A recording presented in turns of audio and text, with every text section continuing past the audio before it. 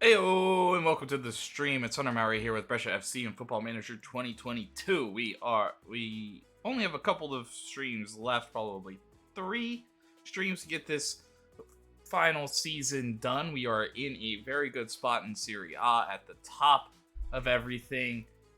As we've really only lost to Roma and a couple other draws, thrown in there recently.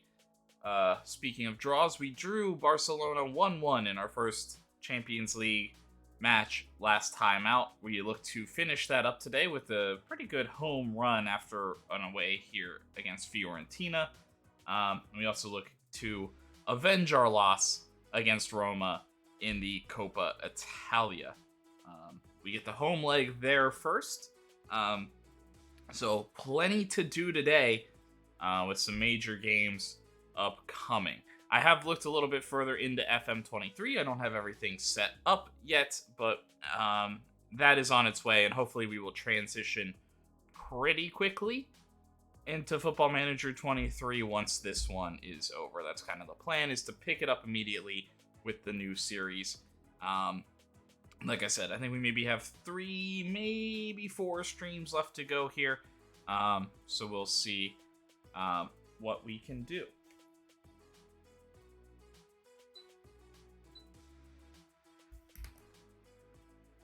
So without further ado, let's just get moving. Only a couple days left before the Fiorentina match. But then a pretty important one against Roma, a team that always plays us pretty tough, and we lost. We were the better team. We generated like 2 points of XG, so definitely could have gone a different way when we lost to Roma. So hopefully we can kind of avenge that, especially here at home. But we don't want to look too far ahead. Fiorentina are a tough team sitting in 9th place. With a couple of youngsters on their squad that may have them set up for a pretty good run. And one of those is Rafik Nordbo, who I think has played pretty well this season. Yeah, no goal involvements. Unsurprisingly, he's not the tallest guy, but was a Brescia player. Never really played for us, though. We signed him, we loaned him to Denmark a couple of times, and then we sold him for 10 times his value. So,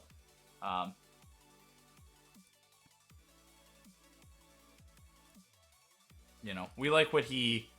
So he was one of those big...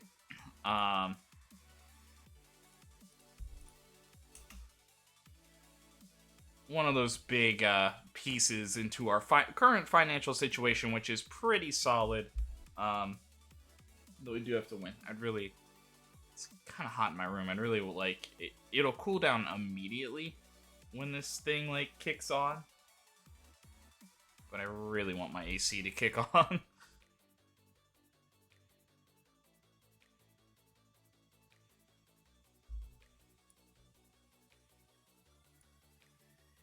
I agree with Pero there. We need that first goal. Andre Gomez.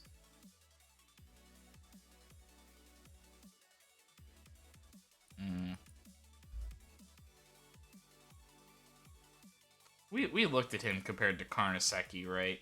Yeah, significantly worse shot stopper, and then doesn't really do anything else. Slightly better distributor to change that.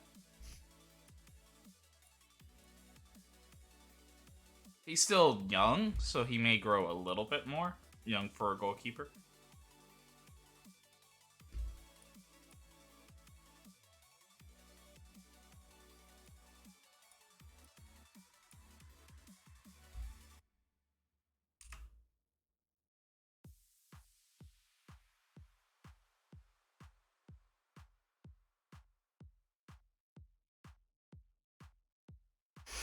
Benevento, winners over Bologna.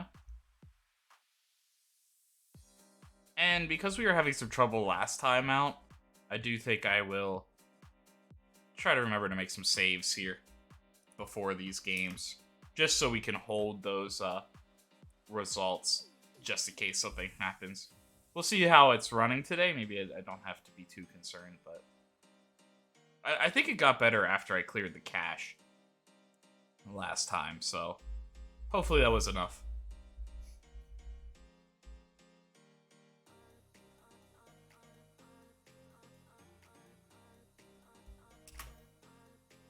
Only a couple of games before us this time, so it wouldn't be the end of the road, though Roma Udinese is a very important match for teams in that, like, upper half.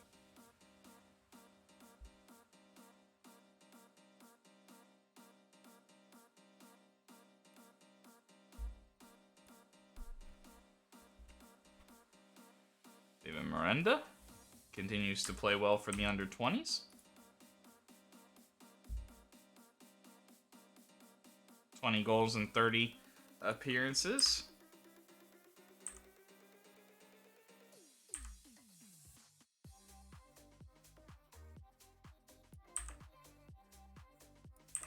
You don't see any super glaring weaknesses there, so we won't jump away. Roma behind a goal from Emerson Royale over Udinese.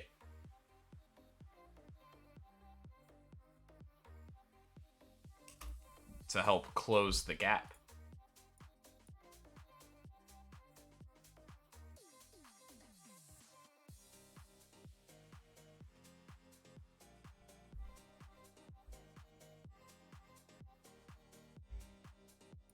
And we'll move on to team selection here. Carnesecchi, obviously, we do want a pretty significant rotation because we do want to play a good squad against Roma.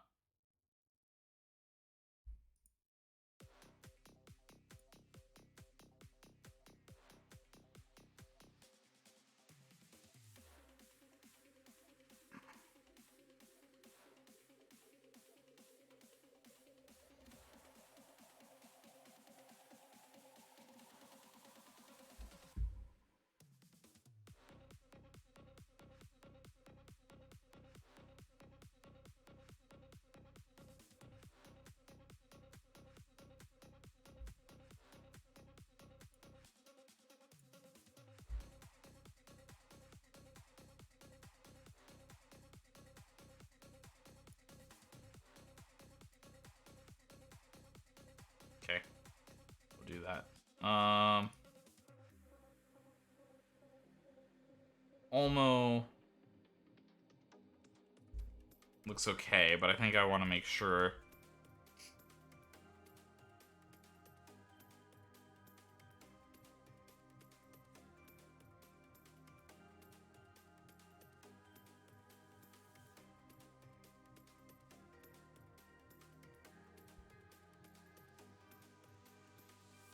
I think I could sub 2 defenders here.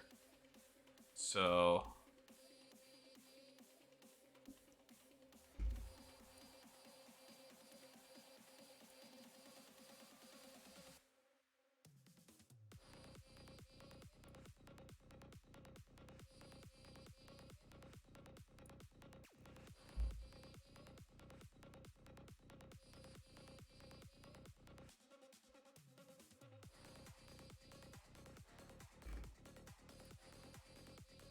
we're going to go Cesarano, Pekovic, or Restis here in the back line. Is that what I want?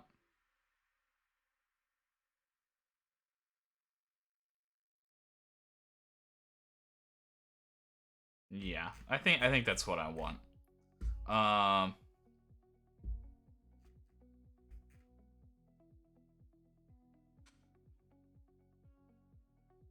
I mean, he's also fast, too. So if we just do... So what could be interesting is, like, Cesarano, Abdulev.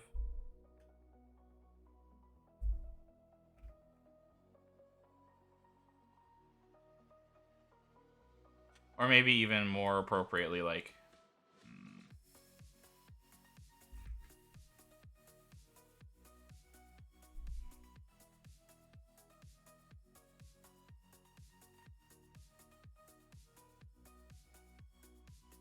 I think this is what we're going to do.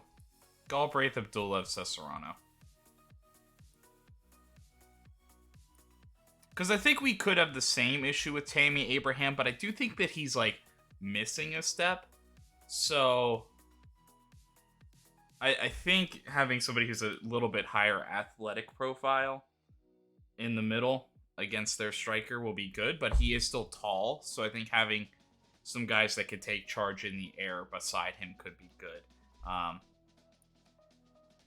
I think Pekovic could maybe one-on-one against Tammy Abraham in the next game, and then it maybe doesn't matter who's on the side of him in that one as much.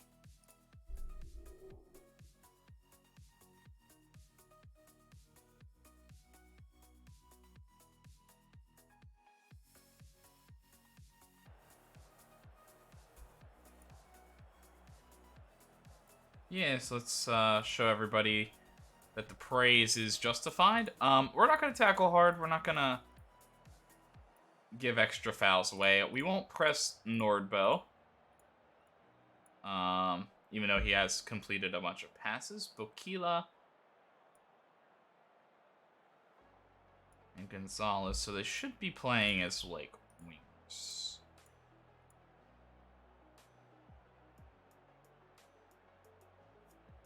And they both have significantly weak feet, so. Bushell in the middle.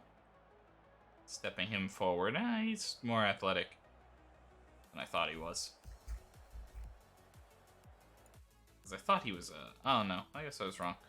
Misremembering him then. I thought he was more of a defensive guy.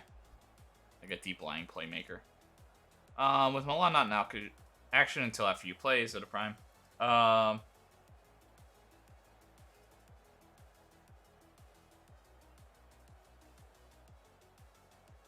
Yeah, I think I'm just going to stay neutral with that right now. There's still a lot of games left to be, like, picking up there. I mean, if we can put a little bit of pressure on, it'll be nice.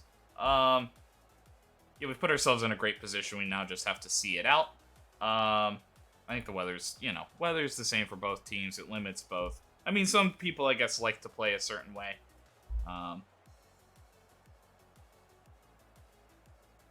But we have been on good form. The last time out, we did draw against Barcelona. Fiorentina also looking pretty strong coming into this one. Should be a good battle as Fiorentina try to stay tight. With Roma, maybe they want to kind of keep pace with Roma, since Roma helped close that gap with their win over Udinese earlier today. Can Fiorentina take on the defending champs who have been strong all season long, have proved that they can defend this title? An early foul for Birkenbaum.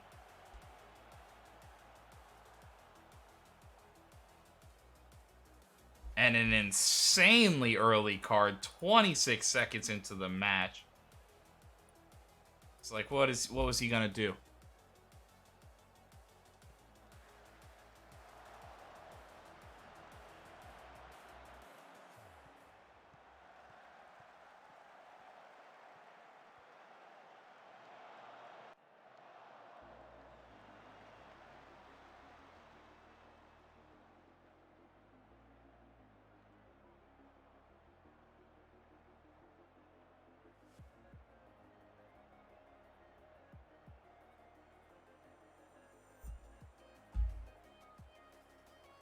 Oh.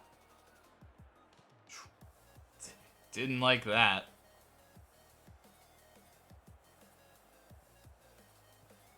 Arnaud looking to push forward Cabrera. And he sends it all the way back to Cesarano. Dulev.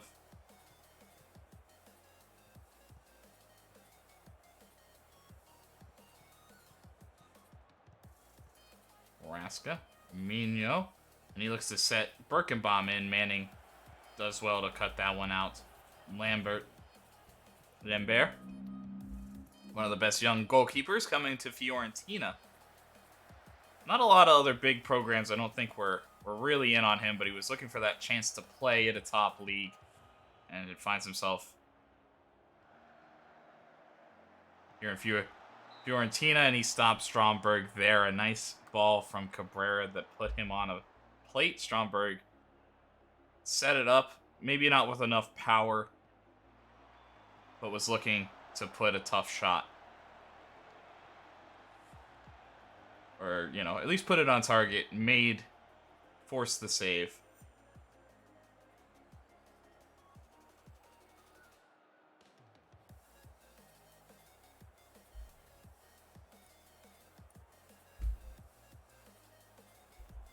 And Cabrera took like a little knock.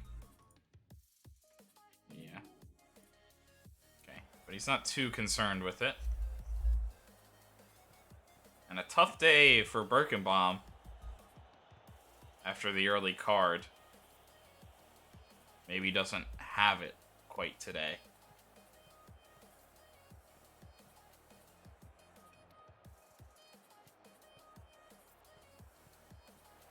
And Nordbo will go all the way back to Lambert.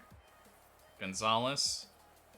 Passive attack from Birkenbaum, but he lets Manning just exist out there. But the pass wasn't quite right. Galbraith all the way down in the corner, and he looks to get it out to Jean Arnaud.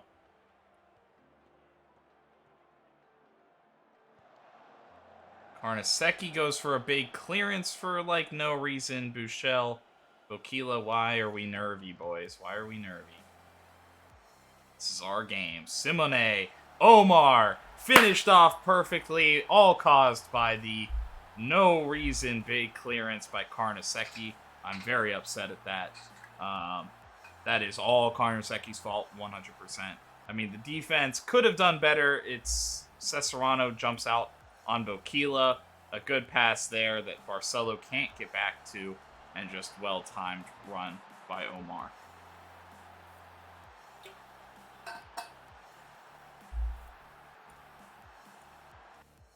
But that was all on, but I do think that was all started by Carnesecchi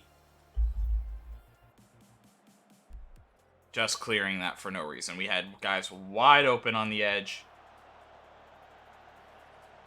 If Carnesecchi just allows them to exist,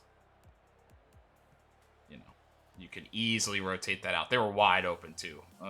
Not even, guys not remotely close to them. Birkenbaum will go wide, looking to get something in. Del Rosso. Barcelo able to pick it out. Mino.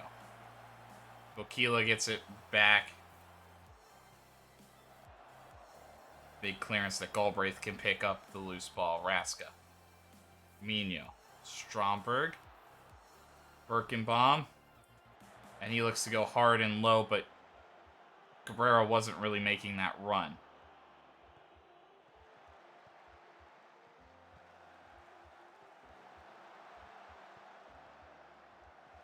Mino will take the shot. He had time, but he blasts it well over.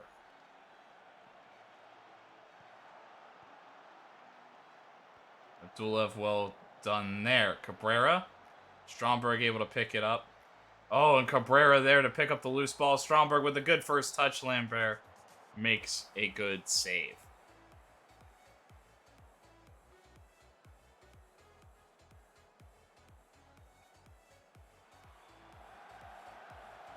And headed well wide by Galbraith there.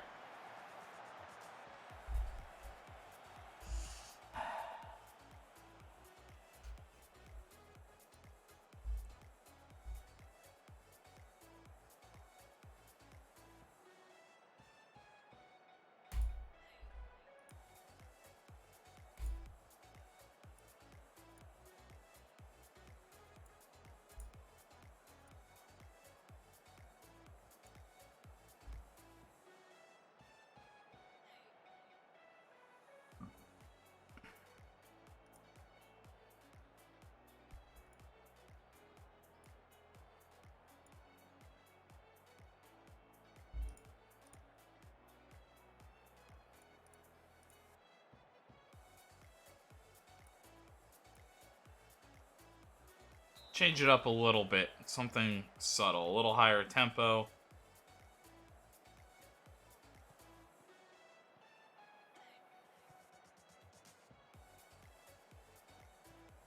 We haven't really seen us in like a sustained possession situation.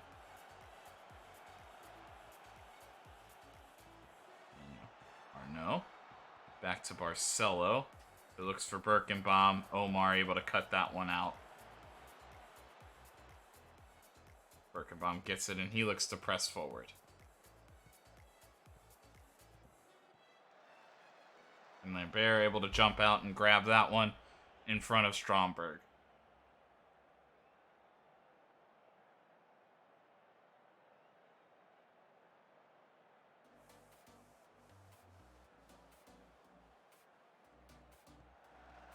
Oh, what a run from Buchel.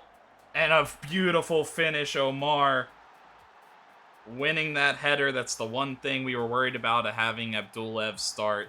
And he's one-on-one there, and Omar beats him.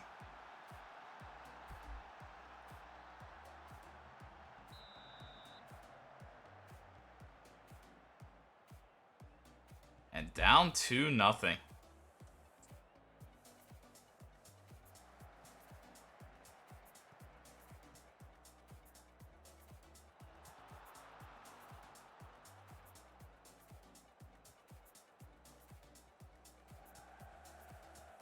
We've just been missing that quality here in the final third. Marcelo. And he puts it wide. That was the chance to get one back.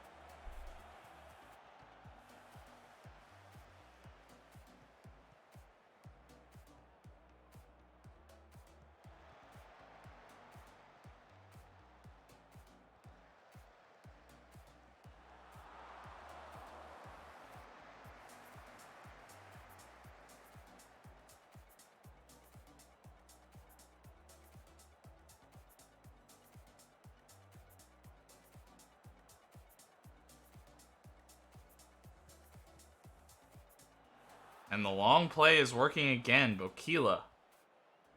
Simone. And Carnesecchi looking kind of lost out there, to be honest.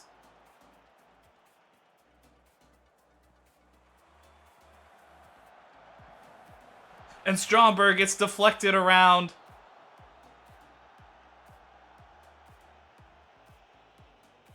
That should be his goal. I'm going to be upset if this is somehow not a goal.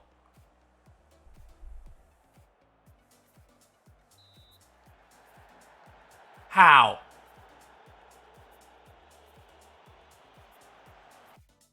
There? It doesn't hit Cesarano, and he's nowhere. What? I mean, I guess they're calling that for, like, interference against Lambert, but it doesn't touch Cesarano. Lambert's on the ground from his own save. Like, that is... We got robbed there. Absolutely robbed. And that's maybe our chance to have gotten back into this game, and we didn't. And we get it taken away from us. Mino. Stromberg a chance here, and this time it goes through. With this time, it will not be disallowed. Stromberg gets his goal shortly after the one that's disallowed. Cabrera working hard, Raska. Stromberg back to Mino, and he chips it in beautifully to Stromberg, who just hits it with enough power to get it through Lambert's fingers.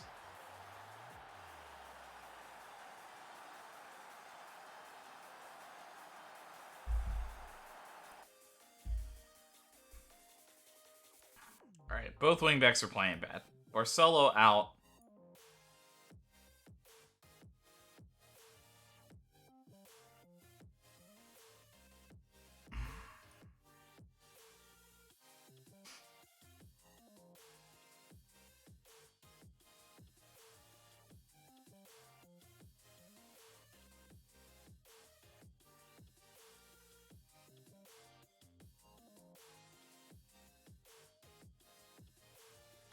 We're going to sub both wingbacks.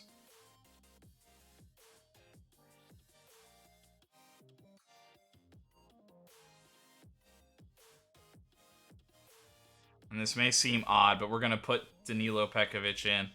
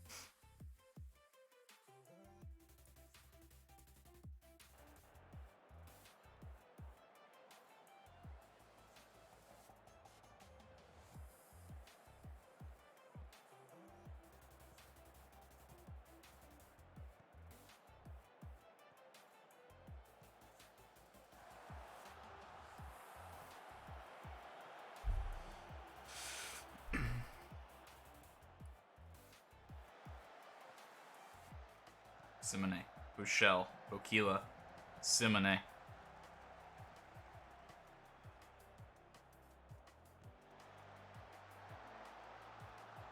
Headed wide.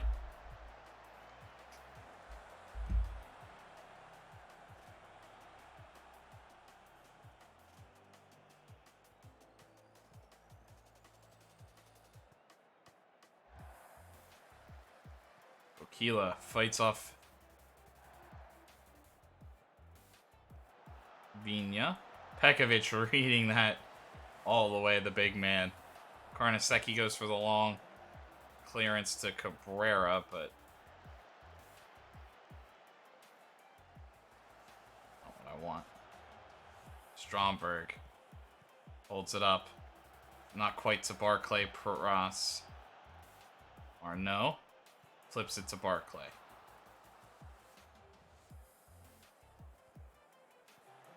Galbraith. Raska. Arnaud heads it with power near, and it's wide. Bokila. Karnaseki has to make the save.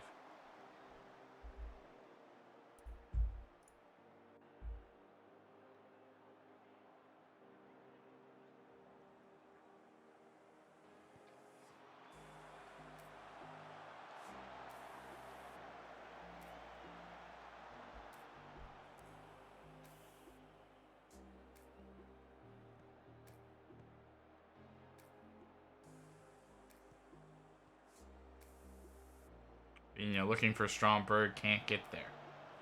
Horace Bushell. Omar. Vina brings it down. Arnaud. Nordbo reads that really well. Pekovic steps in. Raska looks to send Stromberg, but it's pretty well wide. Stromberg looking across, Nordbo reads it.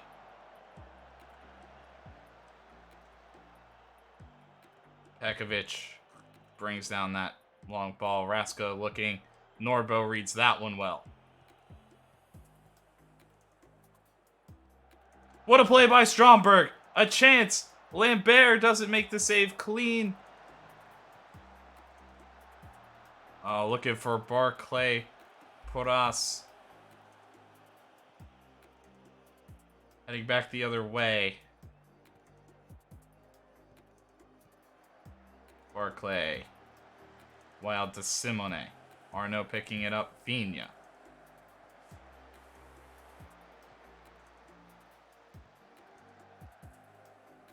Chipped over. Vina. Cabrera. Somehow saved. No, it was Nordbo again jumping in front. He's had himself a pretty nice game against his old team that he didn't really get to play for.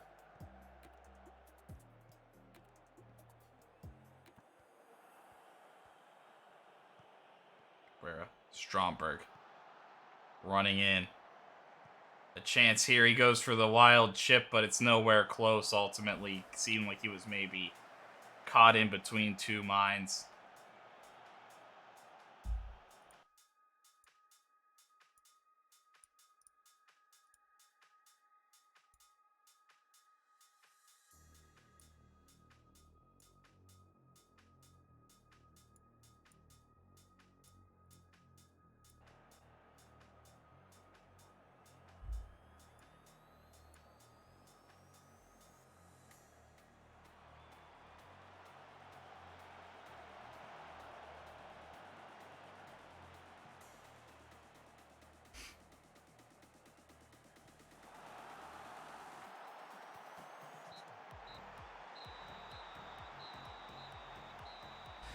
And another loss for Brescia. Chances, especially a really good opportunity near the end that we couldn't convert on. We definitely generated enough chances to score two. Enough good chances to score two in this one. It just did not happen. It did not come through. Not a bad day, just didn't get it done.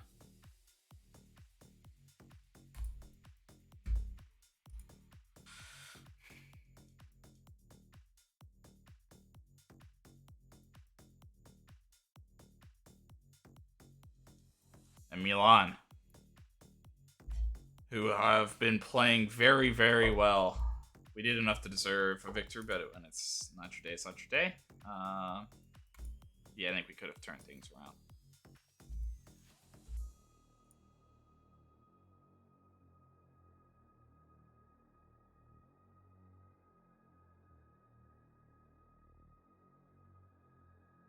Really, really frustrating.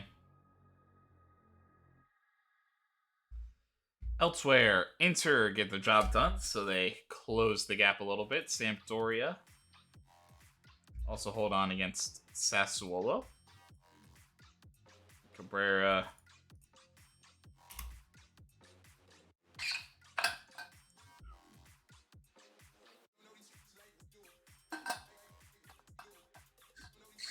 I mean, I did think about Satriano. I think that could have been one move.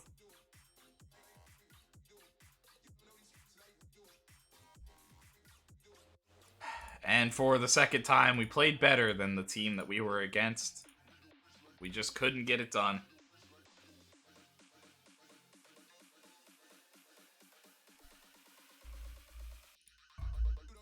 And Milan have one of the worst teams in the league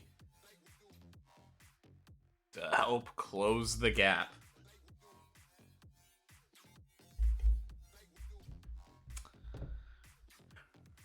I mean, I feel like we're on our way to bottling it, but...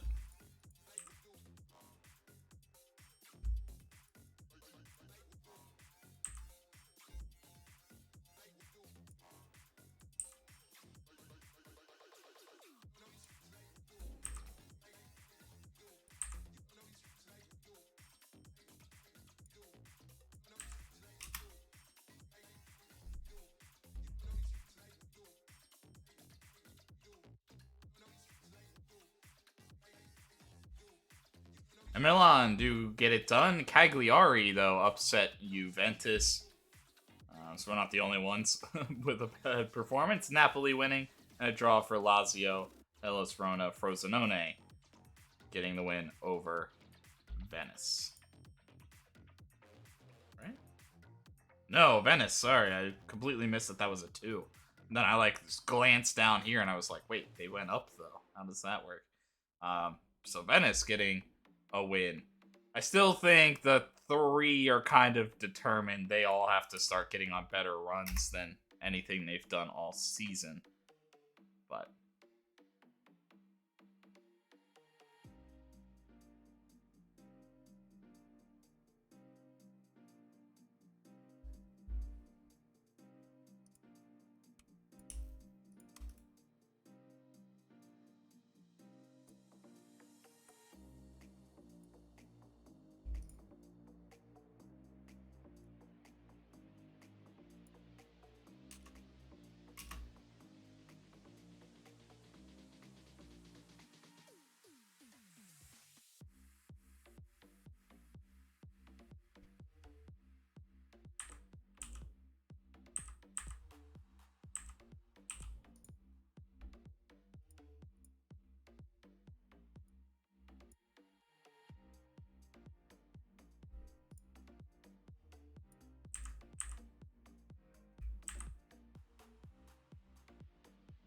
Roma Cesario with another goal. 10 in Serie B.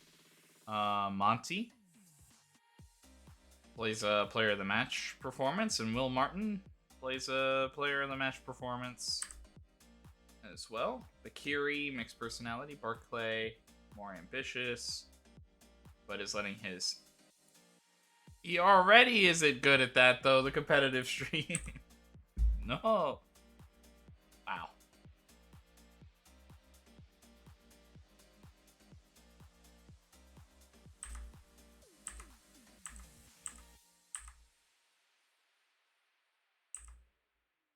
Crazy month for Christian Mapondo. Azzoloni, 5 appearances, 2 shutouts for him, for the young Serie A player of the month.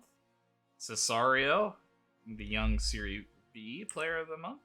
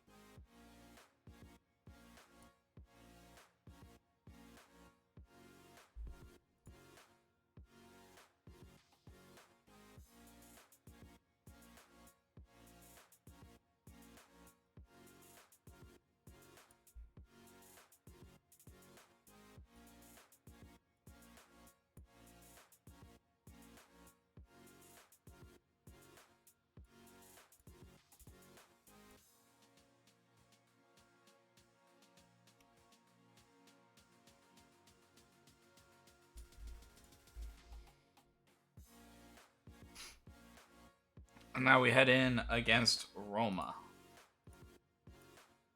These both,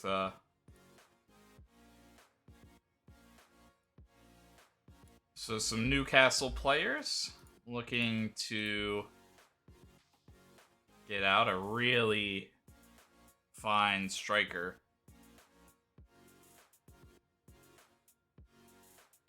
Scoring at will there. Going to the transfer list.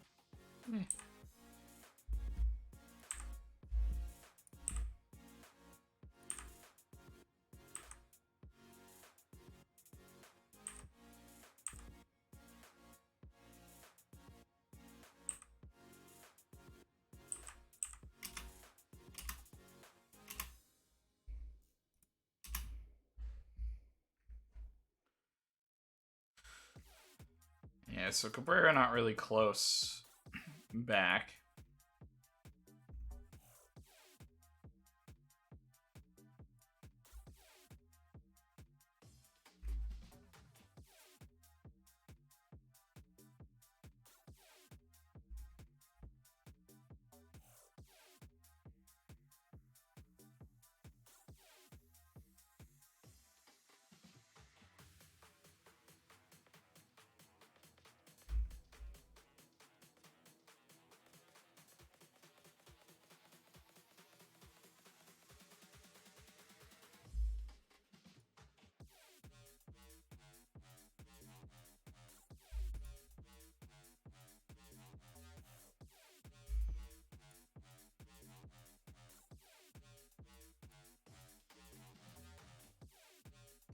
There's something about me, though, that I'm a little bit with this yellow. Although this is our home leg. Now, with the yellow, I think I'm going to sit Abdulev. And then I think we're going to go Cesarano or Restis beside Danilo Pekovic.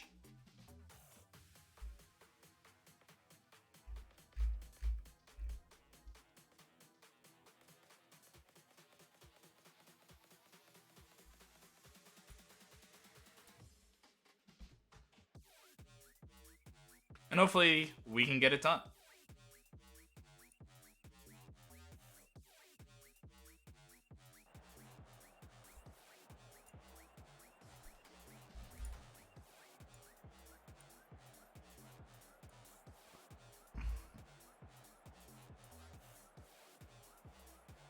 Let's see.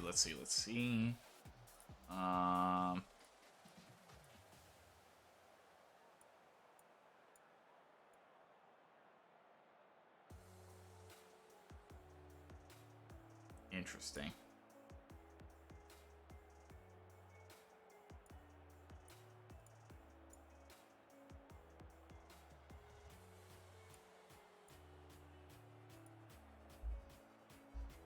We just have to stretch ourselves a little bit more. We have to do a little bit more there. Yeah, we definitely want to right some wrongs.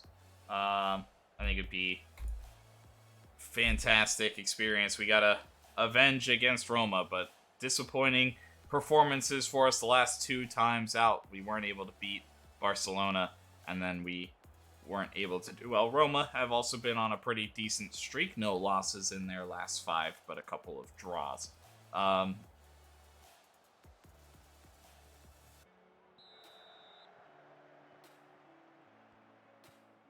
So similar forms for both teams, though the last 2 times for Brescia have been disappointing. They were better against Barcelona in Camp Nou, but weren't able to get it done.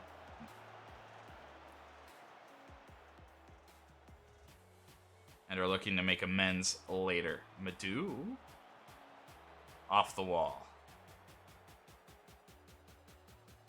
And everybody's offside. They'll let that one roll out for a goal kick. And just Brescia will reset.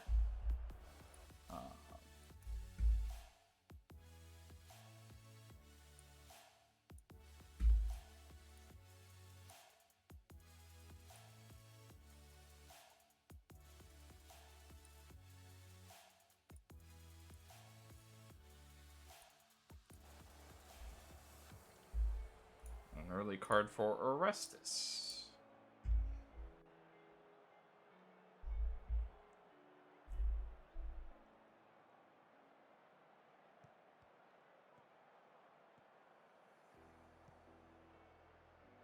Danny Olmo nearly. But Dahlberg smartly off of his line. Another chip over the top, Samuel. He cuts it back for Emerson Royale, who looks to push himself wide. And he'll open himself up for a cross, a tight-angled header from Saez.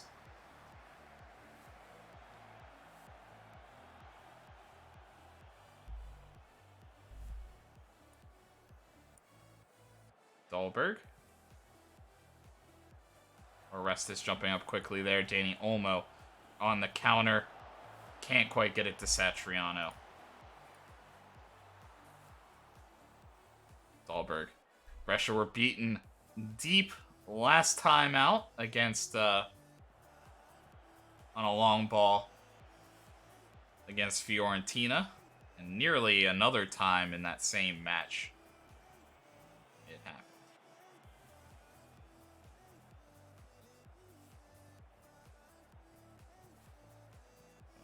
Do looking to play Barclay, but it's just kind of into nowhere.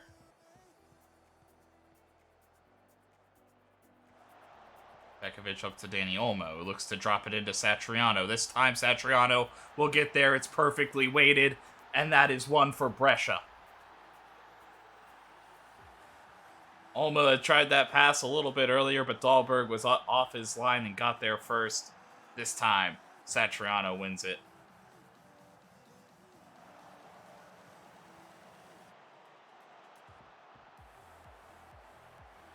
On a perfectly timed run. And a beautifully weighted pass. The only shot on target today for Brescia. That's also kind of something that cost them in the last game as well. And we've seen them go through stretches like that. Madu cuts it back to Stromberg, can't get there. Madu will have a go himself, and that was on target. Dahlberg had to make that save. He's going to nestle into the side of the net there. Olmo, Pekovic, Dahlberg secures that one.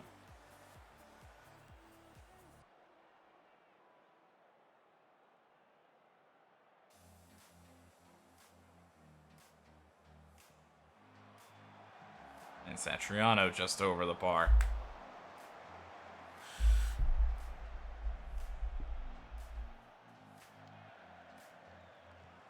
Cesarano jumps out. Well, Imanol, though, brings it down. Madu does well to, I think, hold that with Cesarano a little out of position. Imanol pressing forward. Goes back to Baumgartner. And they'll switch play. Brescia's midfield seemingly in no hurry to move. Emerson Royale makes a good run, but being able to get back into position, though, everybody lost the flight of that ball, and it falls to Saez on the backside. Needs to do better with that. Emerson Royale, seemingly the most dangerous man for Roma. And as a Tottenham fan, I don't know if I would ever say the words Emerson Royale is the most dangerous.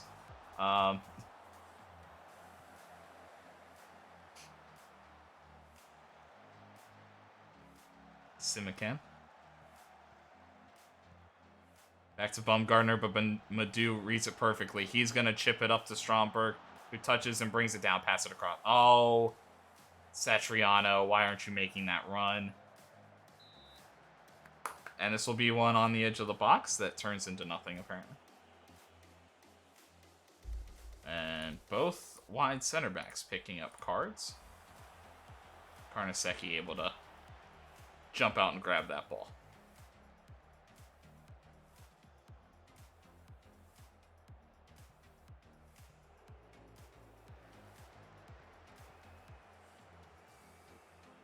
Pekovic out to Barclay. He's got time and space. He drops it into Danny Olmo, who looks to go over the top to Stromberg. And I think he was offside. It didn't seem to... It looked like Olmo took like a half a second too long.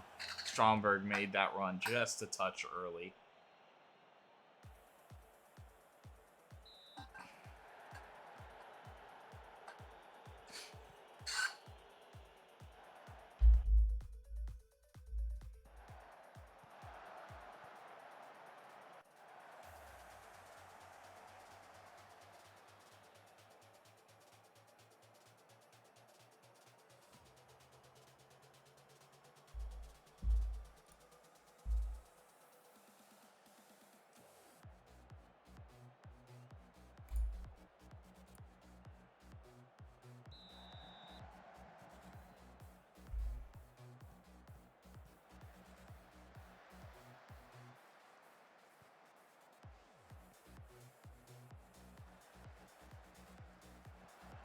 Well read by Cesarano there.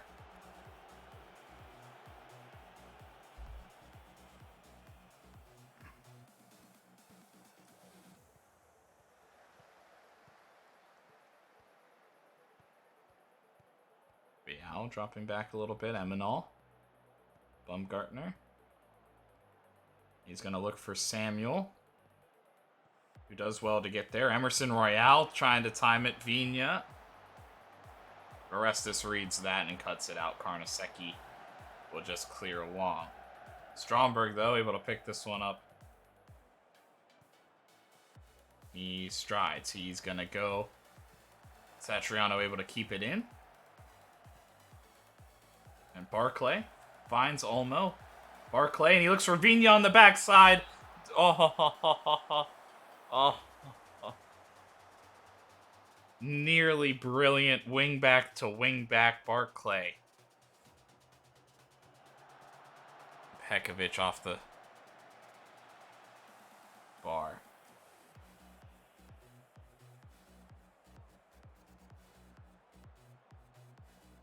Simicon. Emerson Royale. Cueva. Vigna. Orestes.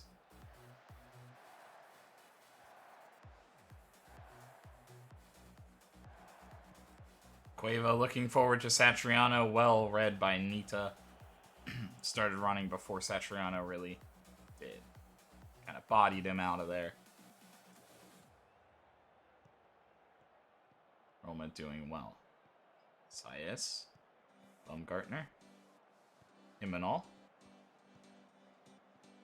Baumgartner looking long. Orestes will step up and get that one. Satriano. Stromberg just bursting forth. Dahlberg there in a big one. And Pekovic will come out to claim that and keep it in possession for Brescia. Olmo. He's looking for Barclay, but not quite right there. Vigna back to Orestes. Into Danny Olmo, who, beautiful finish from Danny Olmo. Off the throw-in. Excellently worked.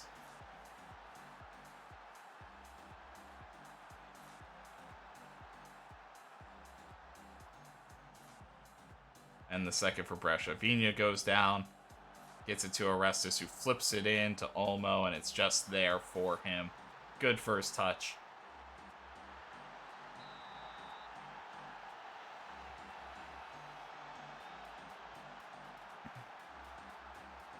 And Brescia are doing what they needed to do. Avenge the loss. Do it well. This is just the first leg. There will be a chance for Roma to answer. I love the idea from Madu there. It just didn't quite time out right. Satriano's held up his run. Ball kind of bouncing back and forth here. Roma trying to settle it down. Imanol pressing forward now, and he'll try to play. Beautiful shot. Carnesecchi has to make the save, and it will be a corner to keep the pressure on.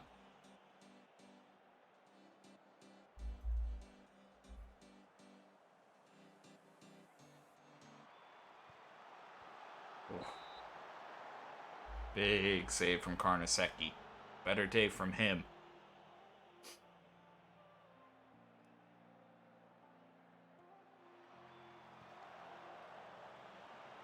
Serrano heads it out. Emerson, Royale, and Stromberg will meet. Madu. Hit the wall in the first half. This time it's too far over the bar. Oh, and Stromberg now.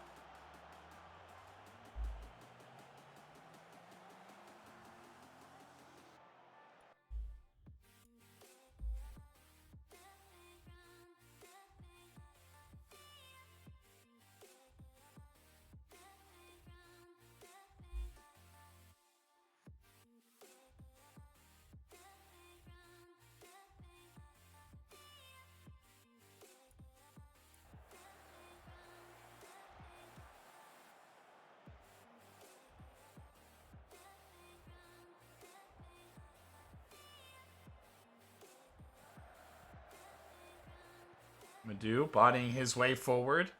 We'll pass to Vigna. See, there's one where I just would like him to take the shot. So if that's that trait on him, I would like to see him remove that trait, you know? Expand his game a little bit. Cueva will have a go from long range. Looking to maybe get a deflection or something that gets it a little.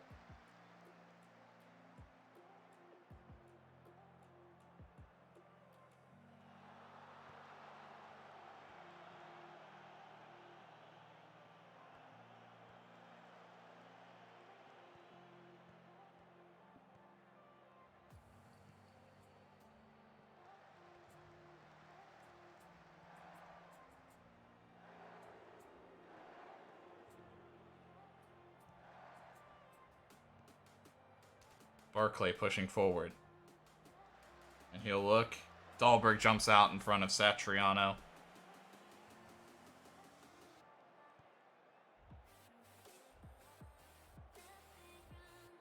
What a header. Donati. Cesarano reads it very well, though. Gearhofer, though, steps out and will reclaim it for Roma. Donati. Biao. And he'll have a blast from long range rattling the woodwork. Valeda hesitant. Gearhofer steps in front of him and claims it. Roma feeling it now as they push forward, although Simiken goes down with an off-ball injury. Okay. Yeah, I think I'm going to shore this up a little bit. We're going to drop in Andy Galbraith on defense. We could even switch so the fresh legs are in the middle. Actually, I think I am going to do that. And then Madu's not too bad off, but I think we'll just bring Peter Raska for some fresh legs in the midfield. Similar profile of player. And a close one. But we'll have Vigna play through.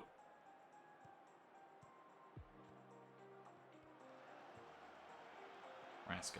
Satriano finds Danny Olmo, but a tough touch. Valeda will run, but I think he might have been offside. He'll spin quickly, and Satriano will put it in the back of the net, but it was an offside for Valeda. Olmo. Galbraith. Off the bar. Both teams have now rattled it.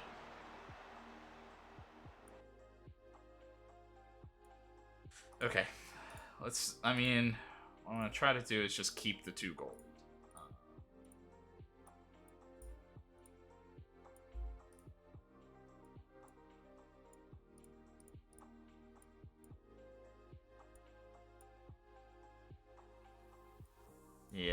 play this safe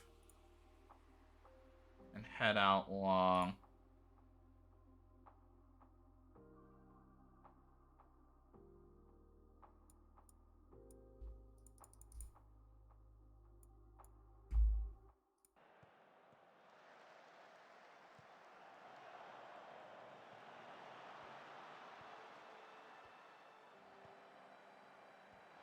Barclay, Raska, Pekovic, Barclay, Raska, Danilo Pekovic, Oscar Cueva, Raska with a blast, but it was over the bar, not looping down.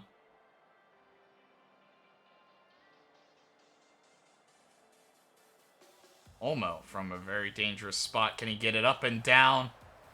Dahlberg able to make the save.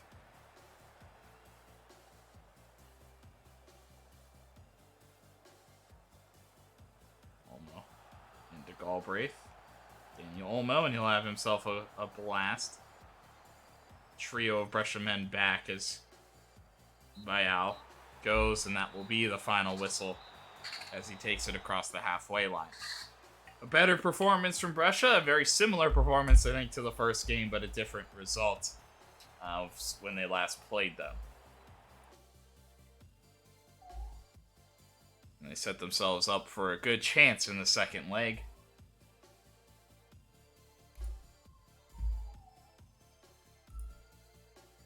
Good substitutions for the most part. Another injury to a striker, though, hurts, though. Cabrera's at least a little bit minor.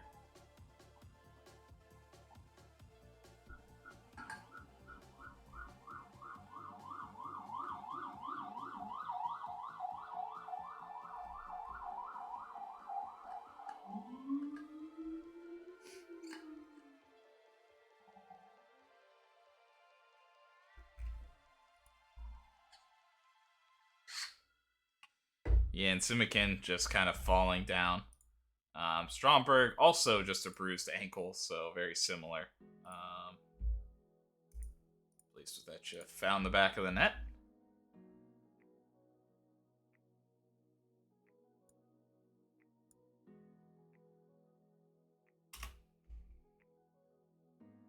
We're comparing Danny Olmo to Kai Havertz, apparently.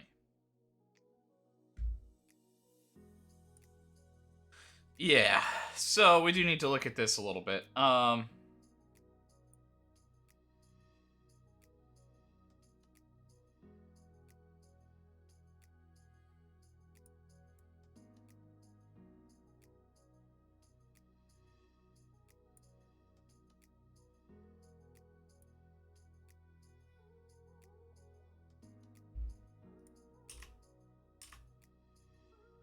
So we'll do this, and then we'll do the same thing where we'll rest the guys who started in that game for one day.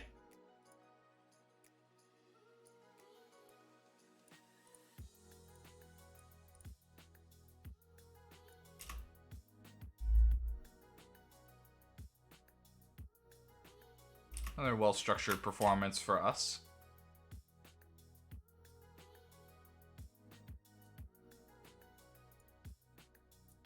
Doesn't like big matches, but he is still 26, so that's at least a little interesting. And at Gladbach, that's not one of like the top teams. On the other side, Udinese versus Inter. The other side of the bracket. And they will draw, but maybe disappointing for Udinese after Barella was sent off only 30 minutes into the game. For Lazio, you would have, or for Inter, you would have liked to probably score at least a couple there.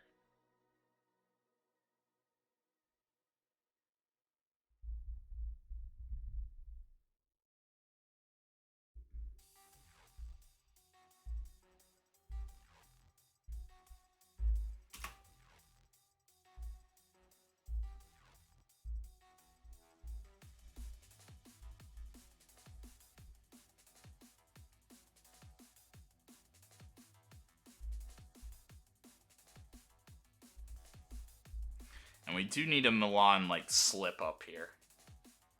They slipped up in like the first half of the season, but they have been on fire through the middle part here. I guess I should say like the first third of the season. And then the second third, they've been excellent. Can they slip up here in the final third?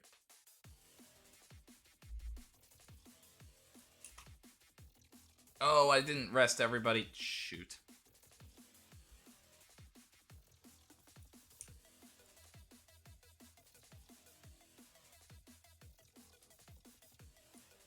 Yeah, they were supposed to rest that day before, but we'll see.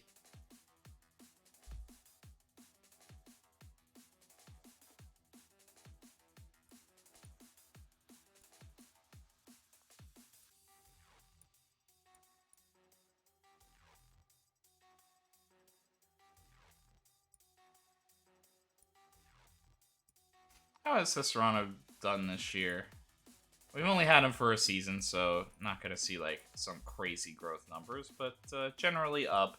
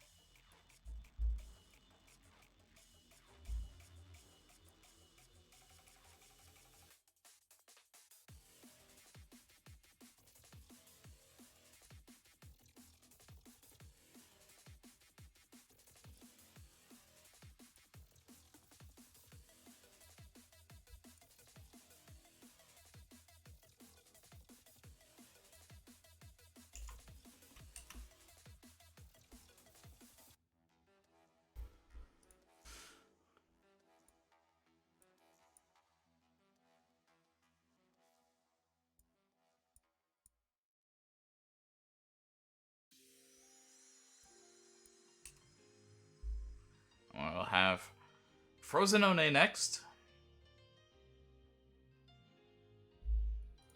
And it does look like we have a little bit of time before the Benevento game. Which actually I think does mean Carnesecchi will play today. I was considering Adebayo today.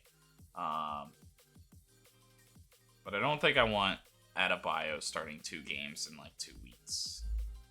Or like a week apart from each other. It's nice when there's like a big group of games to just like rest Carnesecchi.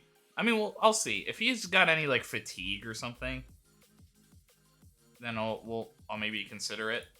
But so you can like almost have like a little break. Benevento beating Venezia in the battle of 2 relegation teams. I guess they are closer than I thought they were. That with that win, if Torino loses, chance for Benevento to get out of that.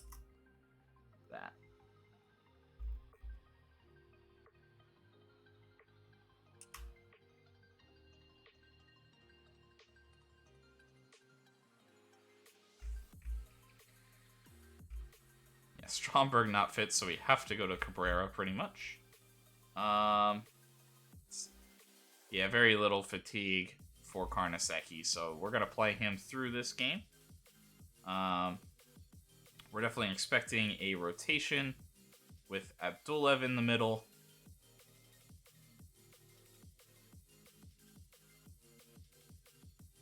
Galbraith will step out there. And Orestes is fresh. And Cicerano's played a lot recently. Yeah, so we'll leave Orestes out there.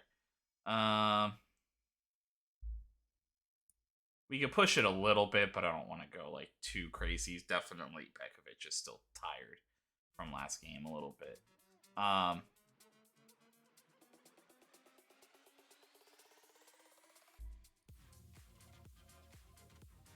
Going back to Barcelo. I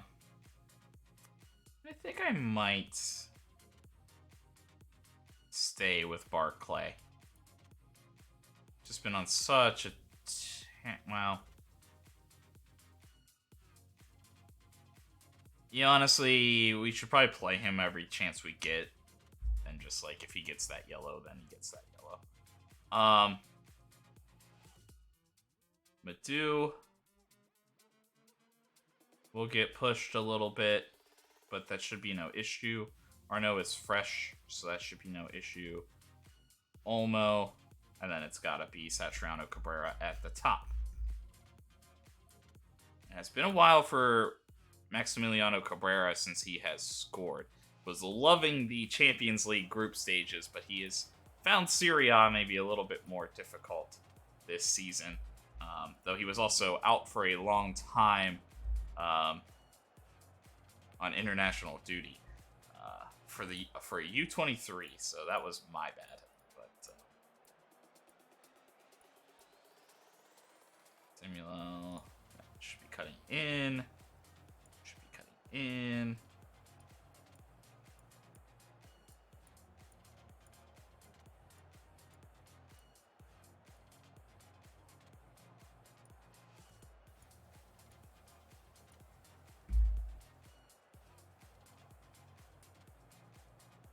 Won the last 3 matches against them. I think that is something that provides a little bit of an advantage.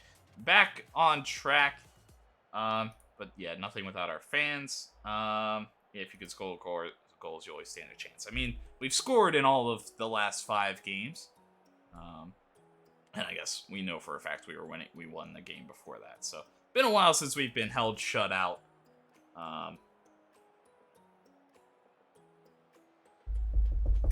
Knock on wood a little bit.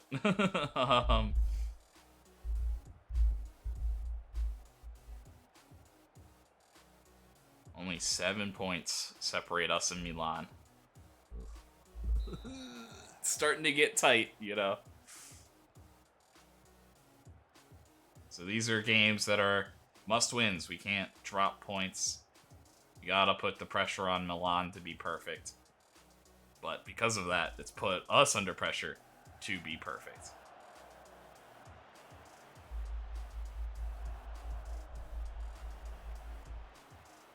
Pretty much the starters. Danilo Pekovic not out there.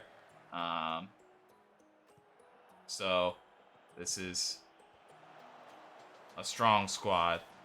And you would maybe say Stromberg has maybe been in slightly better form than like a Cabrera all season long. So maybe a couple areas you're looking at like a slightly disappointing starting lineup, but from what we could offer. Not too concerned though. Still should be strong enough to get the victory here, you know. Olmo will go forward to Satriano. Sometimes you just need a little bit of patience. Olmo loves the long balls forward, and this time he goes into Cabrera, who will cut it back for Barcelo, who also goes to the byline but doesn't open up for a cross. Arnaud Orestes, and he will put one in. Barclay on the backside, headed hard, and wide center back across the field to wing back, and Peter Barclay, who has been excellent this season and is starting to prove that maybe he is the next superstar here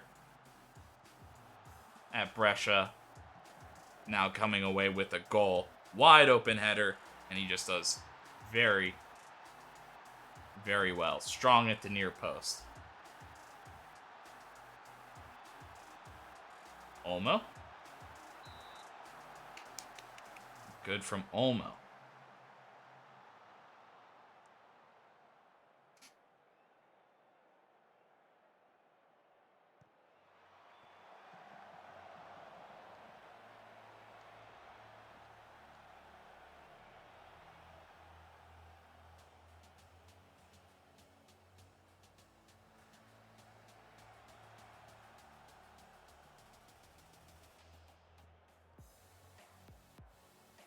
Moletiari, another ex-Brescia guy.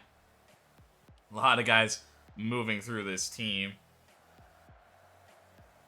Jean Arnaud. Oh, couldn't quite set himself up, though, there. Barcelo. And Satriano does find space for the header.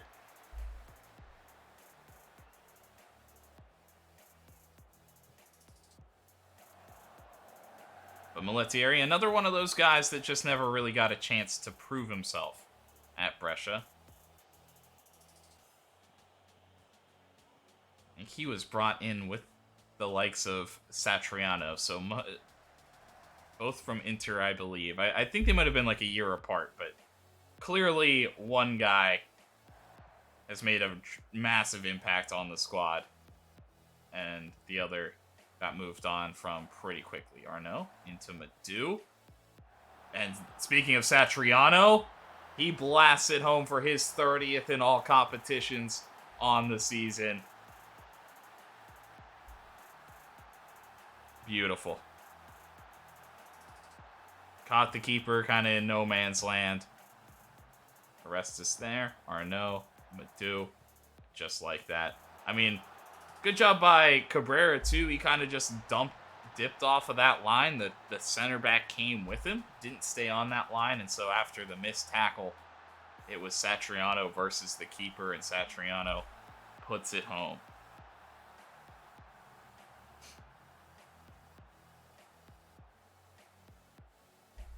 Barclay, because he loves it, will not be playing against Benevento now. That's maybe okay. Satriano. Barclay. He's looking for Barcelo, who will go for goal, which I don't really like.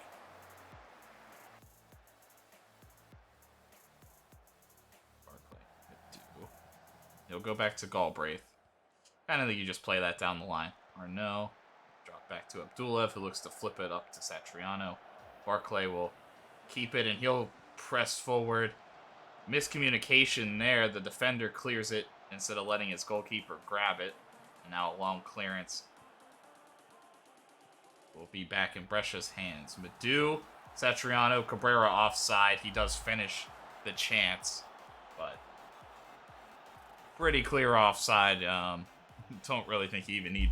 I guess you bring VAR into it. But a pretty easy decision.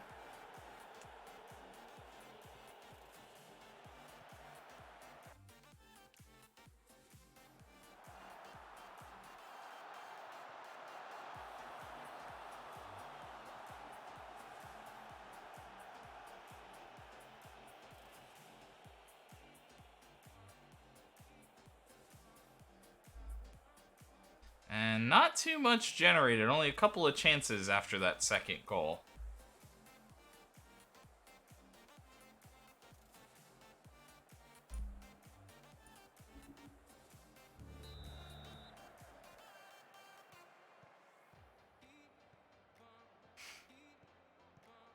Arnaud flips it out to Barcelo, who looks to press forward. Dioria.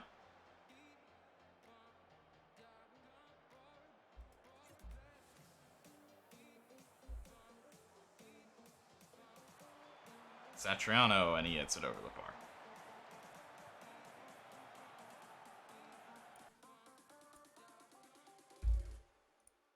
And I'm going to make a slight adjustment here. We're going to run at defense and play shorter passes,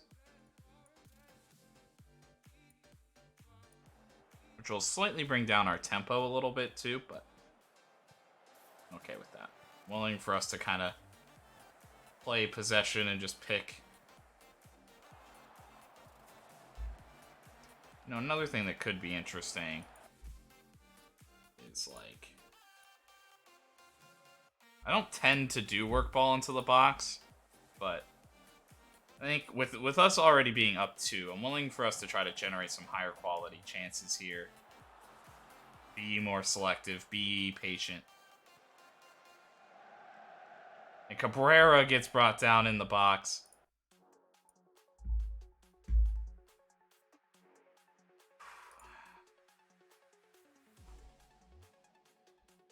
How's Cabrera feeling?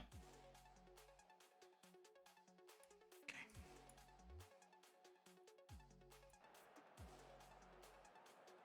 I want Cabrera back on the score sheet. This is definitely a bias thing, because I definitely should be just putting Satriano out there. But he draws the penalty decision. They're gonna give it to Cabrera. It's been a while since he's scored for the club. Can he put it home?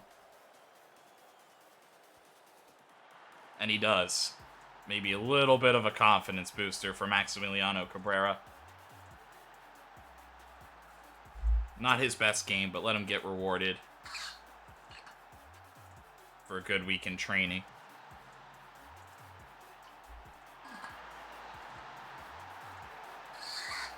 Now Cabrera from the free kick spot on target.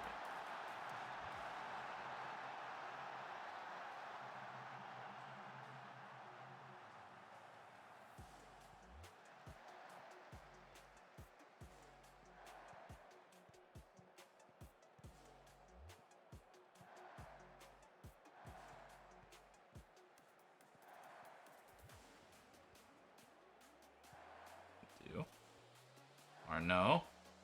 Satriano, and he looks to flip it to Cabrera. He does. Cabrera. What a save. Cabrera puts the pressure on the back line. Bianchi does well to bring that in. Majed, though, has to chase the errant pass backwards. Brescia looking pretty calm, looking pretty in control. Not a tough day, really, even.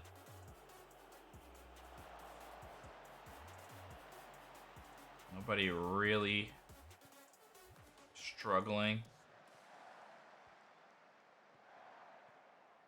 Barclay. Galbraith. Into Jean Arnaud. Abdulev. Orestes. Arnaud. Badu. Cabrera. And he flips it up to Barcelo. Barcelo looks to go across to Satriano, blocked in front.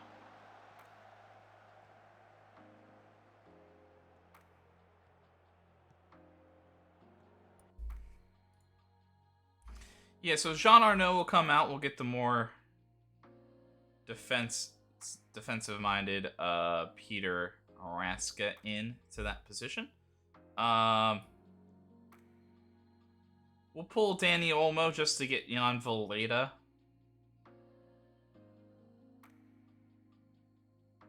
A few more minutes. I'm not going to force Stromberg in for that same reason, though.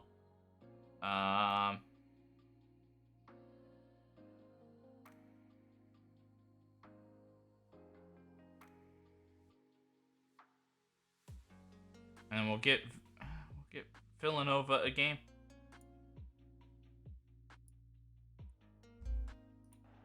Just because we can.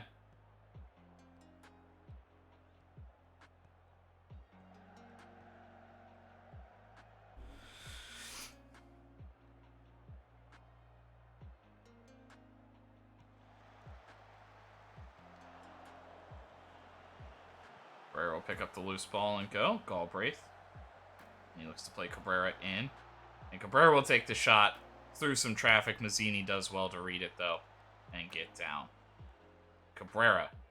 From the spot. Oh, my goodness, Maximiliano. That is almost too close. You don't expect that to score, but somehow Cabrera did it. I am very interested to see. Yeah, the wall just doesn't jump. But he places it in the top corner. Maybe the wall a little thinking, oh man, it's too close. He can't get that up and over us.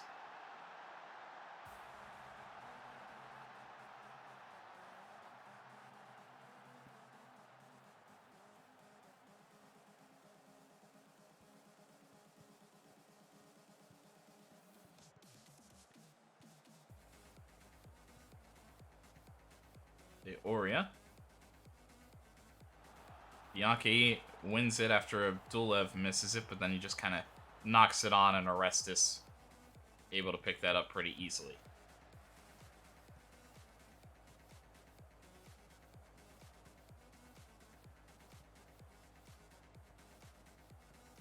Very patient approach from Brescia. They're happy to just kind of move this ball around, shift it back and forth. Galbraith up to Madu. Villanova able to get it down for Cabrera. Who flips it out to Villanova, who plays it into Cabrera. A chance for the hat trick now. And Maximiliano Cabrera has it. we talked about building his confidence. You have the penalty specialist in Martin Satriano, and they shoot, and the manager maybe makes the odd decision. Cabrera has definitely had a mixed track record taking penalties, but he takes one very well today, and he ends up ultimately scoring a hat trick. Another one from a set piece, and then this one from open play. So doing a little bit of it all today, Maximiliano Cabrera. And a dominant performance from Brescia. They don't even allow a single shot. Not just a shot on target, but no shots for Frosinone.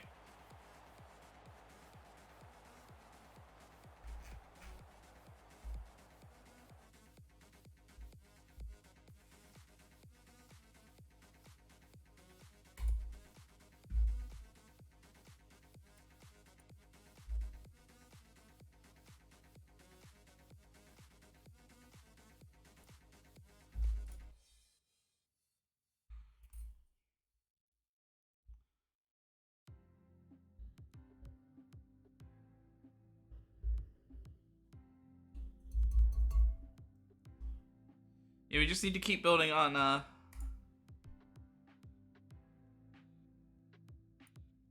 haven't decided that yet. As a reflection of your dominance against Frosinone, yeah, it was a complete performance.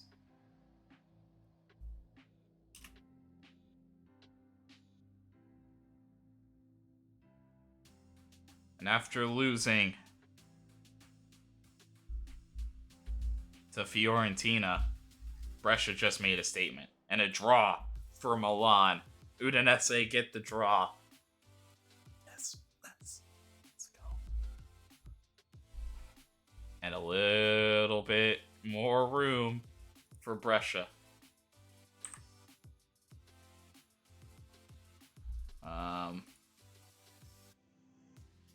Okay. I have 12 million this year, though. That's good.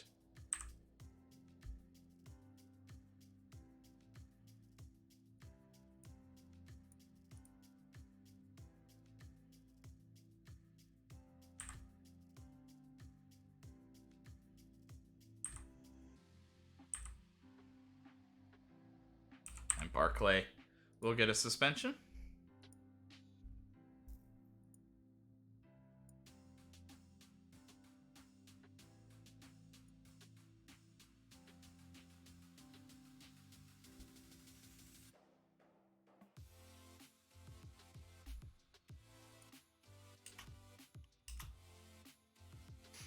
We'll go through this, but we'll give everybody a rest day. I think the whole squad, after a pretty wild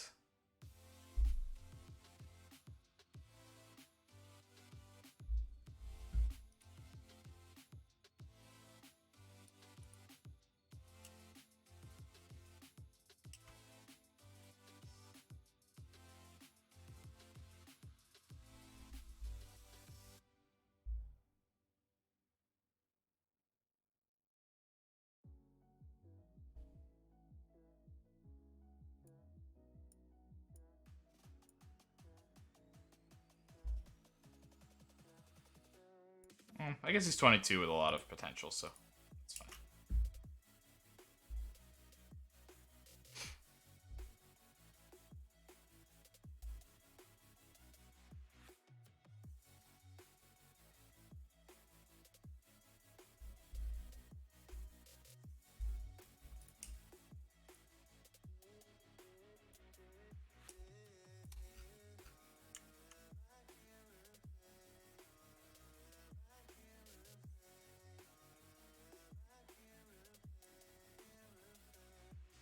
Yusuf Demir wants to stay at Newcastle, so everybody else wanting to leave, Demir is like, I'll stay. I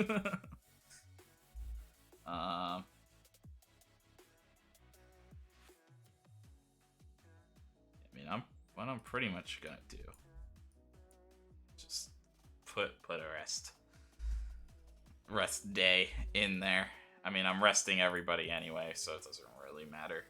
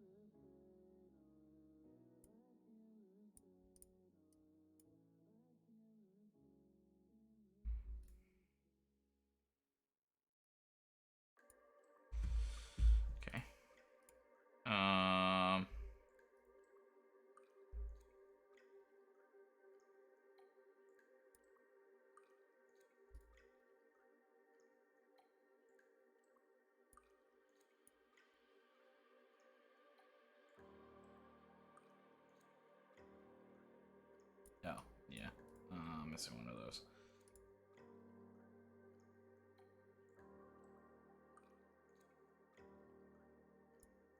Okay.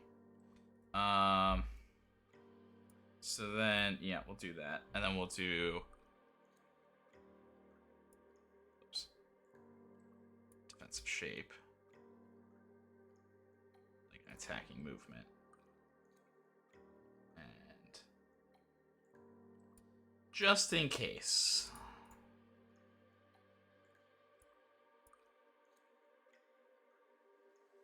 In bonding, and then we'll, probably do it's like overall outfield.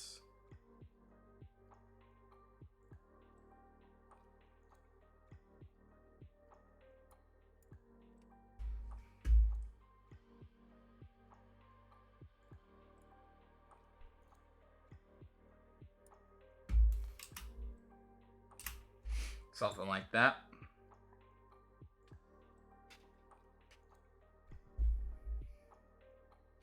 So we sacrifice a day for rest.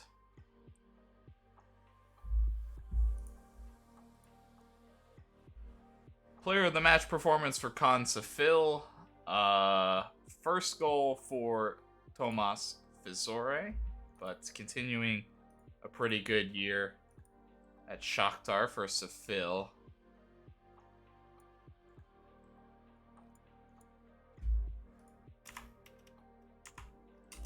And Fizore hasn't really done much yet.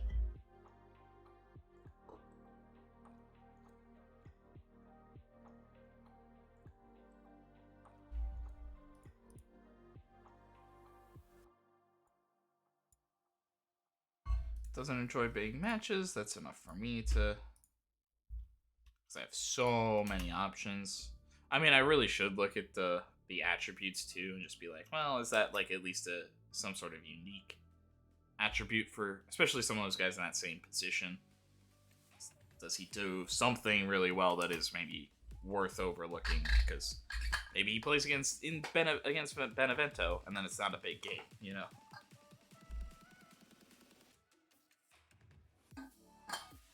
But he could still bang home goals or be a creative force, but it is what it is. I accidentally clicked on something, but Orestes and Madu make the squad. A number of Juventus players. As it stands, Hoffenheim, they have the biggest lead out of everybody, but Man United are probably one of the teams that you could favor to close that gap. 4-1. Bayern Munich over Liverpool, 1-0. And Munich dominate. And what did I say? Man United come all the way back. And Mason Greenwood, he who shall not be named, unfortunately, scoring. I mean, it's unfortunately that he's here in this game. Scoring in the 94th minute. I was hoping Hoffenheim could hold on. That would be a contender knocked out.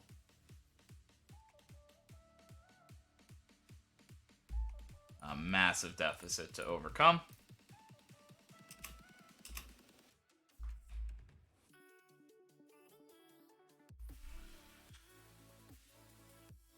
On Wednesday, Chelsea versus Dortmund. They are drawn level at the time. Man City winning 1-0 over Gladbach. Man City absolutely dominate. Francisco Gonzalez, there he is, making an impact. 2 appearances, 5 goals. It's here. Jesus Christ. He's got like 3 appearances total and 8 goals this season. Oh my god. And Julius Mogensen does enough alongside Pavel Hruska. They do get a man sent off, but Chelsea don't score after that. And Dortmund hold on. Julius Mogensen coming up in the big game.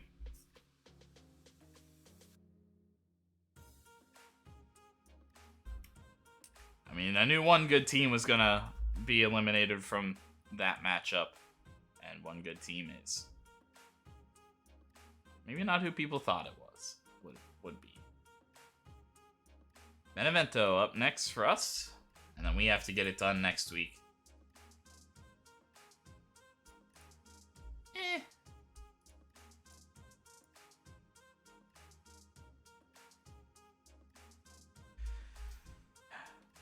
Jerk, you're so good if you move forward. You're so good if you just, like, move forward more. I think that's the one thing I learned from this. Never put that on anybody in your back line. If you want them to be offensive at all. Raska will have some blisters. Which hurts. Which hurts because he probably would have played against Benevento. Now it seems like he won't be able to.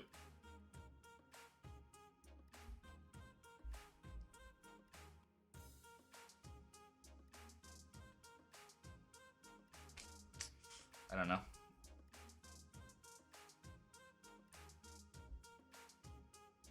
Vidovic, our fitness coach, will retire at 67, a reasonable age. Been here a while. They don't have like a... Yeah, they just have signed. I signed him in our first year.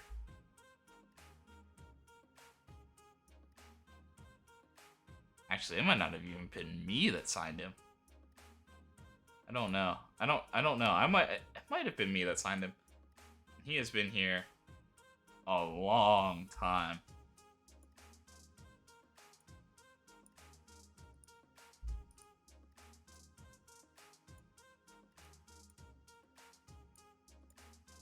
Oh, still expecting a sellout.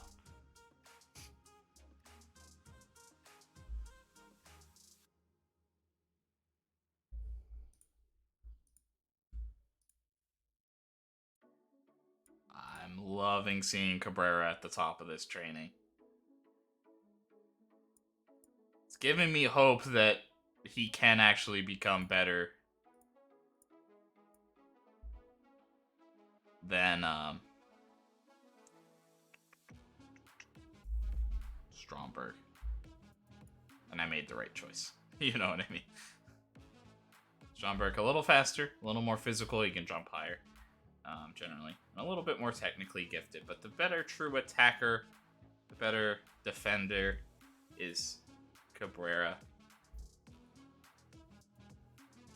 Really his mental game. It's enough to be intrigued. You'd like the determination to be equal, probably.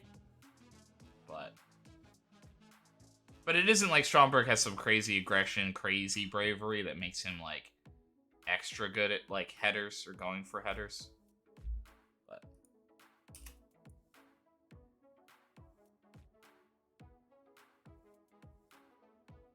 they're very equal. Either guy, I think, could be incredibly successful here. We just happened to choose Cabrera, or maybe I should have chose Stromberg. But we'll see.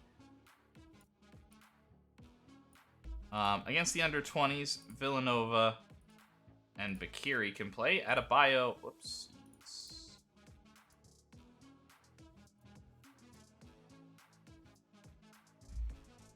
Villanova's going to play in the middle? Why? What? Also, I was going to say, isn't Nascimento a striker? Wait,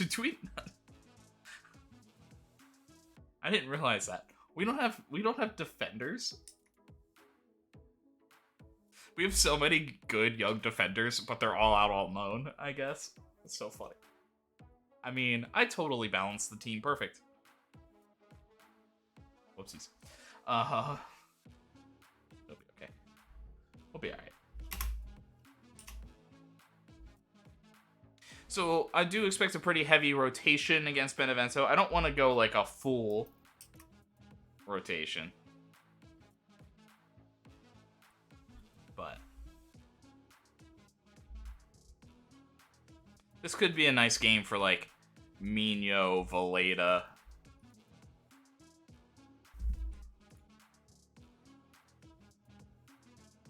Young, promising striker? Sure. We did also flip into March. And so I think it's been a little while since I've...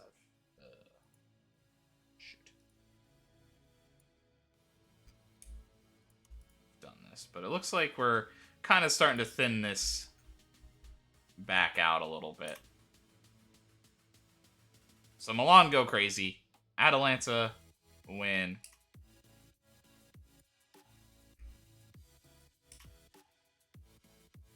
So Barclay suspended. So that does one thing for me. So Cabrera and Stromberg are not fully fit after some injury. So we'll do that. Adebayo is playing for sure in this one.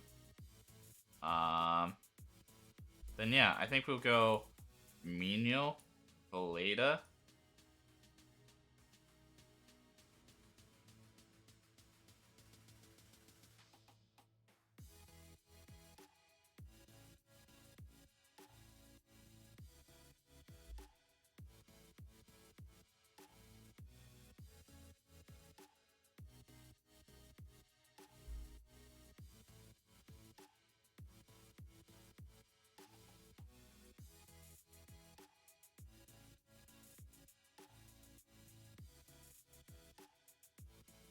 I said not a full...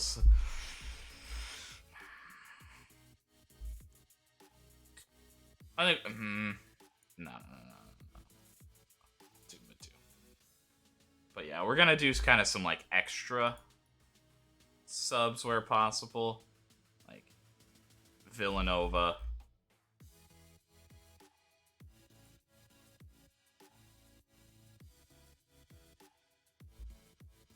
And then not all the starters, but I'm sure Danilo's probably a little upset that he hasn't played in a little bit.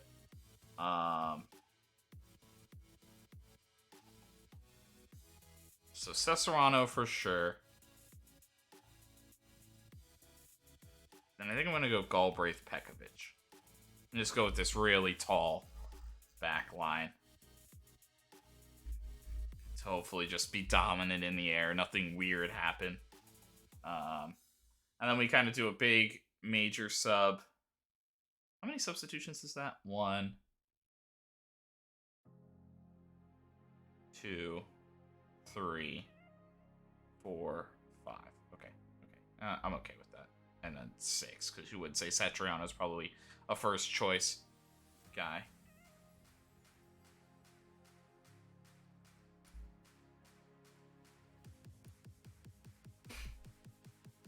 Nice.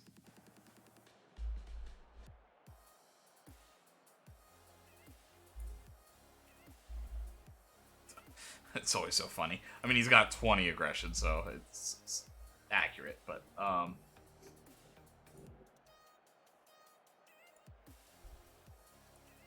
we'll see how it goes.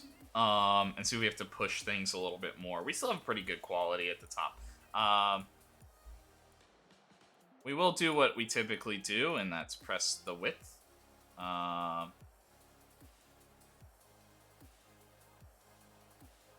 And these guys should also be wide players. I don't know how much they're going to ask guys to overlap. And we won't tackle hard.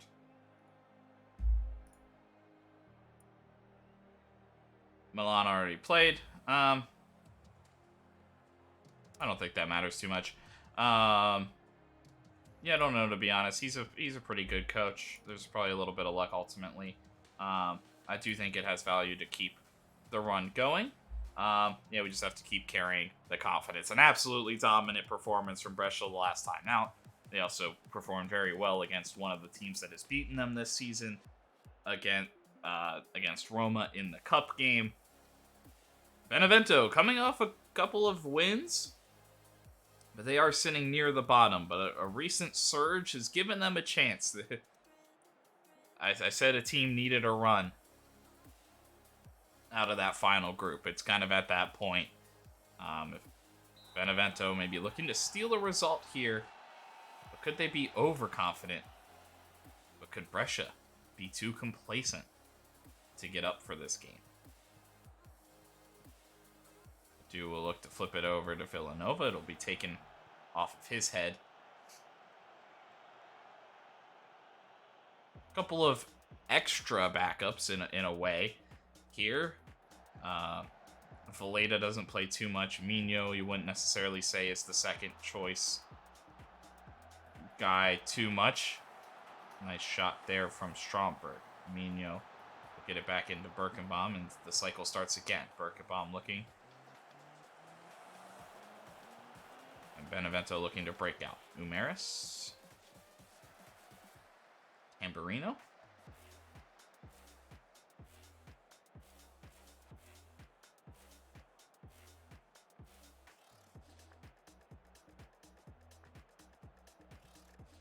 Medu. Trying to force feed one into Cabrera there a little bit.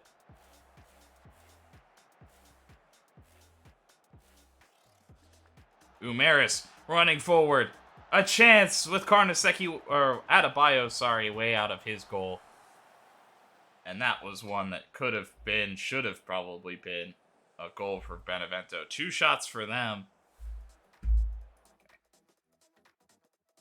Couple of tactical changes I want to make. We're going to drop to that standard line. I think they're trying to play that there. I also think that we need to maybe... I don't want to work the ball into the box. I think we need to move the ball quicker, actually. Even though we're not really having possession, which is what I usually do to say that, but...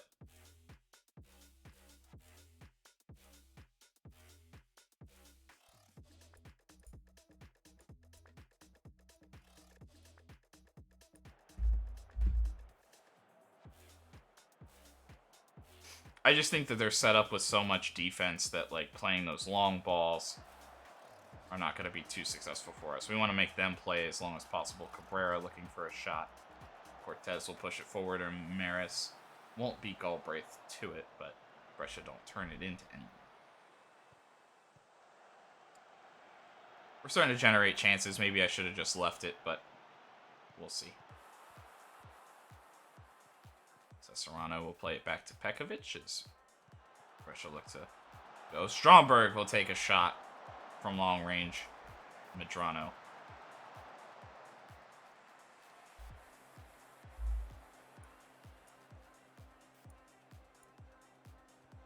Medu. Pekovic from long range. And skimmed over the top of the bar.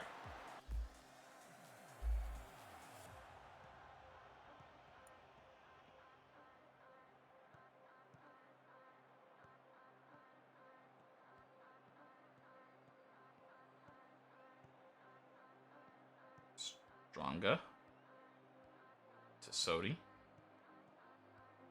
Cora. Villanova getting blown by.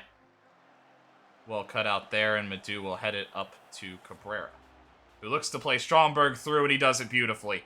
A good first touch, but a poor finish from Vegard Stromberg. Cabrera holding his hands and holding his head in his hands. That was a massive chance. A perfect pass from Maximiliano Cabrera.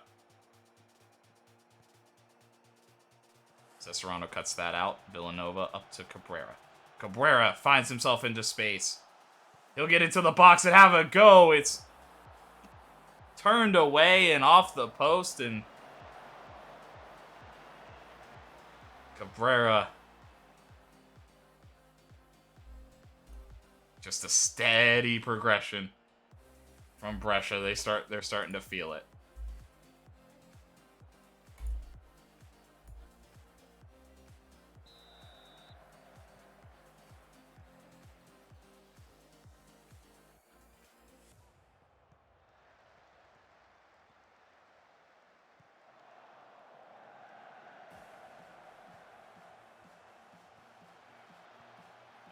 Galbraith.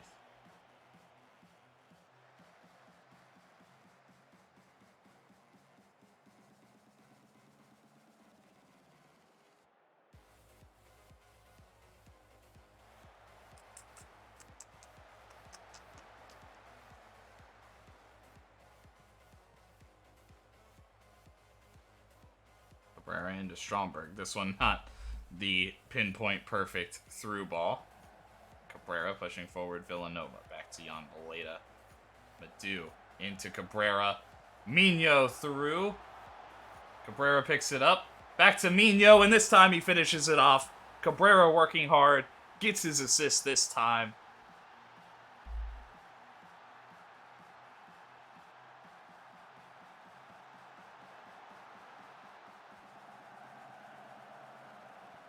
Yeah, Stromberg does well to, like, leave that one go. Actually, I'm wondering if they would take this back in real life for an offside, because Stromberg was kind of there and he influenced the way people played. But, I mean, he didn't touch it. He didn't go for it. He pulled off pretty early. And over the top from Madu. Stromberg, another chance one-on-one, and he doesn't finish it off again. Oh, Stromberg ruining the chances.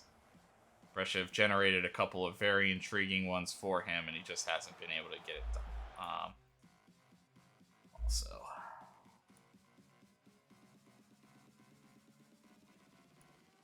we'll just simply switch this. Bring Pekovic up there. If we can just steal a goal that way, it'll be very, very nice. Pekovic back to Birkenbaum.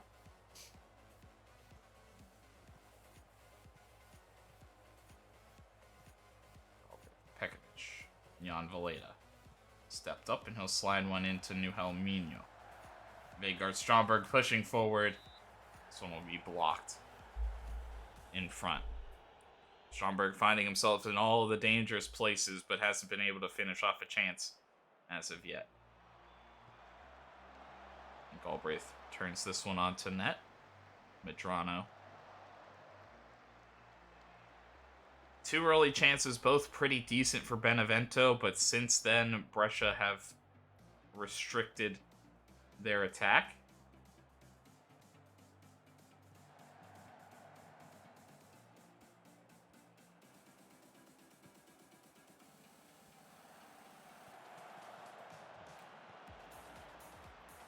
Back to Galbraith.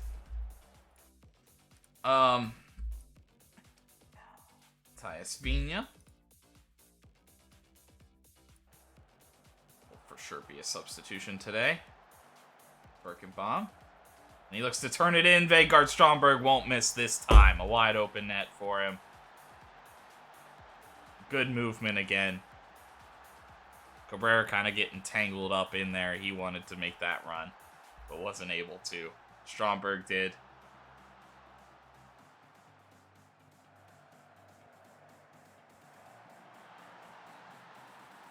And he blasts it home.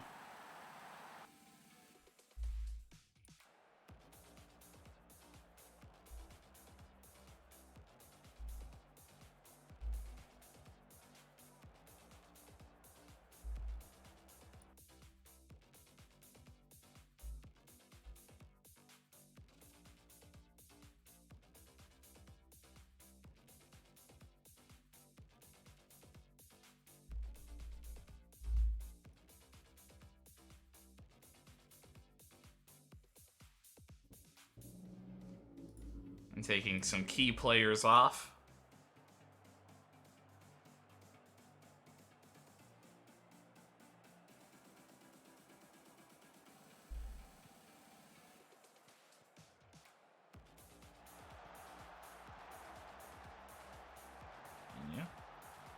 Back to Cesarano.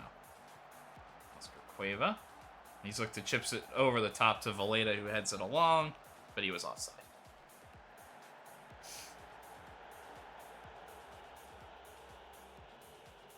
Heard reports Rasko was playing with blisters, which is why he didn't get the start, but apparently good enough to come in and help back up here. Destiny Doge will play it long. Pekovic and Umaris there.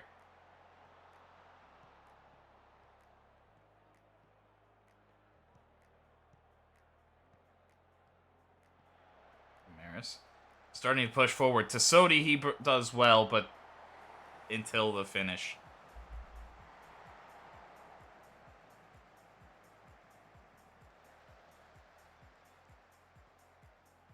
Cueva over the top. Maximiliano Cabrera. Can he surge forward? He cannot gather it. Stanga.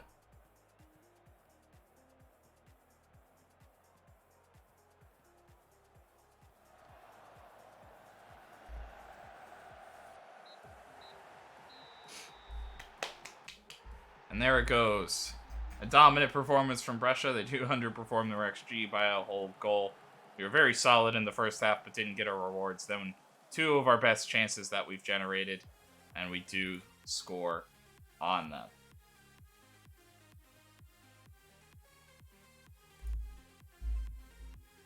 And after some early chances, Brescia didn't allow that to happen again.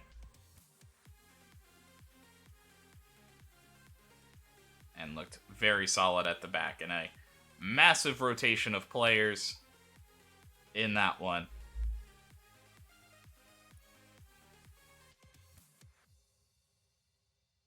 And actually it was so massive, I'm probably just gonna not...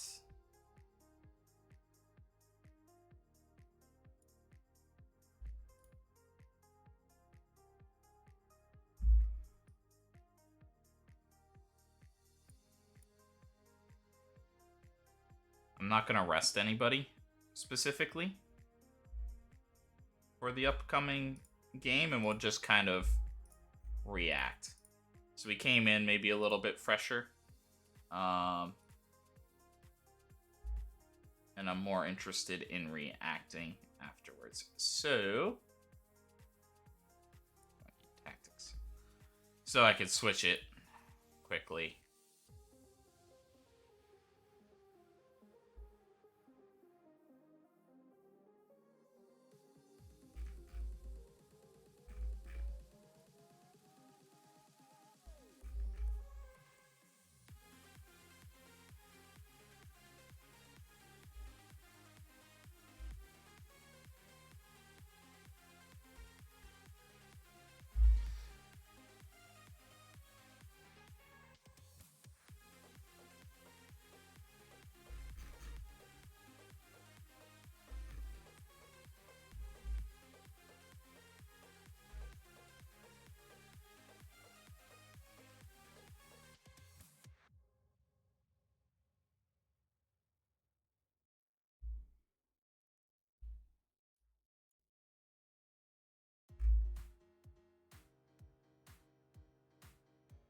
Look at that bench, bro. That's nuts.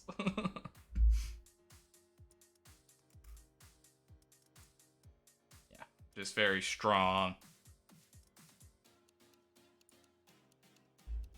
Versus that.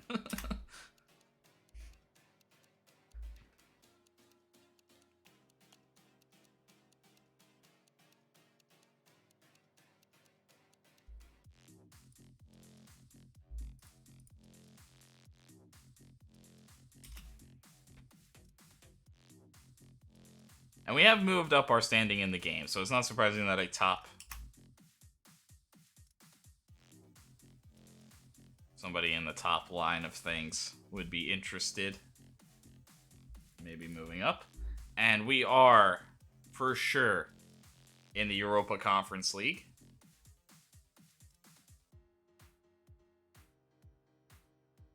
At minimum. I believe so. That's the third competition. It's like the lowest level of European competition. So, but we are the first to qualify for something out of the league. Yeah. So what? We're like 30 points ahead with less than 10 games to go.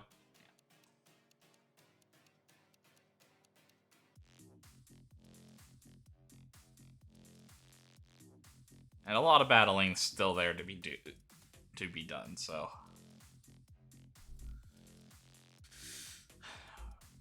Draw Central. Napoli draw Udinese. Roma draw Venezia, even after ascending off. Juventus draw Fiorentina. Sassuolo beats Lazio, and Torino beat Sampdoria, which is good news for Torino. And very disappointing for Sampdoria, who were looking to maybe challenge for European places.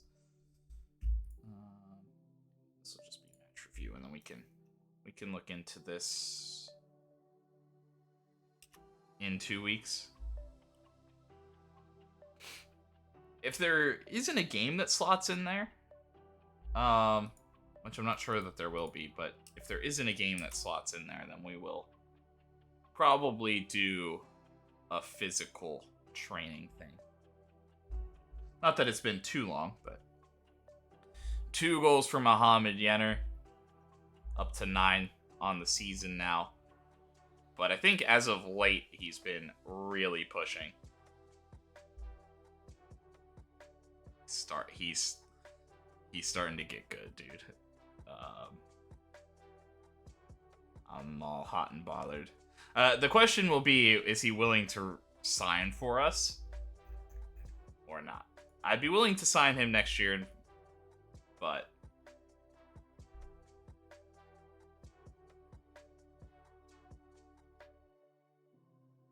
Bartoli?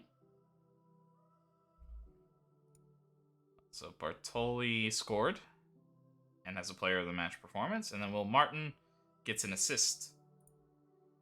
He's all over the place, but we're not too concerned about him.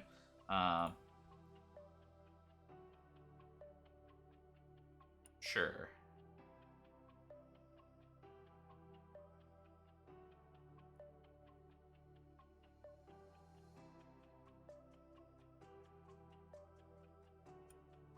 Sure, we keep adjusting that.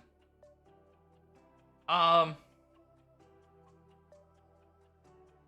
mean, I don't mind either of those. I'm sure that's going to upset Satriano. But it has started.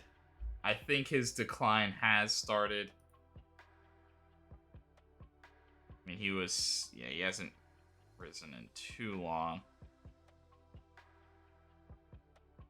Well, then he rose and then he went down, so he still can grow. But yeah, kind of a recent downturn.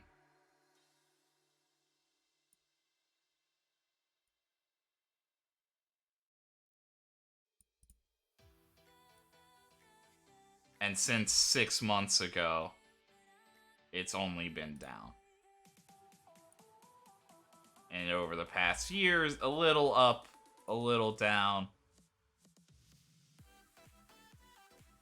Still up slightly from like 2 years ago, though. So he's not completely ruined. But it maybe is that time to take a step back if you're Martin Satriano. And we expect to play some other guys. And right now, Barcelo...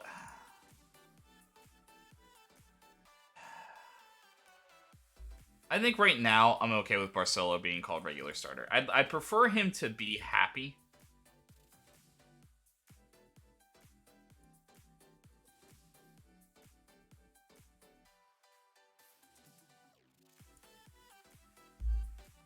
Yeah, it's just very much just our thinking about him.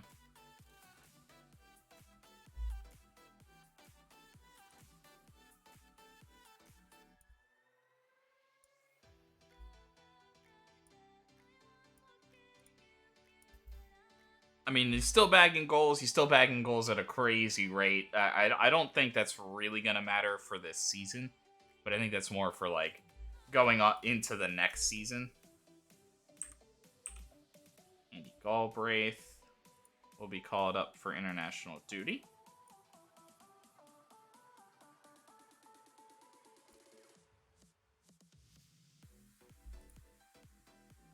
Yeah, so this should only be... So he should only be gone for like a week.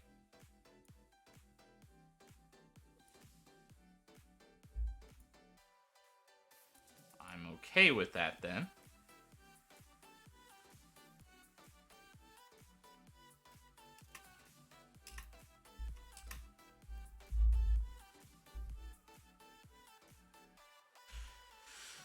Cagliari and Hellas Verona draw. Inter beat Bologna. And Inter have now set themselves 2 wins above Sampdoria, with Sampdoria slipping and them succeeding.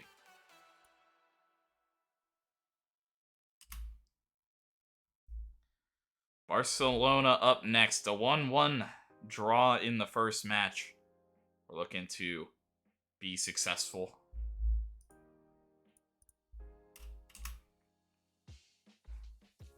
That was the away leg. Can we get it done at home? I felt like we were the better squad. But first, the other Champions League matches. Also draws. Arsenal and Real Madrid, Milan, Red Bull Salzburg. And Arsenal destroy. Real Madrid do score twice, but Arsenal score 6 times behind a Dejan Kulusevski hat trick that he gets in the 91st minute, so they were still pushing. And Milan, a penalty for Brahim Diaz, and that maybe just set Salzburg in a tough place just before halftime. And Kake finishing them off.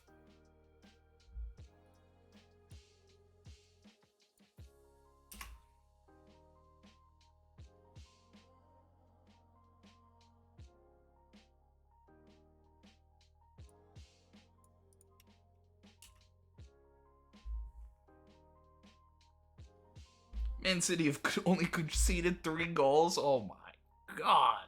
What? No way. And then a big list for international duty. Okay, so it just happened that the other guy was like there first, but this is a legitimate international window that's coming up.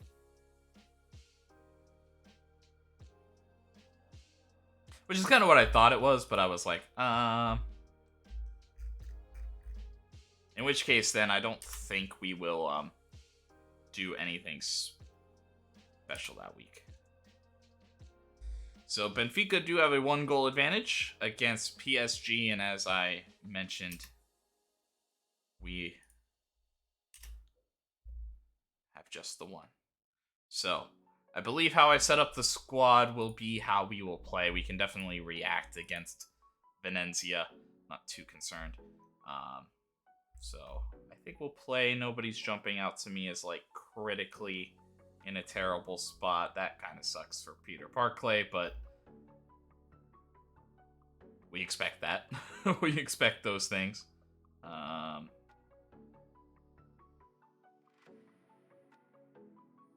and I'm good with those guys who are sitting. Also, it's been a while. How long does Nordberg have? He's still got at least a month to go in his injury. A shame for the youngster.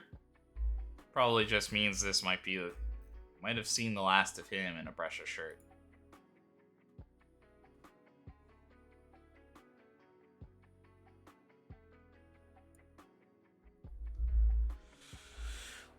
I like those things that pop up there.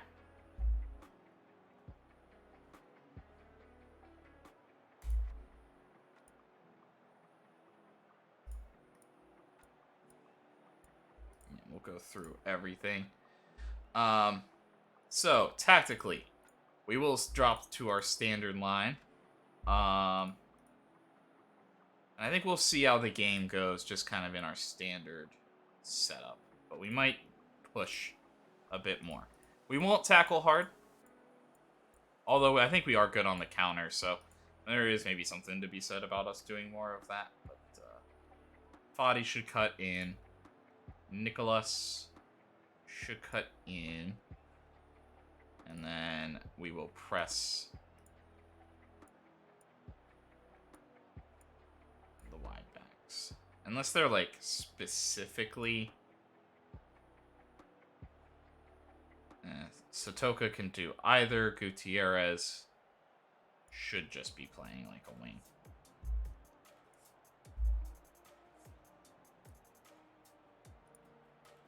Do you think the first goal here? Yeah, I think I do think scoring first matters to us. If we played a level we're capable of, I know we'll be fine. If we play our game, everybody does our job, then I think we should win. I'm confident heading into this one. We've regained our form after a disappointing performance against Fiorentina. We got the answer that we wanted. Barcelona have been a little shakier as of recently. 2 draws, 2 losses in their last 5. Can we take advantage of maybe this slight drop in form? Or did that just get Barcelona fired up for this match? A rainy one here today. Brescia getting it underway here to start. Matu striding forward. Peter Barclay. The one man on a yellow card warning. I believe he's the one.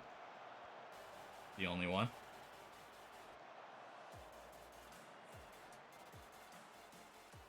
But this is a strong Brescia squad who have been good all year. They have to feel confident. Matu! Stromberg! Oh, a chance there. Arnaud will pick it up. Barcelo looking to make the cross. Arnaud able to pick up the loose ball. Barcelo going wide. De Jong pressing back.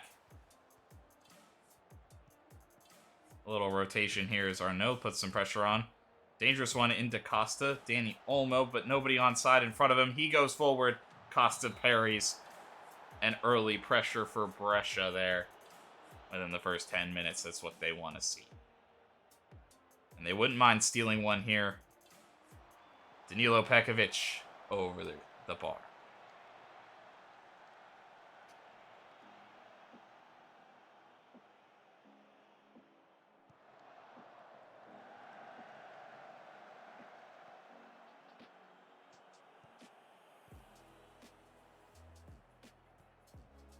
Barcelo with a blast from range. Costa parries.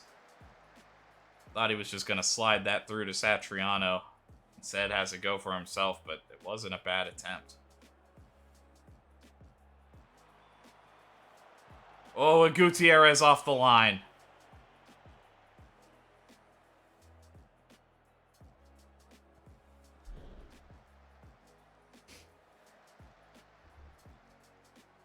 Early chances for Brescia. This is what they want. A wild one there. Paulo will clear, but Danilo Pekovic back there. No Barcelona pressure. He'll slide it out to Andy Galbraith. Jean Arnaud. Barcelo. Arnaud will quickly into Stromberg, and he plays it. Satriano cutting between two defenders. Can't put a better chance on.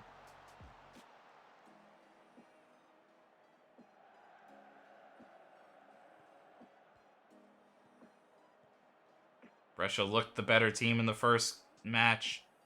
They've looked good through the first 25, but can they put it home? Satriano, Stromberg into space, perfectly timed. He goes around the keeper and finishes it off easily.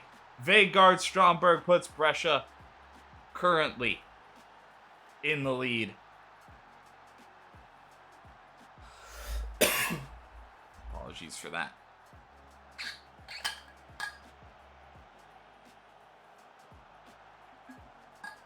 Some of those things that Satriano does that not a lot of other strikers on this Brescia team do. That's a gorgeous pass.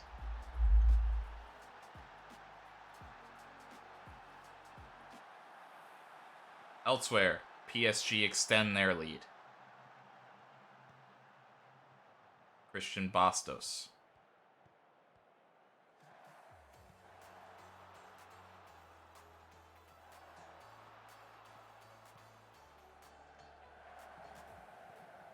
Arnaud. Barclay.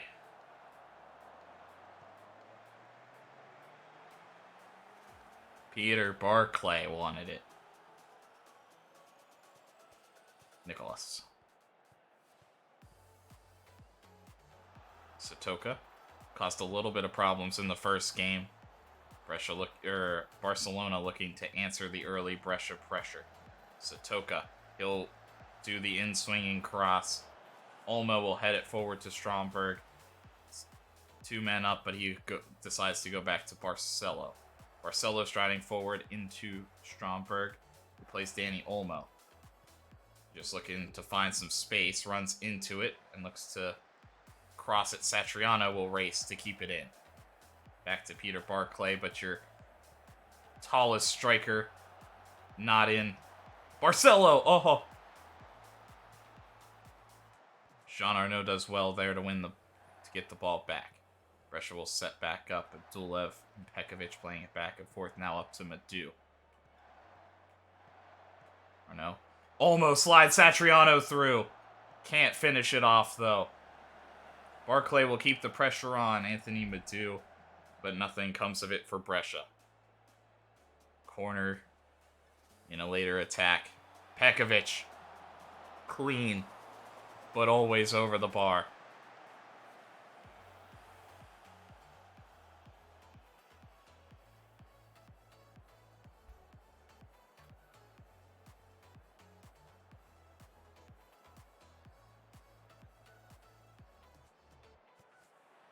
Satriano flies in, but wild header. They're looking good on the set pieces too, but they just haven't been able to finish it off. Fadi dropping back, trying to just get some touches on the ball. Help his squad out. He's one of the biggest threats. Barclay got to keep it out of him this time. I don't think Stromberg got back on side. But they let play continue with Brescia taking the long ball back. Olmo, Stromberg. Into Danny Olmo, centrally. Can he finish it? He does. Danny Olmo. The Spaniard. Going up against one of the top Spanish clubs of recent history. Making his impact felt. What a beautiful run from the midfield from him. Stromberg does well to just hold that up. And Olmo makes a good run. Perfect finish. And Brescia now lead by 2. Satriano. Stromberg trying to drop it back to Olmo. Wasn't a great pass. Vizcaino in space. Strides forward, but it's long, but it's wide. An opportunity to answer just before halftime. Make Brescia think about some things.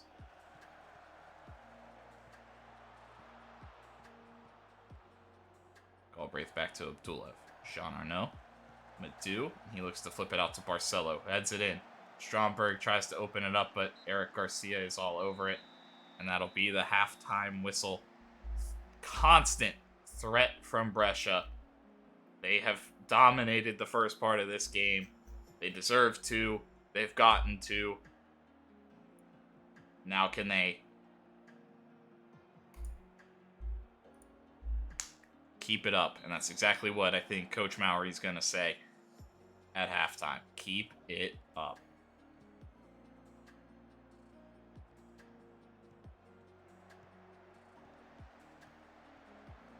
Barcelona aren't going to go quietly into the night, though. Fadi, this one caroms off of Peter Barclay, giving a corner. If Barcelona can grab an early one, they have to feel more confidence. Danilo Pekovic. Out, Nicholas able to pick it up. Frankie de Jong. He looks to play it in. Eric Garcia still up. He looks to play one. Width added to the attack. Paulo Pekovic there and cleared right out to Martin Satriano, who strides forward. Gutierrez does well. Frankie de Jong will win the foot race to the loose ball.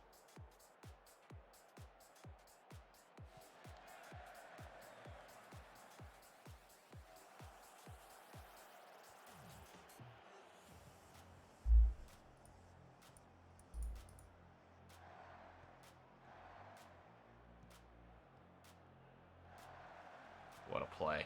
Anthony Madu up. Oh, what a run from Madu. He just didn't finish it. Madu he's something different in these big games. He's not just like loves big matches, man. He is I will single-handedly try to win this game. Big matches type of guy. Stromberg strides forward. He'll loop one in. Satriano there. He'll head it on goal to Costa. I do actually have a little question, though. Okay. Okay. That's what I thought. Okay. Okay. Okay.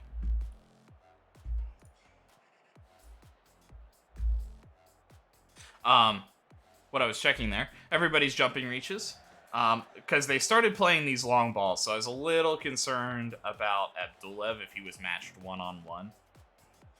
He won that one header against Vizcaíno, and I was like, but is that a consistent thing, or is it, did we just get lucky that he's the one who won that header? It looks like it should be a consistent thing. We have a much taller back line. I do think it shouldn't be that easy to stop people playing long, but it is kind of in this game. Fadi. And fantastic work by Anthony Madu to get back. I think that was Danilo Pekovic kind of getting worked by Ansu Fati. And Eric Garcia, who was a target of Brescia a few seasons ago, but he opted to stay. He was the guy they wanted to pair with Pekovic. Ultimately, they end up getting Abdulev and Galbraith very shortly after, I believe. And Martin Satriano comes through off the set piece. This one was not a corner, but kind of that same corner setup, with Satriano maybe arriving a little later than some other guys. And a missed header there, it looked like, from SC Hall. And it just fell to Satriano's head, and he did not miss it. Barcelona need an answer, and they need it fast. Fadi does well there against Pekovic, but I think Pekovic did enough to kind of get into him, cause some trouble. Yeah, we're pushing hard here, but yeah, we'll get these guys out that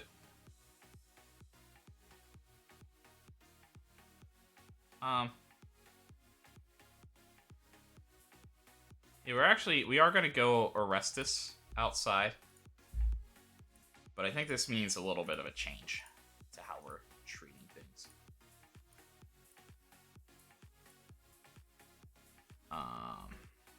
Peter Raska back in. And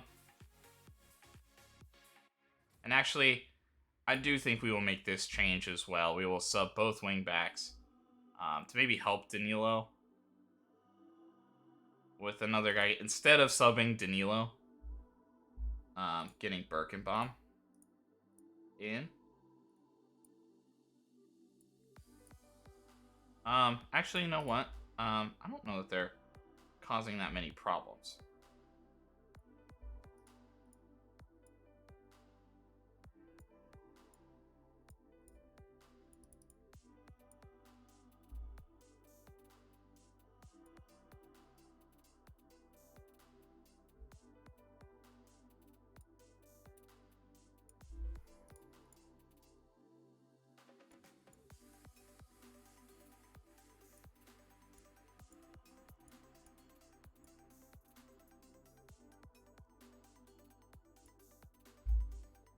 But we will sub both wings backs.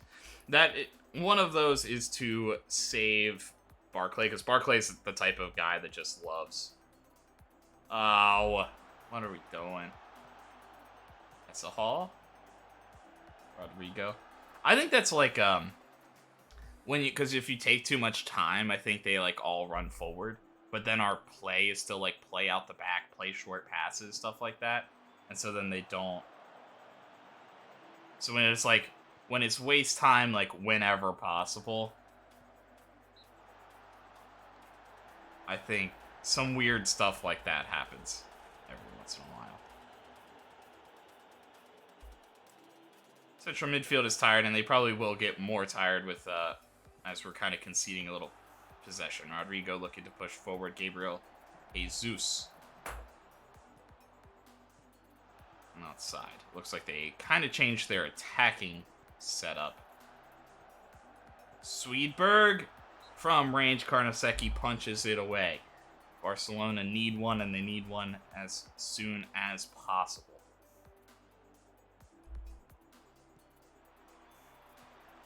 Pekovic heads that one away, but Rodrigo will be able to pick it up and turn Barcelona back to the attack.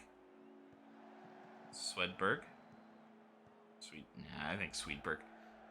Danny Olmo. A dangerous spot for him. Costa scrambles across. Saves. Pekovic looking back for Olmo. Fati. Swedberg. De Jong. Gutierrez as Barcelona just look to hold a little possession and move it forward a little stronger. Olmo. Pekovic. Costa makes the save.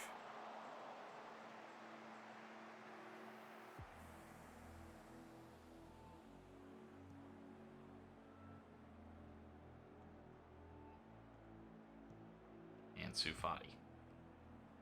Gutierrez. Fati. Danilo Pekovic doesn't get up on him. Back to Carnesecchi, who clears it long looking for Satriano.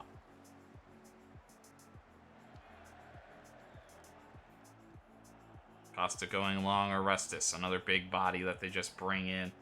And Orestes strides forward. We've seen him deliver a couple of nice crosses. He's looking for Satriano here.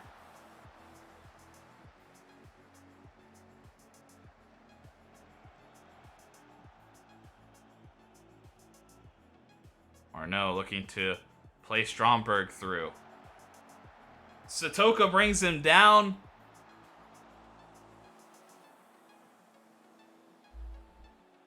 And Martin Satriano should get an opportunity to step up. I don't think anybody has 2 goals, right? Yeah. Because actually all of those guys are pretty good at penalties, so. And Luis Satoka won't get the double jeopardy, but will get a yellow card for his troubles. Martin Satriano steps up. Costa does go the right way and makes a good effort, but it's still well taken from Satriano.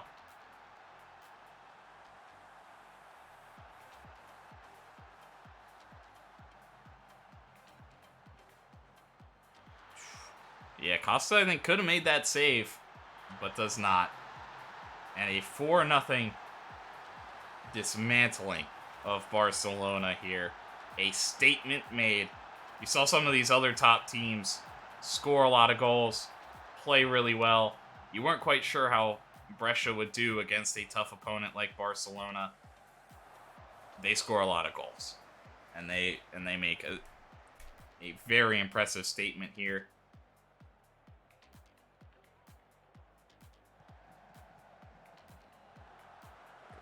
In for Danny Olmo, Berkeba, Raska.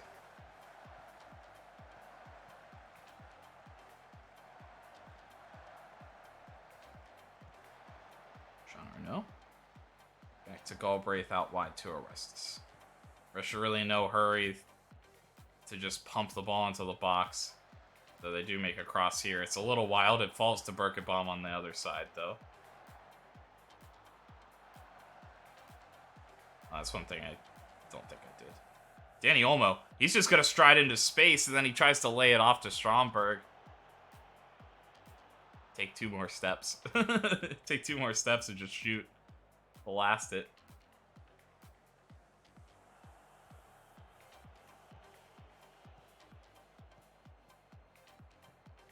Jean Arnaud striding forward now. He's just going to push. And then he's going to play a dangerous one into Satriano, and that could have been the hat trick.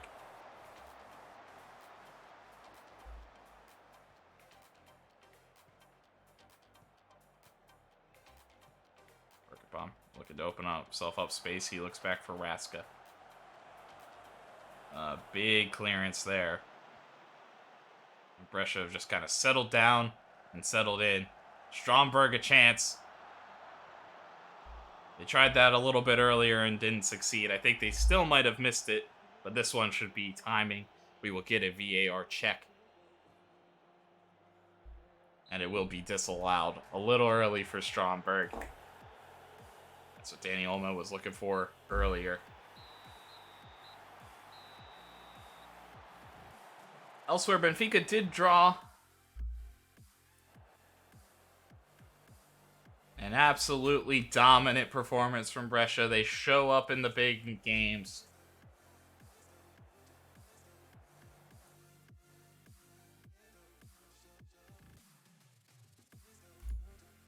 Yeah. And probably one of the toughest draws we could have gotten. And we do very, very well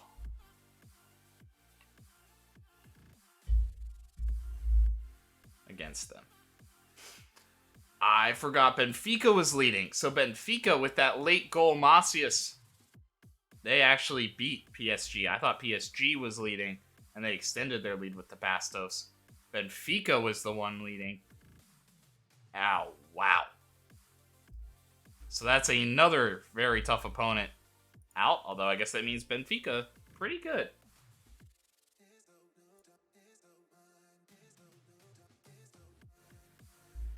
That's 11 more million and a brilliant day.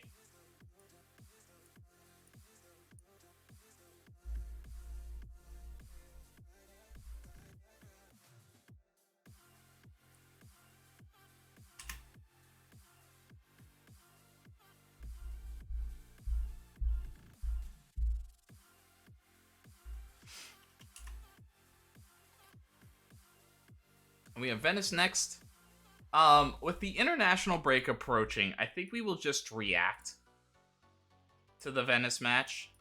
And just whoever is healthy, and just considering who the opponents are. How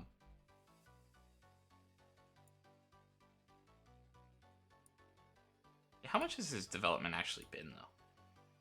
And, I mean, significant development around in just like a year, so a little more than a year, I guess. And Barclay.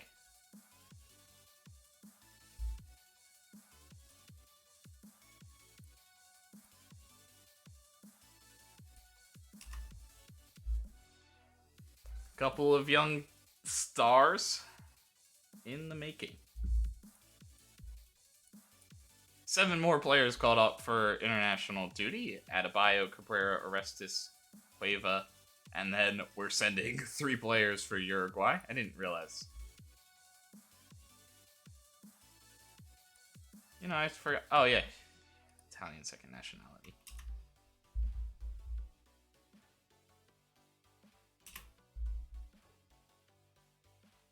Welcome to the Uruguayan squad. Actually, can you talk to Amaris and let him know we're coming for him?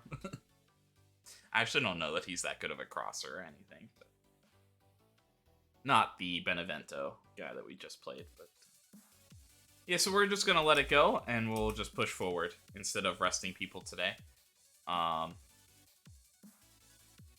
we did play hard in that game. I'm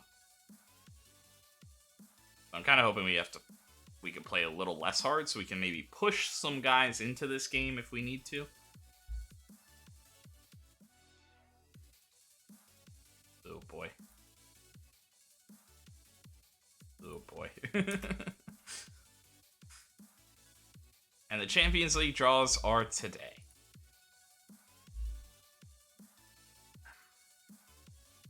Pretty good teams all around.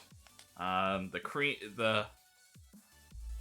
cream really rose to the top. Benfica may be your one team that you're kind of saying, could beat them, you know?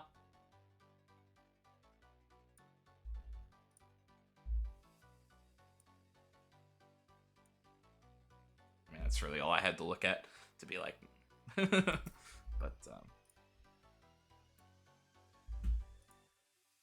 Man United will face off against AC Milan. Well, so we don't have to play Milan yet, which is good. Benfica versus Brescia. I guess if there was a draw you technically would want. So we got kind of a tough draw, now maybe an easier one. Though, Benfica did go and beat PSG. Man City, who have been pretty dominant against Arsenal. So some English teams will take each other on. Those are two very, very good squads, right there. You'd almost want the Manchester Derby though. Dortmund, maybe the other team you'd be somewhat interested in taking on, versus Bayern Munich. So two German teams against each other, two English teams against each other, and then Italy will get a chance for maybe both guys to stay as they take on opponents from unique countries.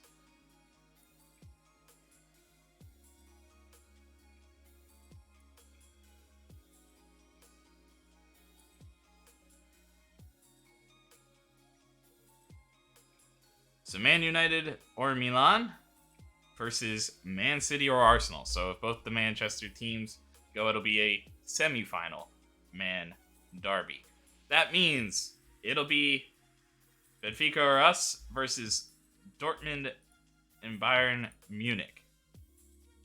So it'll be, if we could beat Benfica, we will also take on a German team. We did play Dortmund, I believe.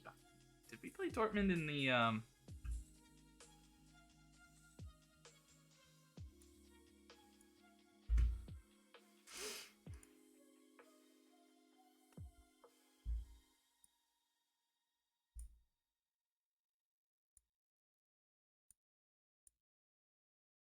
I forget which group we were. All groups. Yes, we did. We played and whooped up on Dortmund a couple of times, scoring 9 total goals across 2 legs. So, Dortmund probably a little upset to have gotten us in the draw. Technical. Style attack. That sucks. That really sucks. The away leg, then Juventus, then home leg. That sucks.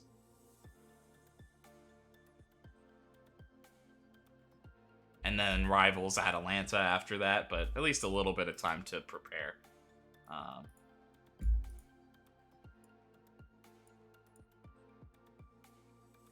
Stromberg, seeing how Cabrera is at the top, he's like, I can do that too.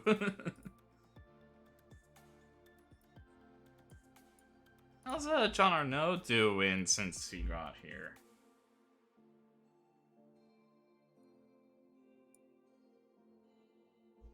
It's only been a couple of months, but I like seeing up arrows.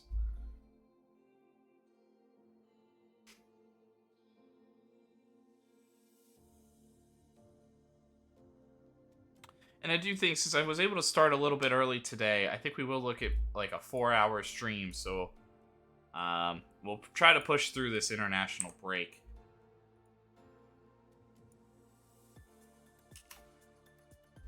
As well.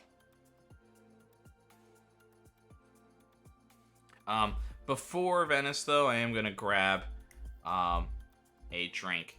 I will be right back.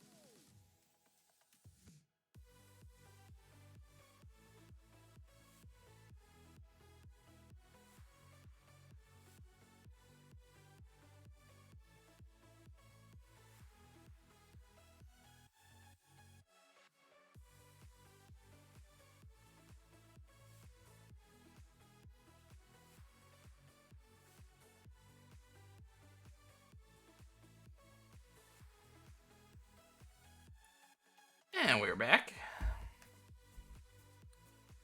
Big set of matches.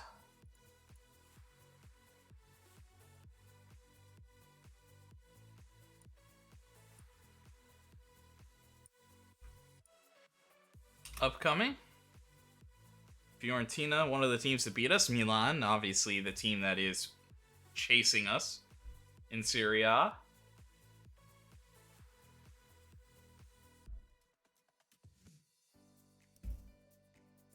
Kulusevski's still clearly got it. Coming off of a hat trick. Bring him back to Italy? At 32 years old? No, probably not. It was a late sending off. Fiorentina couldn't get it done. A hat trick for Juninho, and it wasn't enough. Cagliari draws with Atalanta. How's Atalanta doing? They're like mid-table. Yeah, they're kind of at the bottom end of this upper pack. And Sassuolo draws with Benevento. Still good results for Benevento. They're trying to make a push, for sure. I don't think they're going to quite make it, though. Torino does have a worse goal differential, though. And our youth intake. So our youth intake was supposed to be excellent. This is supposed to be a golden generation, based off of what the previous descriptions were. We were supposed to get like a pretty decent striker, I think a good center back, a decent goalkeeper. So this is supposed to be a really, really good youth intake. I just want everybody to know that before we head in here. Be ready to be disappointed. Okay, they didn't really lie to me. They didn't lie to me. It does say like an average intake, so we don't have like these crazy guys coming in, but we did actually have a goalkeeper that looks like he's something that like exists. He is only 5'10", so he does not have great aerial reach. Oh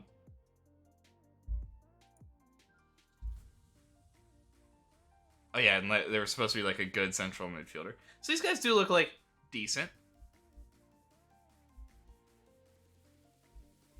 I think they were supposed to be... I wonder if it's this guy, Damian Gomez, was supposed to be like the good striker.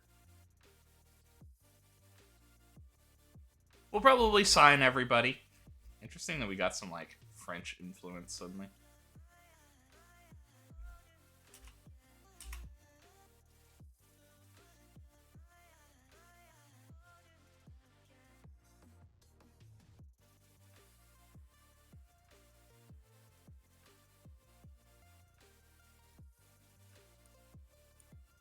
Chuki, requesting transfer.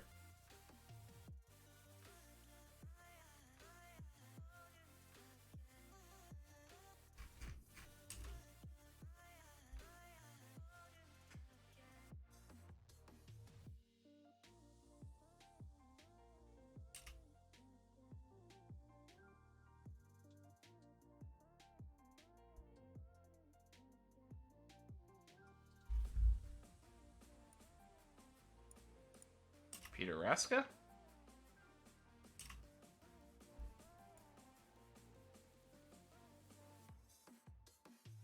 So Karnaseki. We'll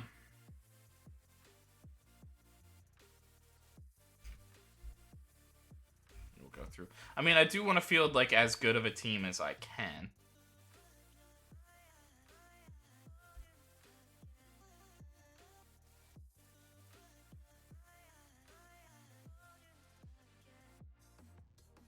I'm going to play Cabrera. Although Stromberg has been in pretty decent form. Interested in Cabrera. Adebayo will play. I do think we'll get Cesarano in here somewhere. I think we'll sub him for Galbraith, and we'll let Pekovic kind of play, because Pekovic is, I think he's expecting star. Now, important. So, we could maybe get away with a few games. Barclay and Barcelo. And Madu looks okay. Jean Arnaud could be a slight question mark. I think we'll go Cueva, but in his attacking midfield spot.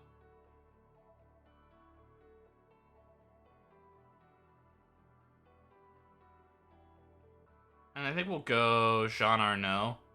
And we're expecting at least Peter Raska to definitely be, to be a substitute at some point in today's game. But we'll keep the Arnaud-Madou pairing. So this is a pretty strong squad in front, but we will sub Carnesecchi out and allow Adebayo a game. Although, I don't know, Adebayo is probably not really the answer moving forward. But we are trying to get him games where possible. This will be his 10th on the season, I think.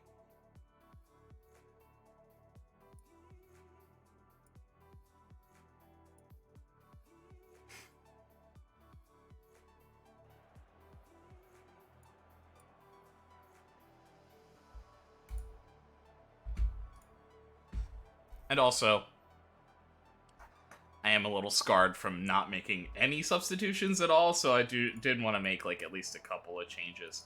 I don't know if they're gonna try us long yet, but I think I think these really tough teams that we play, and then these really bad teams that we play, I think we're gonna lower the line. I think I'm gonna start doing this against the bad teams as well, because I think they will just they'll try those long balls. So this will allow us to sweep some of that up a little bit. We can afford to stretch the lines a bit, is kind of my thinking there. And then I think right away, I want to force the issue a little bit. So we're going to drop the passing directness, and we're going to run at the defense a little bit. We're not going to work the ball into the box or up the tempo yet, but those are things that could happen at halftime if we're still searching. But yeah, I want to get this Arnaud and Madou pairing really starting to get going. So happy to get this started. But I would expect to see Raska at some point today.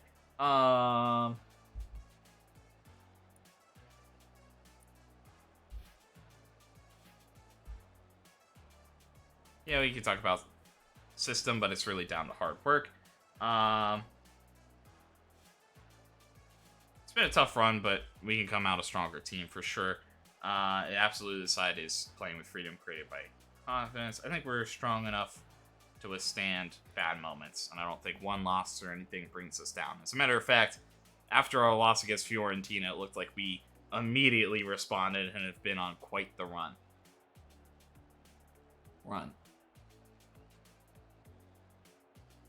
We look to bury Venice even further. They are sitting in 19th.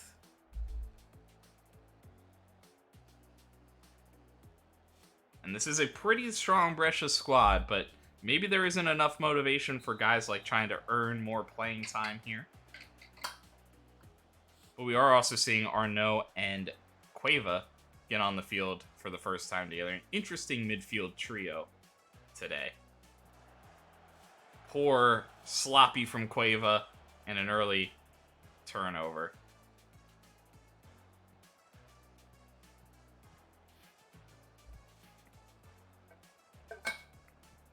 Cueva, wow, headed back in strongly from Barclay.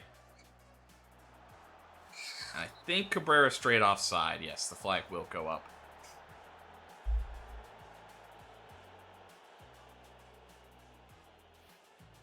I like the idea, and I like seeing Satriano to Cabrera. Striker to striker.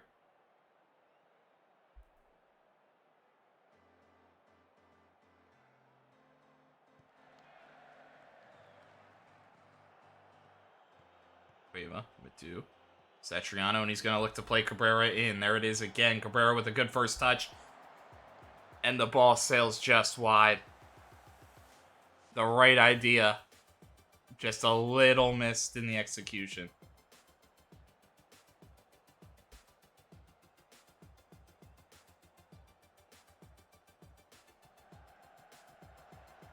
Abjelin. Big clearance for him, the ex-Brescia man. Another guy, kind of been the theme today of guys that just didn't really get their opportunities at Brescia that we're playing against. Probably say this like every time we face them, but started moving a different direction really with him. He's a little different than some of the others that just didn't really pan out. And Satriano somehow gets to that ball and somehow puts it home. That's the immense quality that we're seeing from Satriano, and I don't think his play time will really drop. Not yet, at least. Next season could be a risk for that, but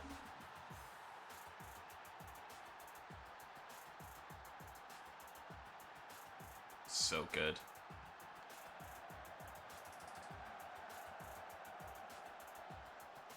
Serrano all the way back to Adebayo. I'm also thinking Pekovic could be a substitution, but probably for Galbraith. And then Raska.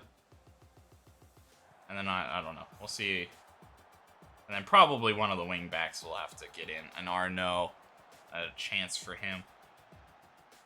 I do think he has scored one, right? So we're not waiting for his first Brescia goal.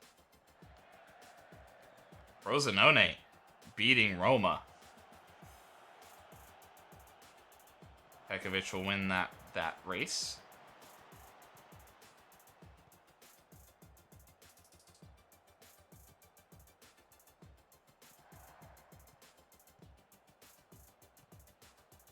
Cueva pushing forward, but he'll cut it back to Barclay. I think had room to like go quickly early. Satriano Loria makes the save.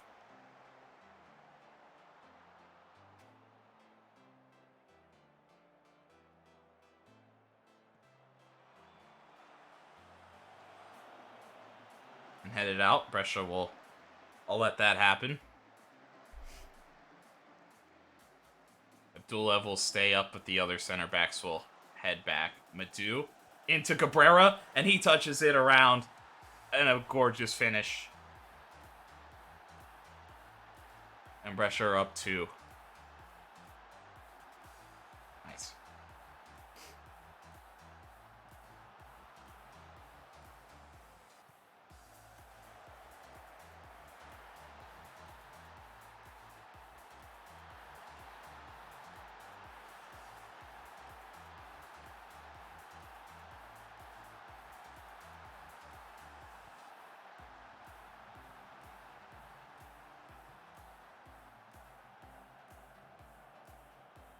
Down by Abdulev.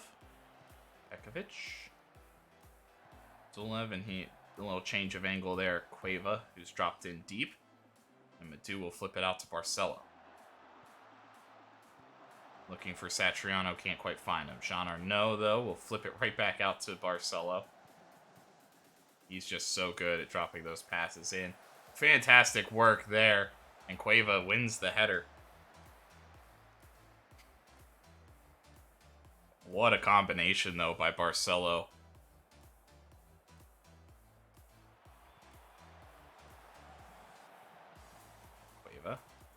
Cueva running in. Abdulev, and he'll have it go.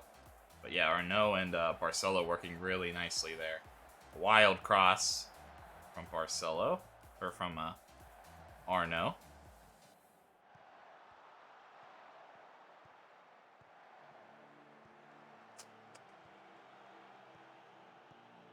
Caterino.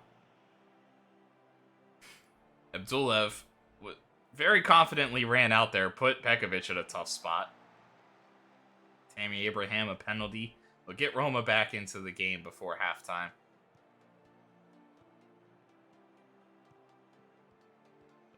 Satriano. Play Cueva through. Cueva pushing. He'll take the shot. It seemed like he kind of wanted to pass that to Cabrera, but Cabrera was in front of him and offside.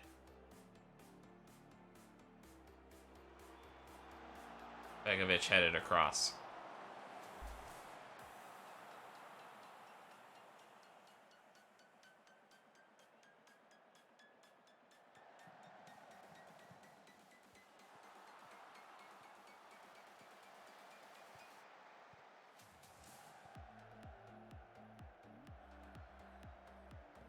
Mazzini.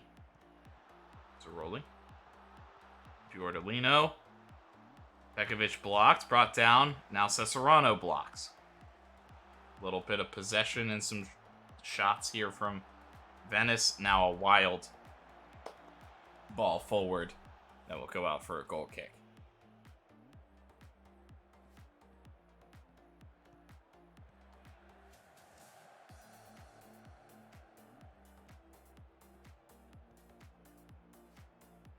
Danilo running around all over the place.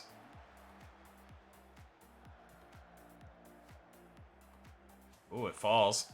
Room. Adebayo's gets across.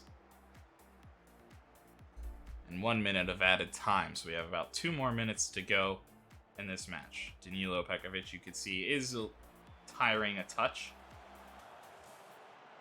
Laboring around the field a little bit.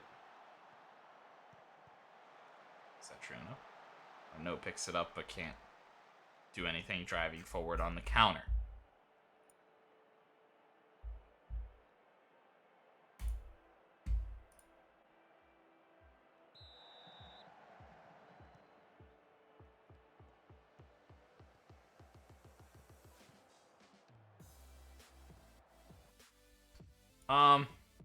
Yeah, one more thing. So I think we will start working the ball into the box a little bit. I think that's it. I think that's the only change we'll make. We have generated a lot of chances. But they haven't always been the highest quality, so see if maybe we generate a little less, but a little bit higher quality. I don't need to have 40 shots in this game, you know what I mean? There's no need for that.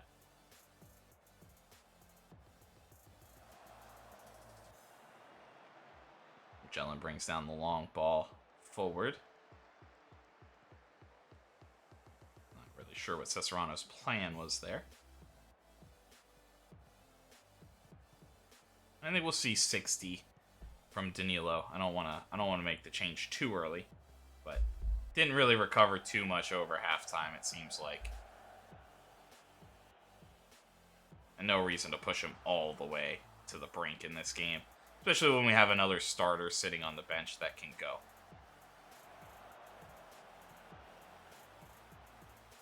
Ramazzini. Plays a perfect one through. Catarino. Brilliant by Adebayo, and Cesarano will clear it, but just for a throw.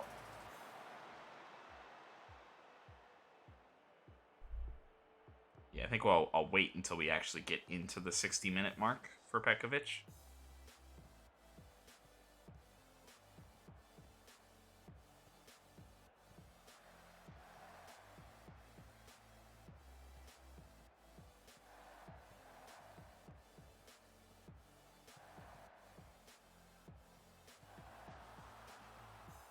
Barclay.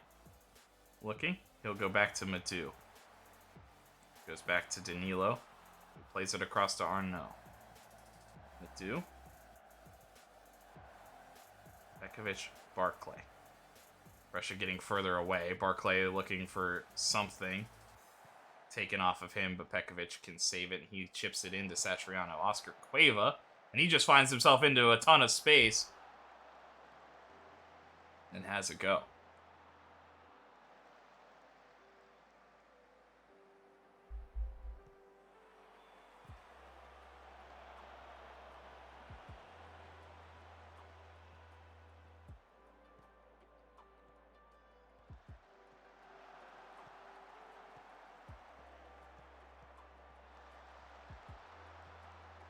Wow, Oscar Cueva. Not often you see Oscar Cueva body somebody.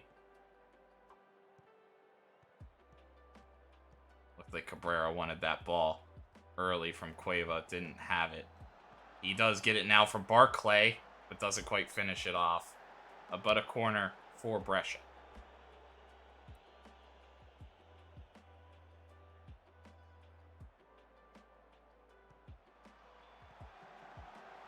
Heads it over the bar.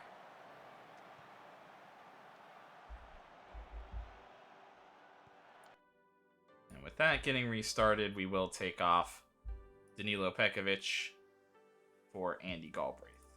I mean, I guess I could also go Orestes and somebody who's probably a little bit more rested, but... Cueva flips it out wide to Barclay. He finds space and he's looking for Satriano Mendoza, able to head that one away.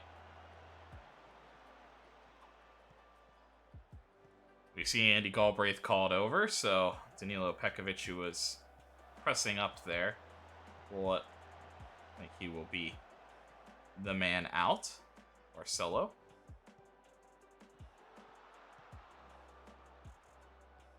Serrano back to Cueva. Maximiliano Cabrera. Barcelo. Arnaud. And Arnaud, not quite.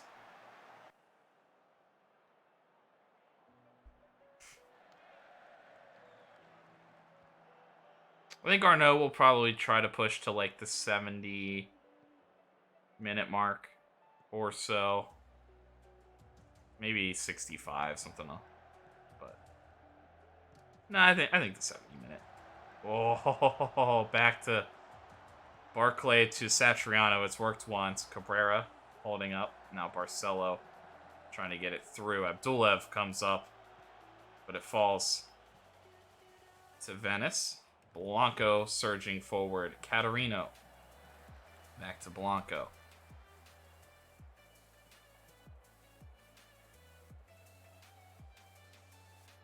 And it looks like Barclay is the other guy who's kind of a touch tired.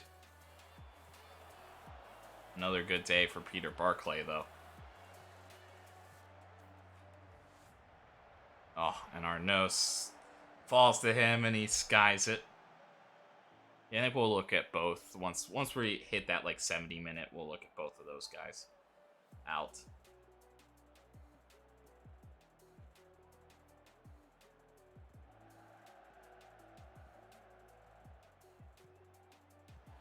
Barclay looking for Satriano. It falls to Oscar Cueva, and Cueva puts it home for his 4th of the season.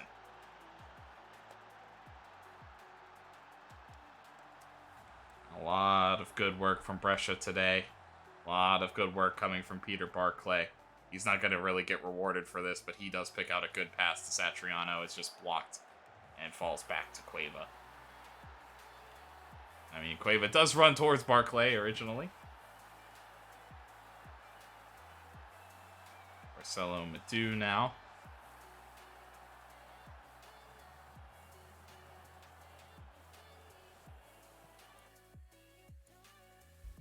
But I think we will take the guys out that fell flat first. So Peter Raska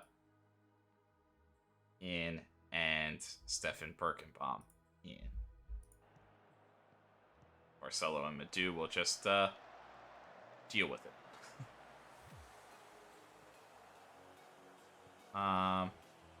But you know, up 3.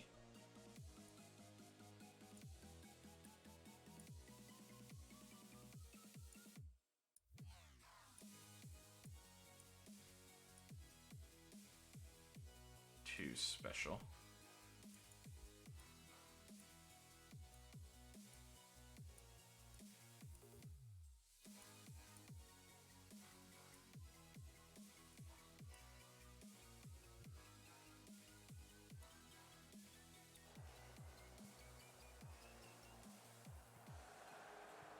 Madu searching for Cabrera there, but couldn't find him.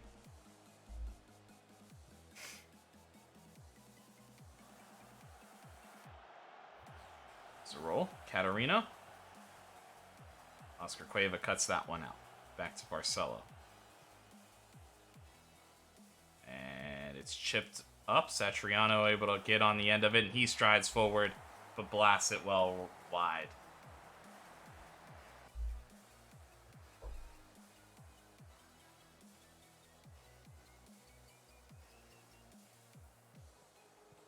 Couple changes for Brescia.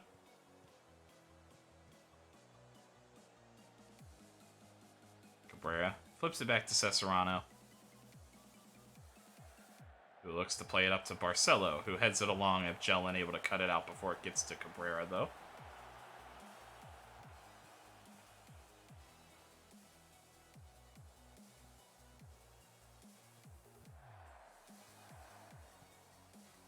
Madu striding forward, and he looks to play Satriano through, who blasts it, but over the bar.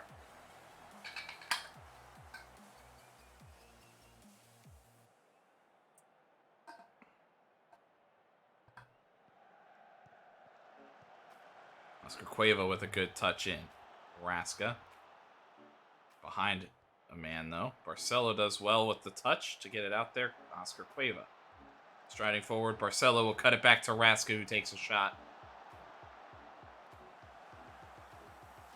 Ball somehow getting out to Birkenbaum. Satriano back to Madu. The ball deflecting around, and Cueva pokes it into the back of the net, similar to his first goal. But Cabrera might have been offside in enough and in close enough proximity that it was dangerous. But it is not. It's a goal awarded here. Oscar Cueva.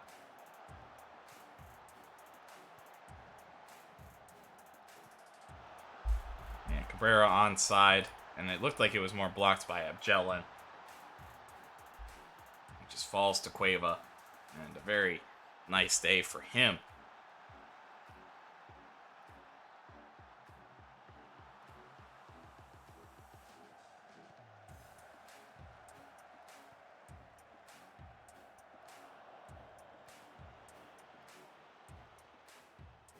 Cueva flips it out to Satriano, who's in all kinds of space. Doesn't see a ball into Cabrera, though. Headed up, Galbraith sends it out to Birkenbaum.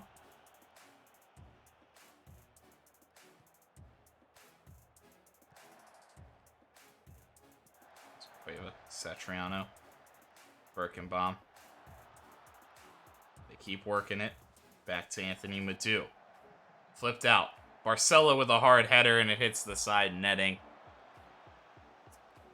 Wide open. Takes his chance, but not on target.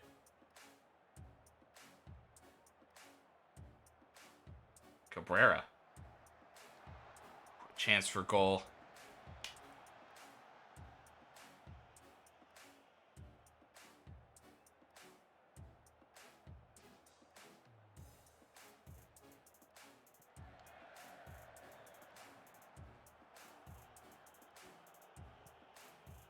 Zerbin. Mikkelsen. Zerbin looks to flip it up. Galbraith, though, all over it there. Cueva. Madu. He's looking to find Cabrera. Abjelin reading that one. Abdullah steps in there. Cabrera. He's looking to find some width in this attack. Pulls it back. I think I was maybe not expecting him to quite win that, going all the way to the corner. Barcelo, back to Cabrera. Rasca, into Cueva, and a hat trick for Oscar Cueva, kind of out of nowhere. Playing in his more forward position. Looks like he'll be the backup for Danny Olmo. Kind of moving forward and maybe moving into that role more permanently. But if he can have games like this, even if it is against Venice, it's exactly what you want to see.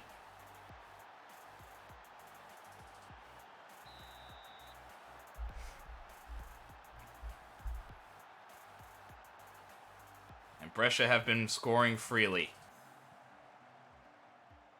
in their last few games. The loss to Fiorentina hurt them, but I think maybe only made him mad.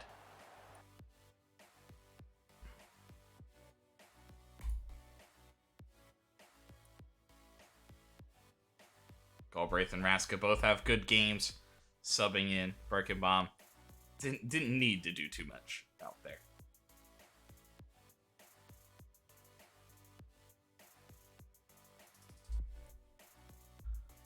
Yeah, we know what we're capable of, and we believe in our ability. We're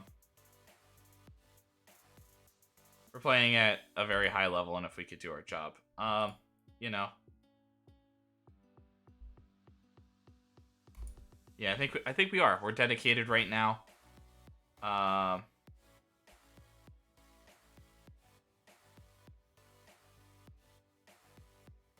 think that thing, and we deserve the luck, yeah.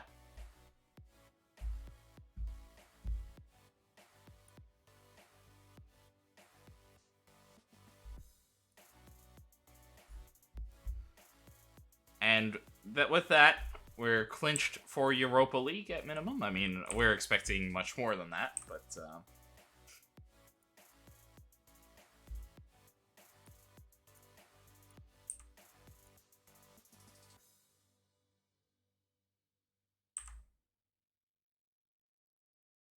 Newcastle now interested in Cueva. Oops. Yeah, looks like he's kind of a fringe guy. Striker doesn't enjoy big matches. Doesn't really have much athleticism to strike home about.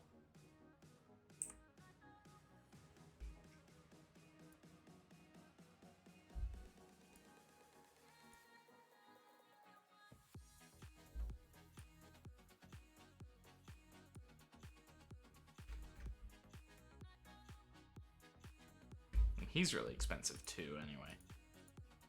What side are you, left? I mean, could look at that.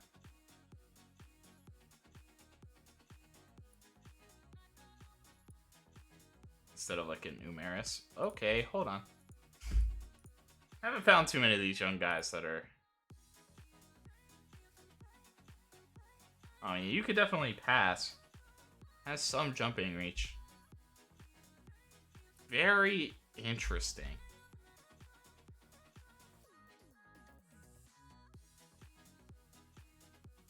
He's really interesting, actually.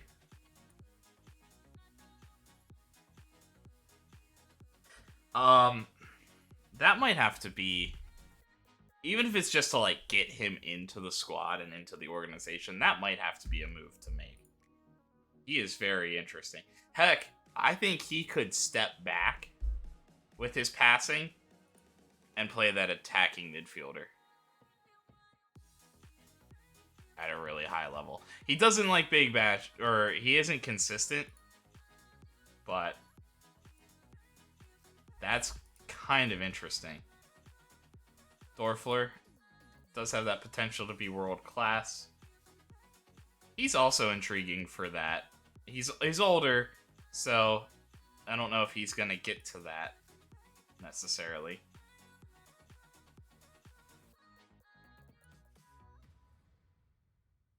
And he's at... Yeah, but he's super expensive.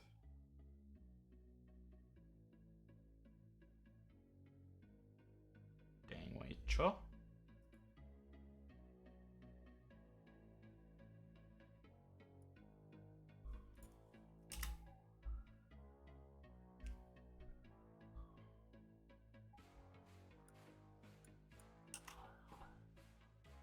So like we do that, we bring the Brazilian kid in.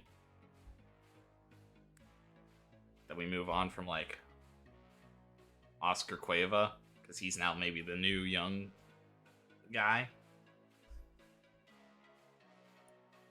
That would be, I think that would be really interesting, actually. Yeah, this is tough. I don't... You know what? I am gonna... Well, the thing is about people coming back from international duty. Because I was gonna say, I'd like the physical week to be coming back from international duty. Actually, maybe.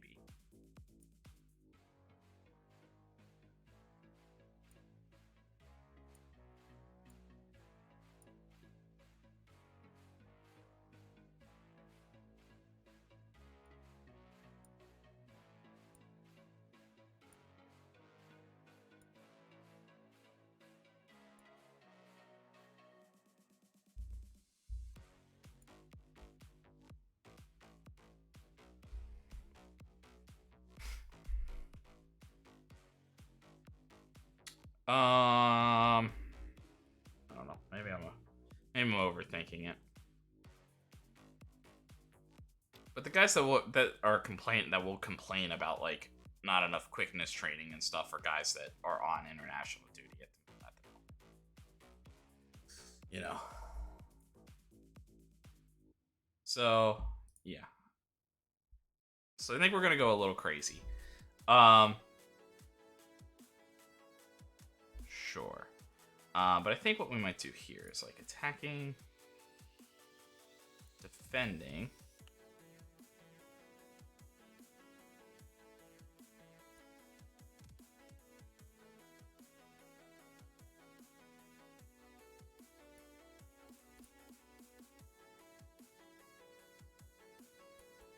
Yeah, and then, yeah, maybe something like that.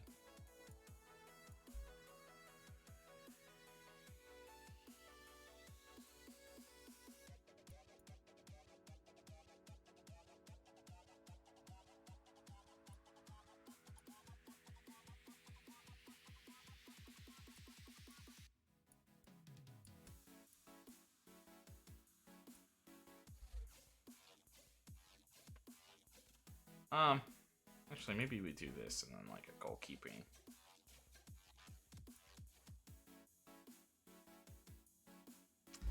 And yeah, we'll do like a team bond or something in there. And then yeah, we'll do this. But what I'm gonna do is I think I'm gonna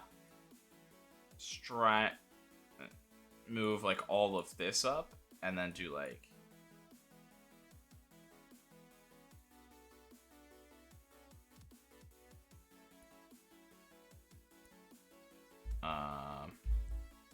endurance, defending, goalkeeping, nothing there. Then like set pieces, technical, chance conversion, and then get defensive shape or something. And we kind of move in like that into the Milan match.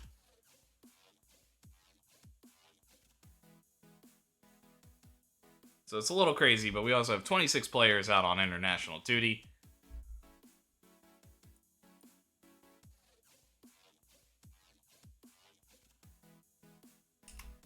And we are still 9 points ahead of Milan.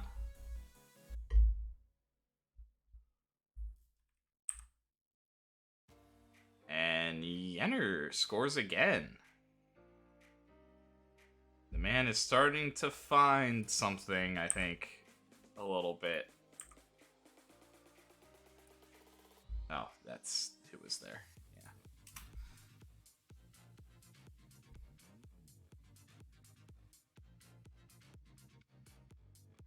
I wonder if I should be working on somebody.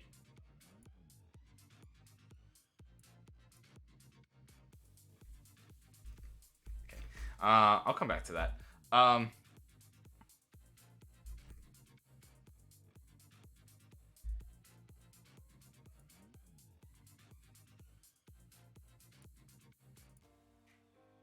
So, no. Oh, I want to see my player search.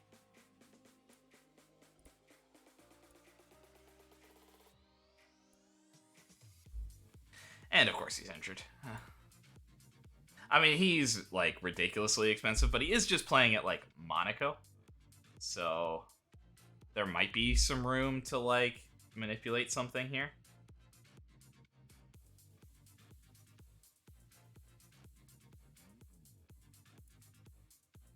It's gonna be way too expensive, but ooh, they're saying only 48 or 58 mil. Ooh, because that might be in range.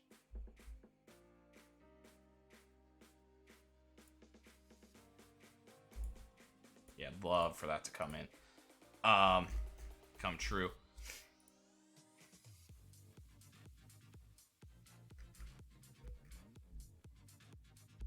How is our like youth squads? Tell me how many guys this is.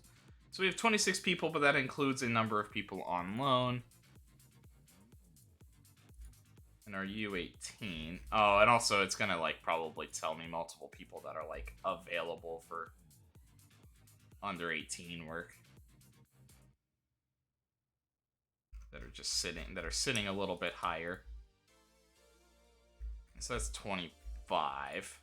But again, with 8 on loan, and a few other people that are more U18 prospects.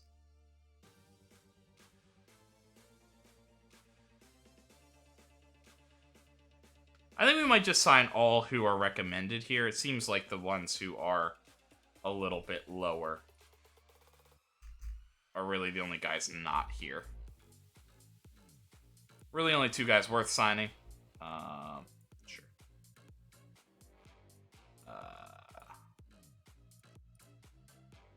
Whoops.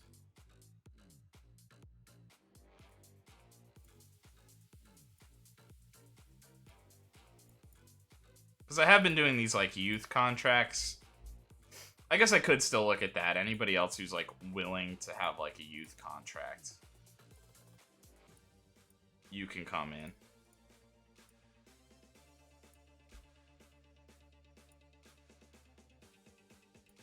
We have, like, this English guy out of nowhere. This is crazy. We've got some, like, wild... We're getting people from, like, all over the world. Which isn't exactly what I want. I kind of wanted to just, like, start dominating Italy, in a way.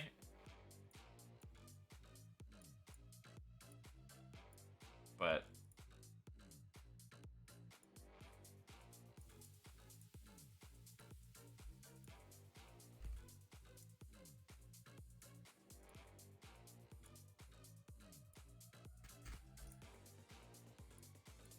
yeah, I don't care about these youth contracts. Although there is something to be said about these guys that are only getting youth contracts when they're kind of on the fringe. It does mean I have to make the decision on whether or not to sign them, but I don't get full control on selling them necessarily. And I just want to make sure that's everybody with the 3-star potential. I kind of feel like it is.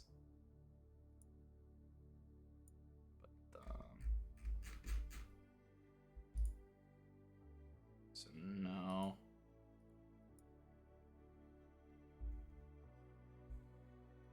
And then we have these guys. I was gonna say, are you position in need? Kinda, maybe. It's like just interested to bring in like the Romanian.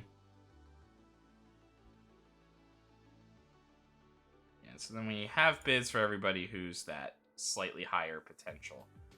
And I think that is where we'll stop it.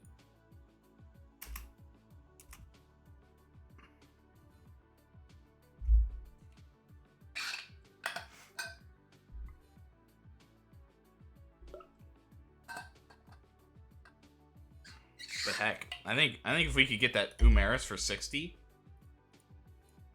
and like that Jussi guy, the Brazilian attacking midfielder, well, he's a striker, but I'll play him as attacking midfield. When you get those 2 guys in the summer, those would be phenomenal additions. Oh, and I should probably also, like, scout the top target. Although he's injured right now, so we'll hold. I mean, he looks like a fringe guy, but we'll keep an eye.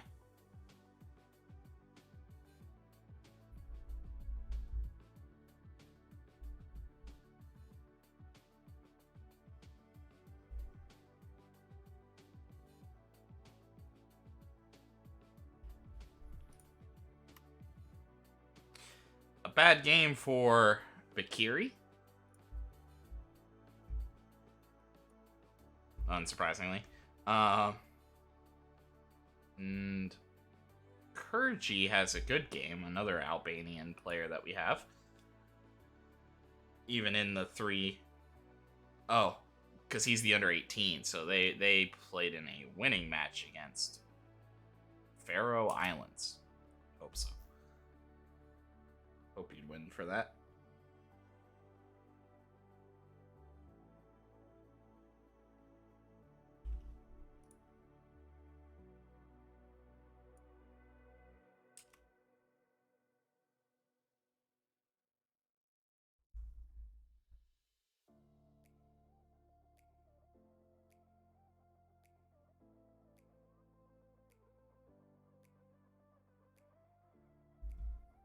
are under 20s. Victorious over Milan's under 20s. We'll take the victories wherever we can get them.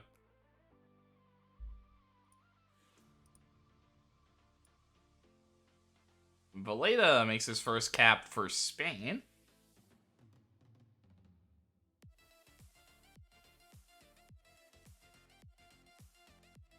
I mean, I think I'm okay with them recalling Mino. I've liked Mino. And I think he has played well. I mean, in all competitions, 3 goals, 5 assists.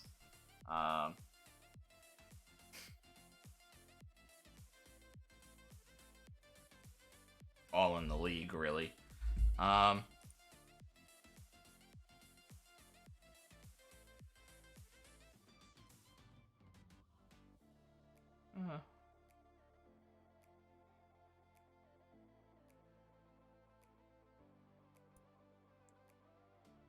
Oh, I mean, you can recall him. I mean, if we could just survive to the end of the season, that's kind of nice, I guess. But because there was an option last time I was just like, yeah, I don't care, you can recall him. I was kind of just gonna say that. Like, I'll be honest with you. Like, you could recall him. Tough game for Oscar Cueva. Speaking of Nugel Mino. Winning day for John Arnaud, but he didn't really do much. Galbraith scores. Raska and Orestes play well. Conte looks like he's doing enough. Always love seeing players score, and especially a weird one like... So we get Jordan Homer. I believe that's the English center back.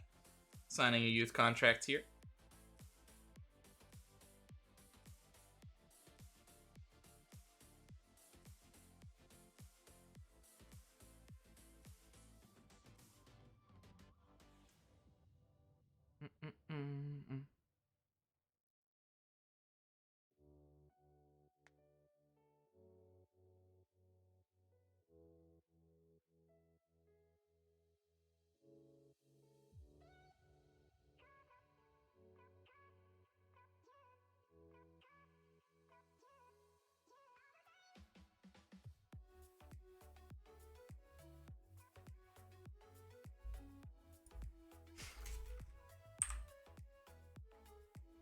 Nazari, a youth contract. Losa, a youth contract. Marletta. And Barcelo.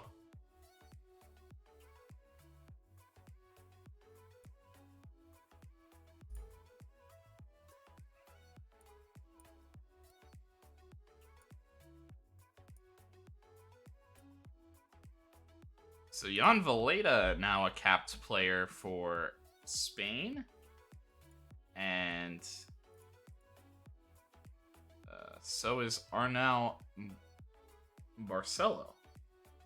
And they are playing on one of the top teams. One of our youth candidates signing contracts. And Barclay can now speak good Italian, which is good to see.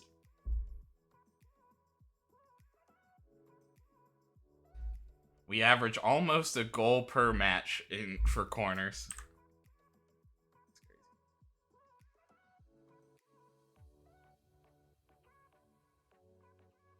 Ooh. Tight penalty win. Something interesting. He is inconsistent, but we'll leave him on.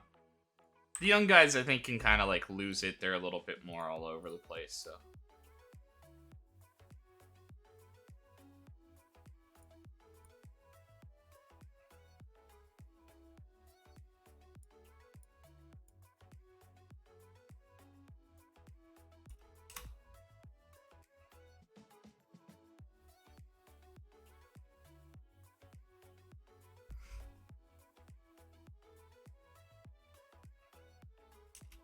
Those are some surprising names. Abdulev and Madu aren't on international duty? Did they just, like, return super early?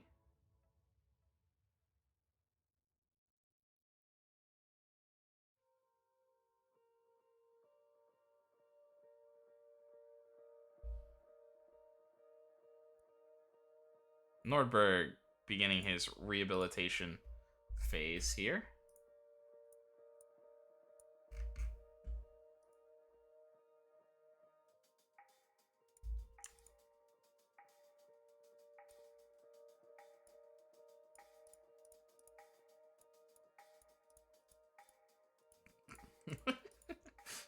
Crazy. Kiri.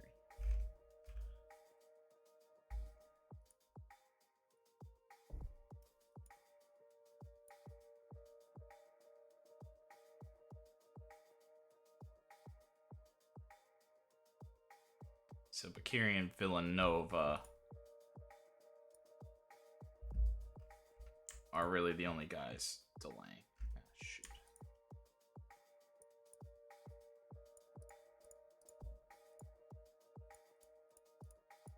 I mean, we could pretty much just, like, rest everybody, but...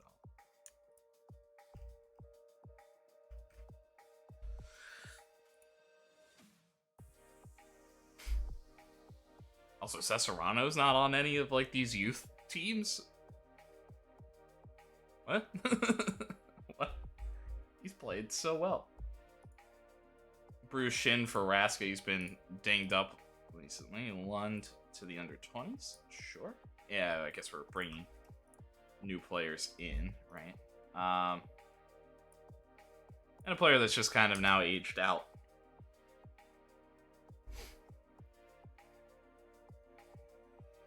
For us.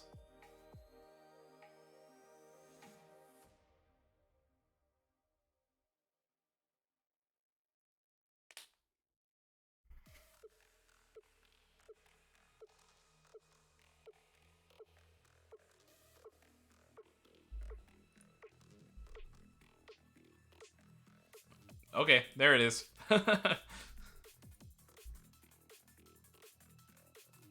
Vinha, Satriano, and Mino all struggle in a loss to Brazil. Cueva and Pekovic just kind of do their duty.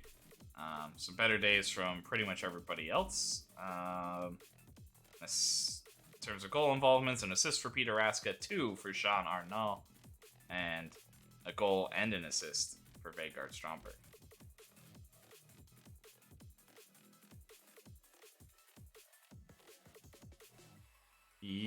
European International League Best Young Player, Vegard Stromberg. 6 appearances, 6 goals for Norway.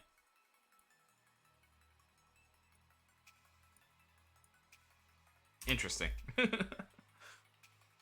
And we're like, we're gonna sell him. I look like a psychopath with some of the players that I've sold.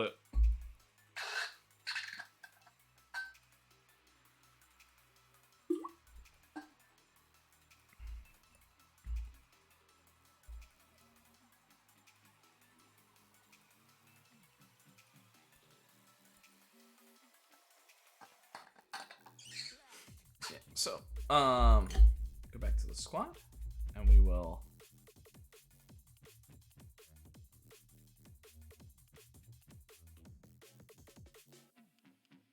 I want to call it 2 days rest. So I think they should miss kind of these massive endurance and the physical quickness day to hopefully rest them a little bit. Fortnightly staff.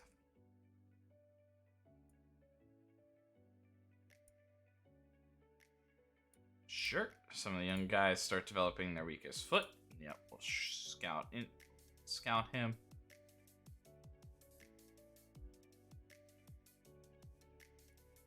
And once we get them in, we're seeing something more impressive for Jordan Homer and Federico Marchetti. I think we'll hold off on that until they're of, like, professional age, though. And then we'll move some of our guys up.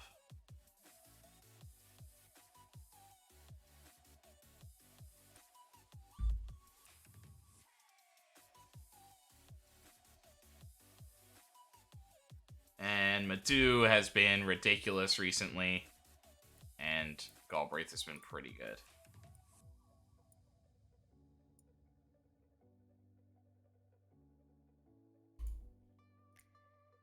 And I'm just going to call Galbraith good.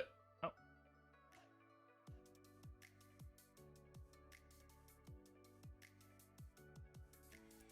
Okay. Interesting. I haven't seen a guy complain about a 7.4. Was just like, yeah, you're good. Not like the full-on, like, oh, you are playing so... Maybe did I accidentally click excellent? Because that I could see him then being like, not... Because he did say, like, I haven't been playing excellent. But I guess, honestly, I don't know that he's had a bad game since putting on a Brescia uniform, to be honest. For as much as he seems like our weakest defender, like, I honestly don't know if he has a bad game. Nordberg, not ready yet. Bakiri. I guess you are slightly better than him. Also, let me do something really quick. I'll be right back.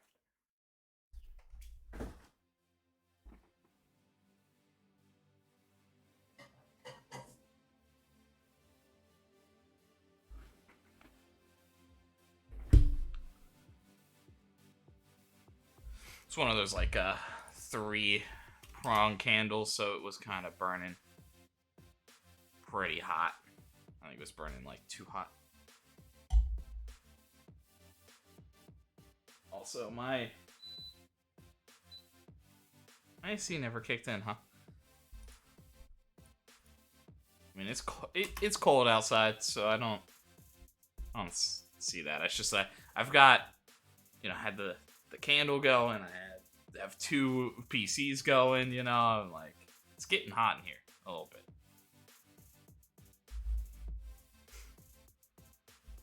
So I do think we'll get through the Milan match. So we push through the international break. And I think we'll get through Milan, but I wouldn't expect too much after that.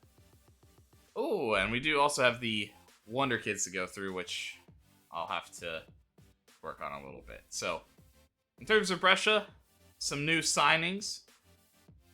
Remo Cesario is number 6. Azzoloni at Hellas Verona is at number 10. And Dario Reina is at number 23. And this is somebody that's actually come from our youth academy. So that's awesome to see. But then Inter have this Gasparovic, but he doesn't look crazy good. Yeah,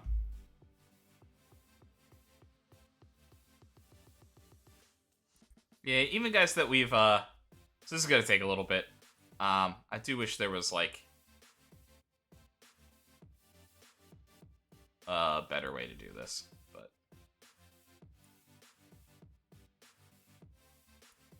like even if it was like I had to do some searching.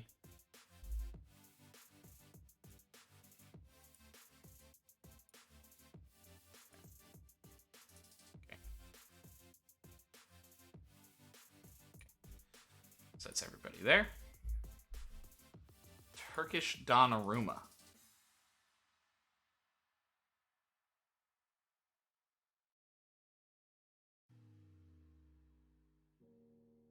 Who is the Turkish Donnarumma?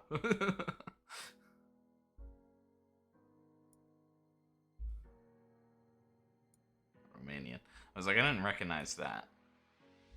Belgium.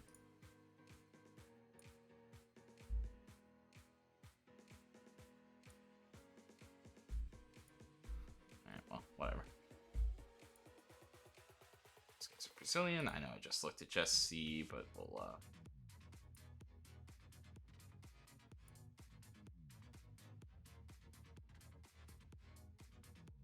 essentially, we're just kind of scouting these guys, re-scouting these guys a little early. So I think I recognize a lot of these names. We have found a lot of these guys, you know. To scout Reina.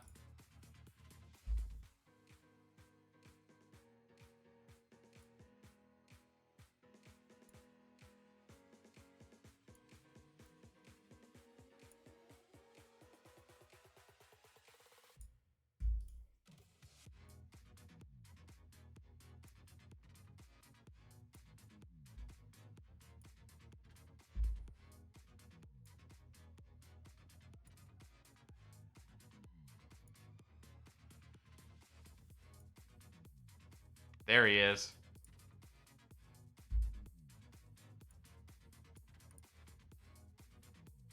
No, it's not. Right, they are talking about the keeper, right? Like... Oh, there he is. There he is. No way! What do you mean? I knew those things were kind of like BS, but that was so... Like, that's so far away.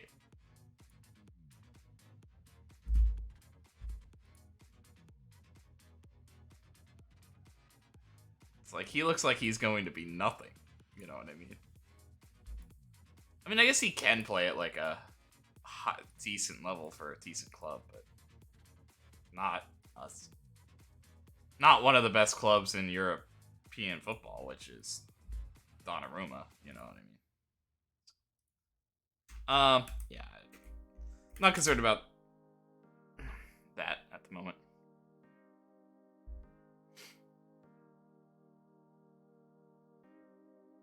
Although we have put together a pretty good staff. I'm actually a little surprised I don't have to, like, fend people off a little bit more often with just how good we've been. I must not have a lot of guys that are, like,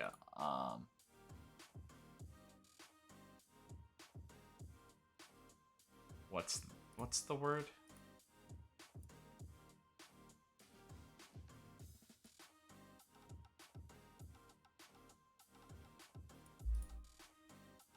What was your deal? Oh, actually, I really like you, actually. On Manuel Molina. Perfectionist center back.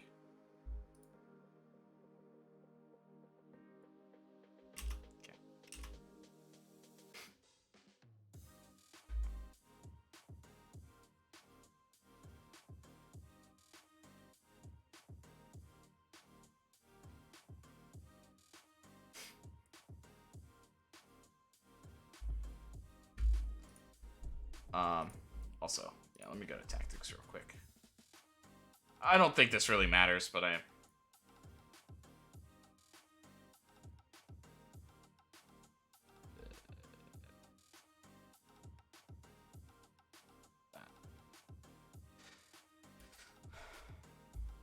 I mean, the thing is right now, in terms of our thinking, is Stromberg might not be here next year. So, in 32 competitions, 22 goals. 32, 22. 29, 22. So, slightly higher goal per game, but not like ridiculous for Cabrera.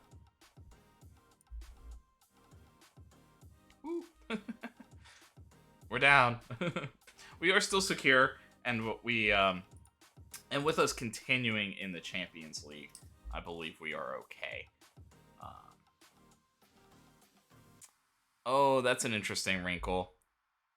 I didn't even like realize it was Milan, then Benfica, then Juventus, then Benfica. Oh boy, that's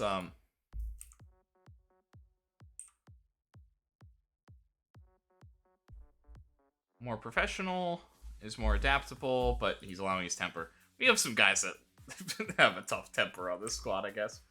Heckman.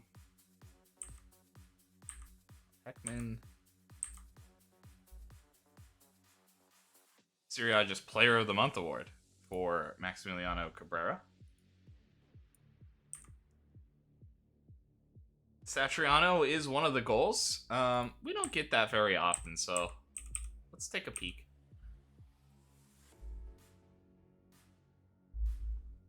Satriano should be first. I'm trying to think. Against Frosinone? Frosinone? Oh, that one? Oh. That's usually not one that I find... Just because he hit it so hard? That's interesting.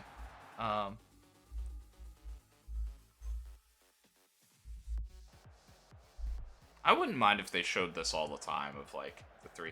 Like, it'd be interesting if there were certain things you could opt into. Like, I guess you could, like, every month, every turn of the month, you could, like, look at this yourself, right? You could, like, find the article. But I kind of wish it would send you that email. Or, like, at least you could opt into that email if you wanted to be like, I want you to send me an email on all Serie A awards. You know? Not just if one of my players was in the running, or if one of my players won it. That was nice from Raspadori.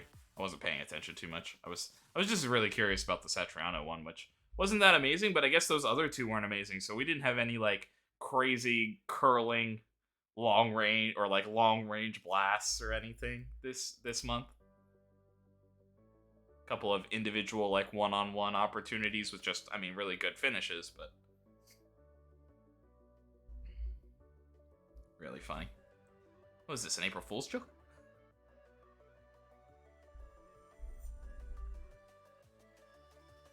I almost want to, with just the run of games that is happening next time, I almost want to stop right now just to be like,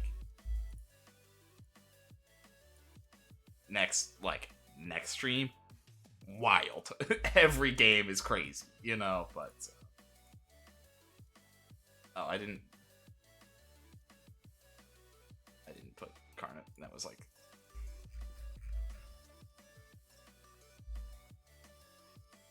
I'm interested out. So they think Olmo should be I guess he's a little less athletic, and then they want to go Stromberg Cabrera together.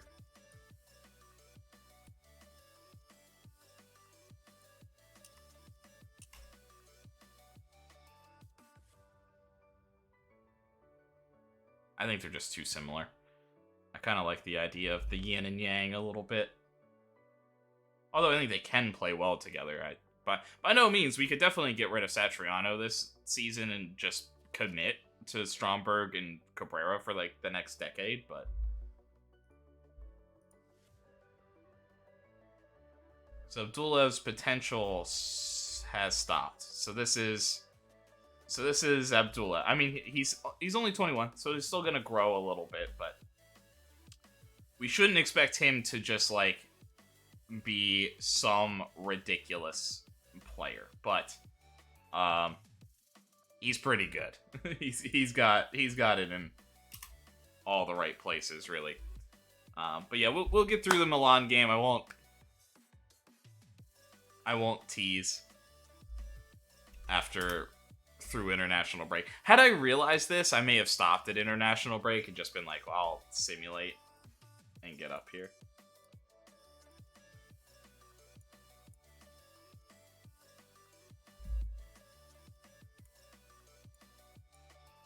I also like seeing Jean Arnaud working hard too. He's only 22, and he has that, like, world-class type potential on him. So I like seeing him work. I think I'll take care of that after the stream. Our new players, what positions are they training and stuff, and the under 18s.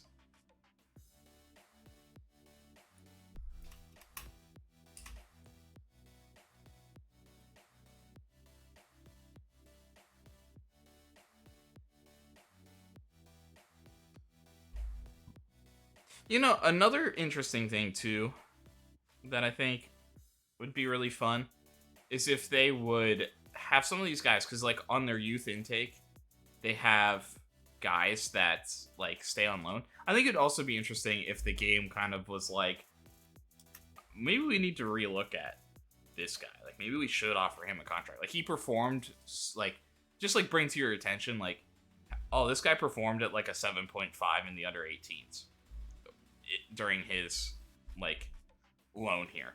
Like, during his just, like, trial from the youth intake. Like, do you want to sign him or not? Like, I think it'd be fun to see that, like, Pedro Henrique. I think that other guy, Jussie, dude. I have to keep that in mind. Because, like, I kind of think I have...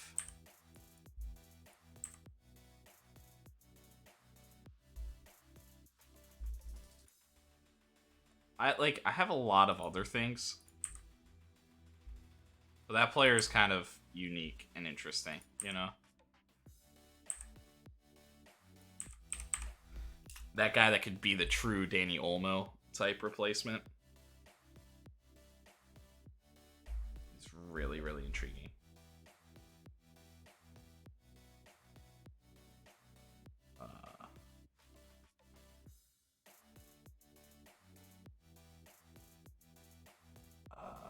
Yes.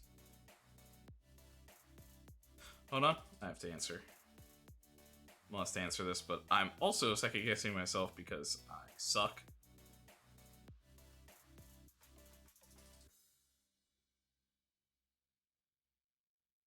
Making sure like spelling is right.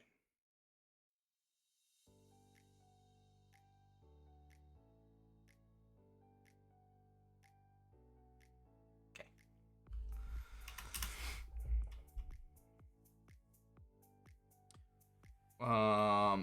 Roma over Benevento, Inter over Lazio, and the big matchup. This could be what solidifies us in first place. And I actually think we're going to be reactionary against Benfica. I know it's the Champions League. I know that they upset a team and are very upset PSG and are very good. But I trust my depth and what we've built, and I think a lot of the starters would still be able to play in another game very quickly after this. We do have a couple of games. I think we could rest. I think where maybe it becomes questionable is Juventus and then the second leg. But I think we can start. I think we can play here and then start rotating at Benfica, resting on the other days in between. This is a really tight turnaround from Benfica, the first leg to the second leg, but I think we can get away with it and play the starters in a way in this first game back. Well, actually, I say that. I think I should maybe question some people with some low fatigue, even though we rested.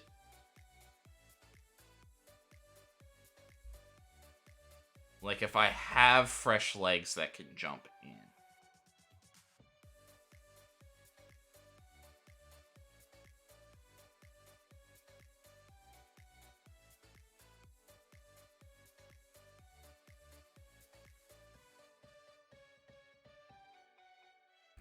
Yeah.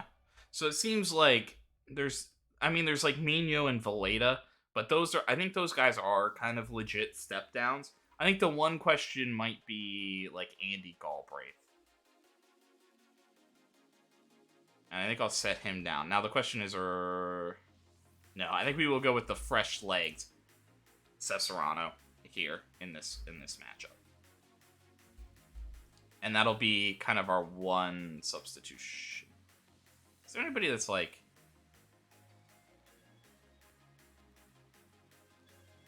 I'm looking at that, because that was a very high, like, injury risk.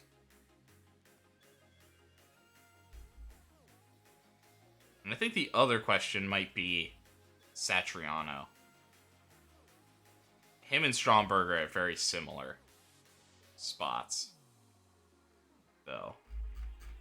So we'll get somebody who's maybe a little bit more fresh-legged for Benfica, I think. We'll play that game. All right.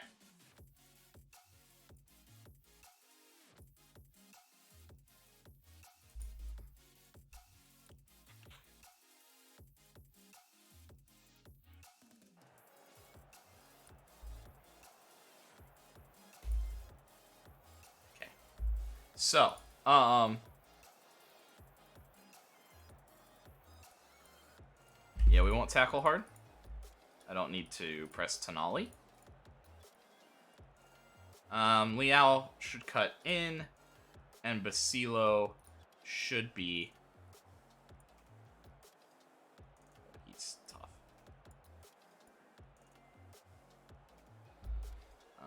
And then Theo Hernandez. And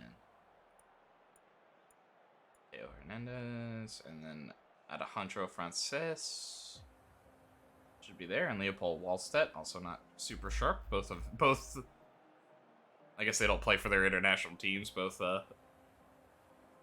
goalkeepers in this match.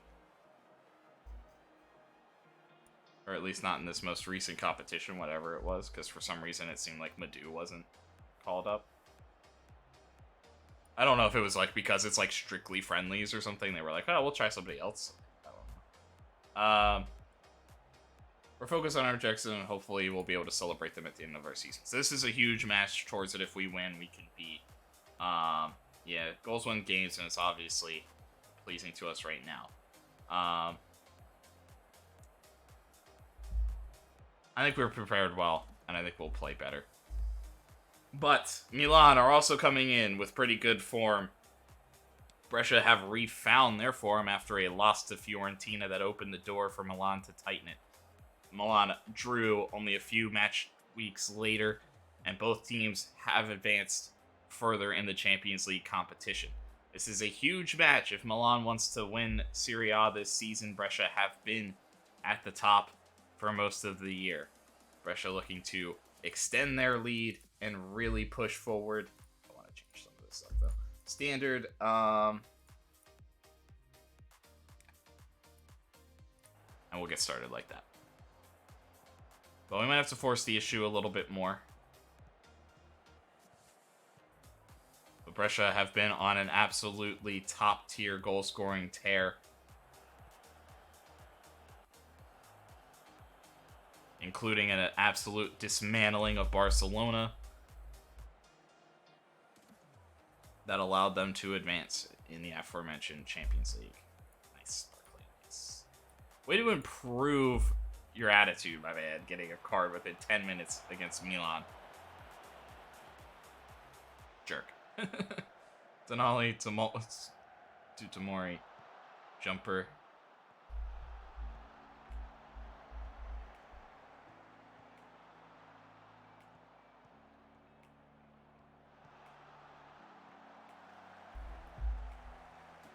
Ooh, past Madou, Liao, blocked by Barclay. Oh, but he was offside.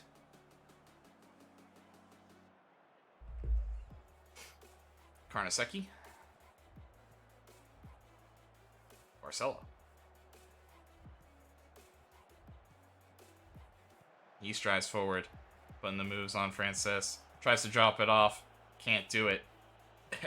Brescia really tight to their man, but can't get it. An extra man comes flying up. Cesarano pressing out on Frances. But he can't block it. Liao heads it over the top. He was matched up against Barclay. Not something you want to see too often if you're Brescia. Milan. Okay.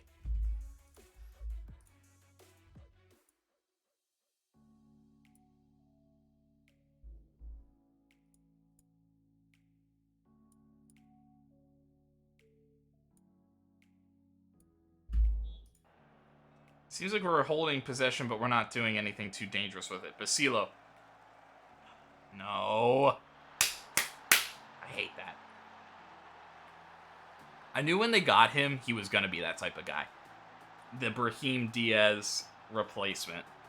But that's what Brahim Diaz used to do for us, was just like, get these balls into space, just find more space, and score. And I knew as soon as Cesarano like was flat-footed there and not getting out on him to help, I knew it was over. Oh, don't.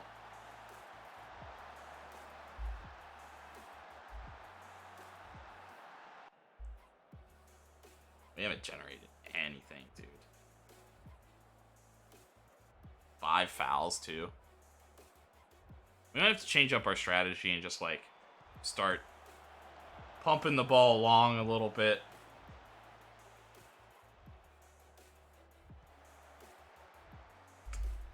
But a sliding tackle for Cabrera, which just means it goes back to Leopold Wallstedt. Man, I don't know what's gotten into them, but they just seem like they're the toughest team for us again. I don't know if it's something this year. I don't know if it's something that they put together, just the form. But they have now scored 4 unanswered against us. We've absolutely had no answer for what they've done. Like, they look... Like, suddenly they look a tier above us. And, like, they didn't get that many guys to truly be a tier above us. They got some good players, don't get me wrong, in these past couple of windows. They're definitely a very, very strong team, but... Something about them, dude.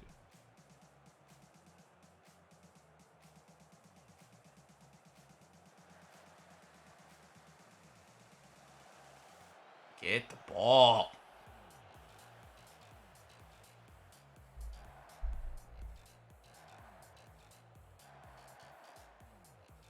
Nice run from Igor. He pulls it back to Silo. He plays it out to Frances. Karnaseki too close to him. He jumps out and grabs it. See, I do think that this is where the weaknesses of the wingbacks come through. If that makes sense. And I'm wondering if Cesarano's not a good choice for this. Like, I should have maybe gone Orestes for this game.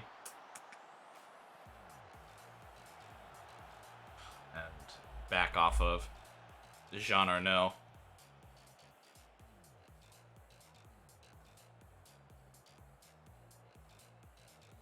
Yeah, I think we need a different tactic here in the second half.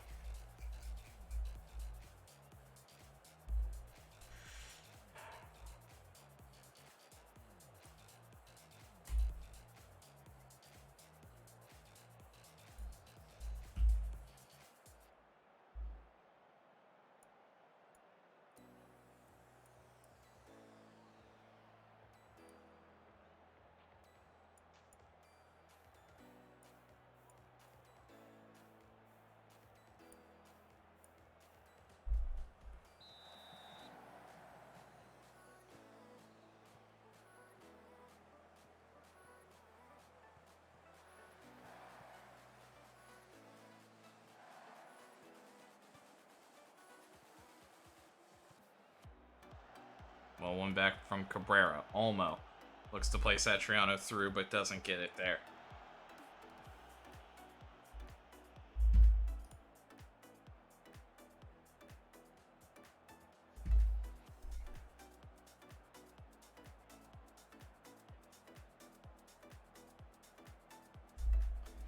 And it is just eating up time. I mean, Milan's not doing much, but neither are we. Jesus Christ. Okay. Different strategy here.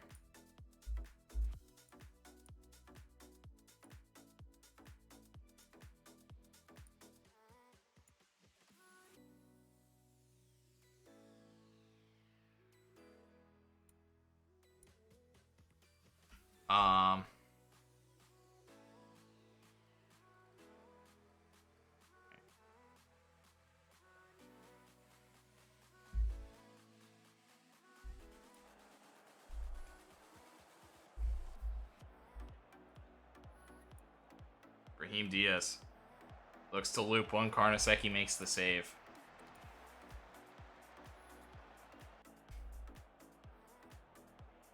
Cueva, Jean Arnaud, and he heads it further along.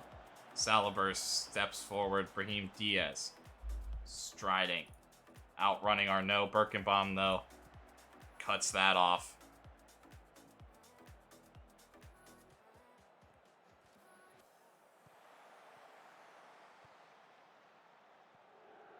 Arnaud. Oh, and he missed.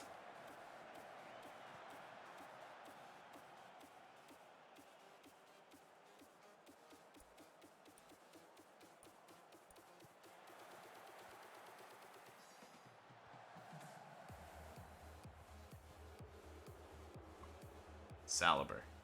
Arnaud cuts it out just in front of Esposito.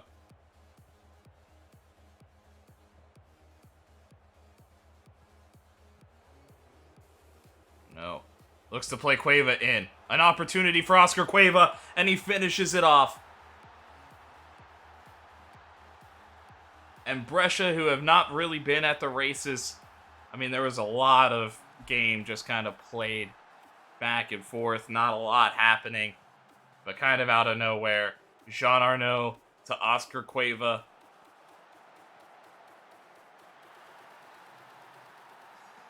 And Brescia have drawn level.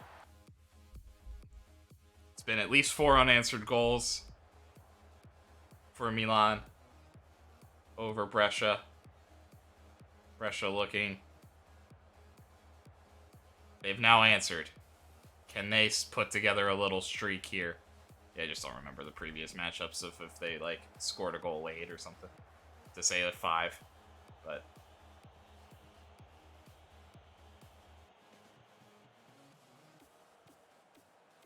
this is done. Igor. Brahim Diaz. Ricci making a run. He's in all kinds of space. Can he finish it off? He can't. Carnesecchi spears it away. A corner for Milan.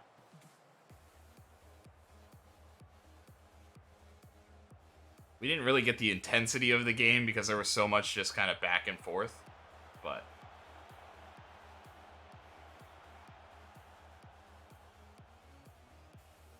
so... throw in for Milan. Cueva. Across. Cabrera. Just trying to get it back into the mixer. Couldn't find it. Stromberg.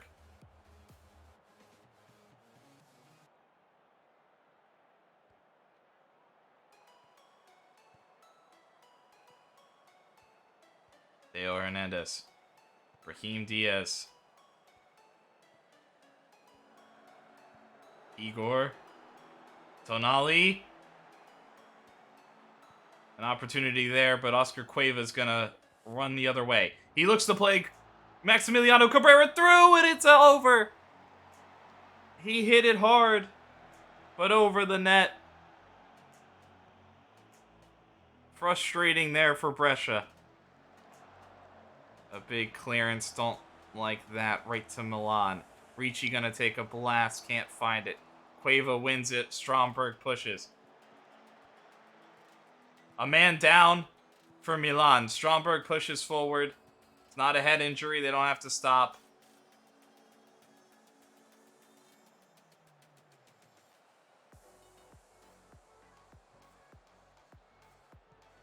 Both teams wanting the victory.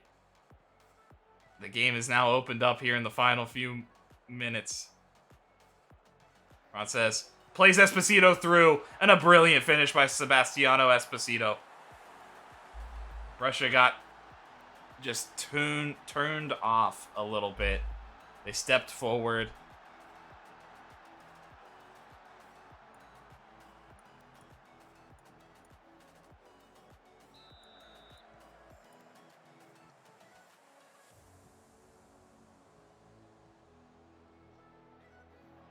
Looking for Birkenbaum, won't find it. I mean, I could have pulled off. We are looking tired in general. Which actually makes me think I'm going to reconsider my approach. And actually, I am going to rest guys in this, after this game.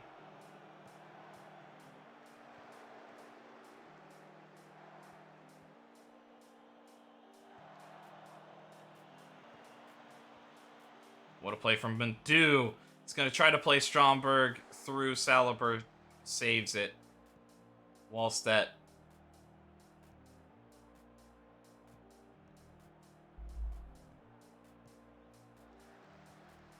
Tonali. Tamori back. Wallstedt clears long.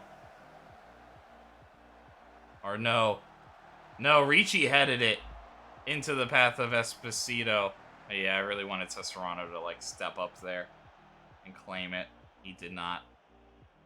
And Milan, with the late goal, the late heroics, they will pull with 3 points closer, handing Brescia their 3rd loss in Serie A this season. I think drawing us level there. But Milan, I think, have 3 more draws than us or something, so there's still room. But this definitely makes it a race. down the stretch. I mean, they were better than us all game. The first half, it wasn't even close, and we came into it, but our best chance generated all day. We scored. There was one more chance, the Maximiliano Cabrera chance, and he's probably kicking himself because he could have finished that one off. But, I mean, kind of in the same caliber of chances, they missed one or two in that same caliber, so...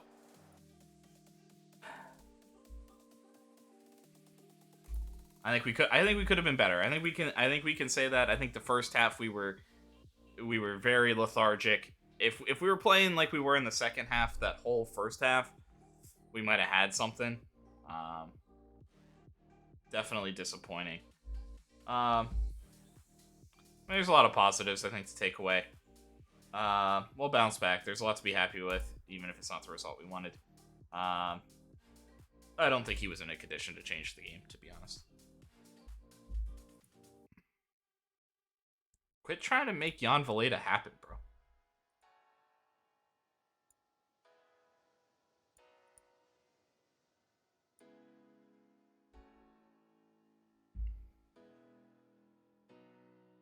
A really tight match. Inter also get the, they also win. So they're there. So they pull closer, but it really is a two-team race, I think, now.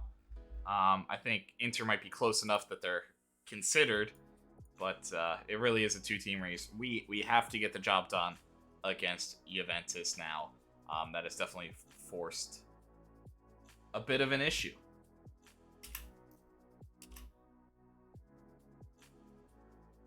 Yeah, I think that I didn't really get to it in that game. I do think that's where these top tier opponents, it's where the weaker yeah,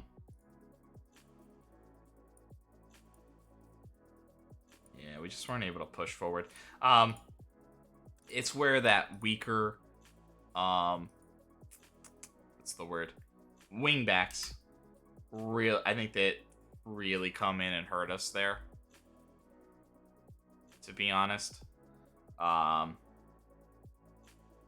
I don't want to like solely blame it on that. I don't think it is that solely that, but it was a disappointing performance there in that regard. The wingbacks were a little weak, and they didn't they need to kind of be strengths. So Victor Christensen will go to Napoli. Interesting that they're like making these moves now.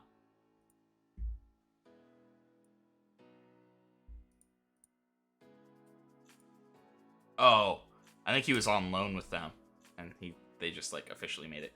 Okay, am I not gonna set my training? I mean, this is like one of the most important weeks for training. I don't want to. It's kind of why I'm like wanting to do it now. I like keep looking at this guy, but oh yeah, he's really good.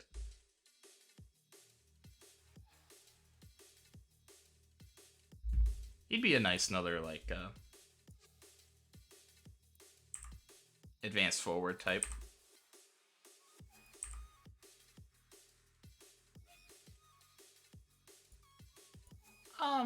We'll keep an eye on that. Yeah.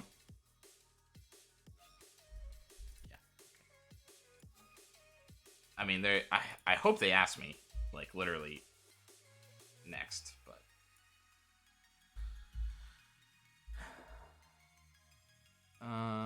what did I do? So, I want to do, like, an attacking movement for sure.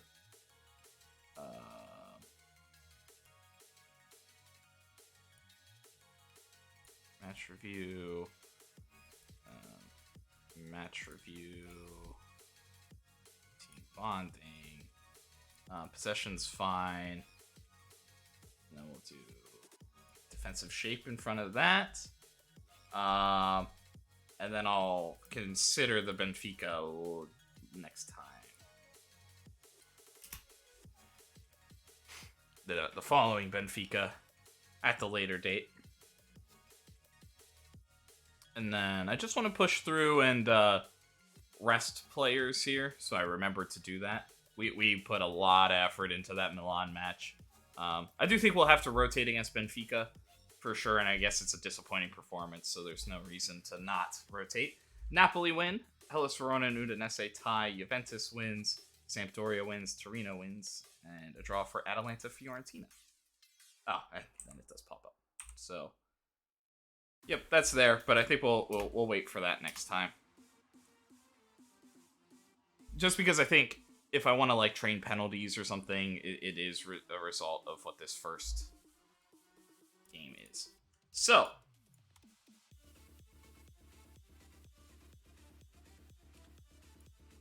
let's hit that rest for one day.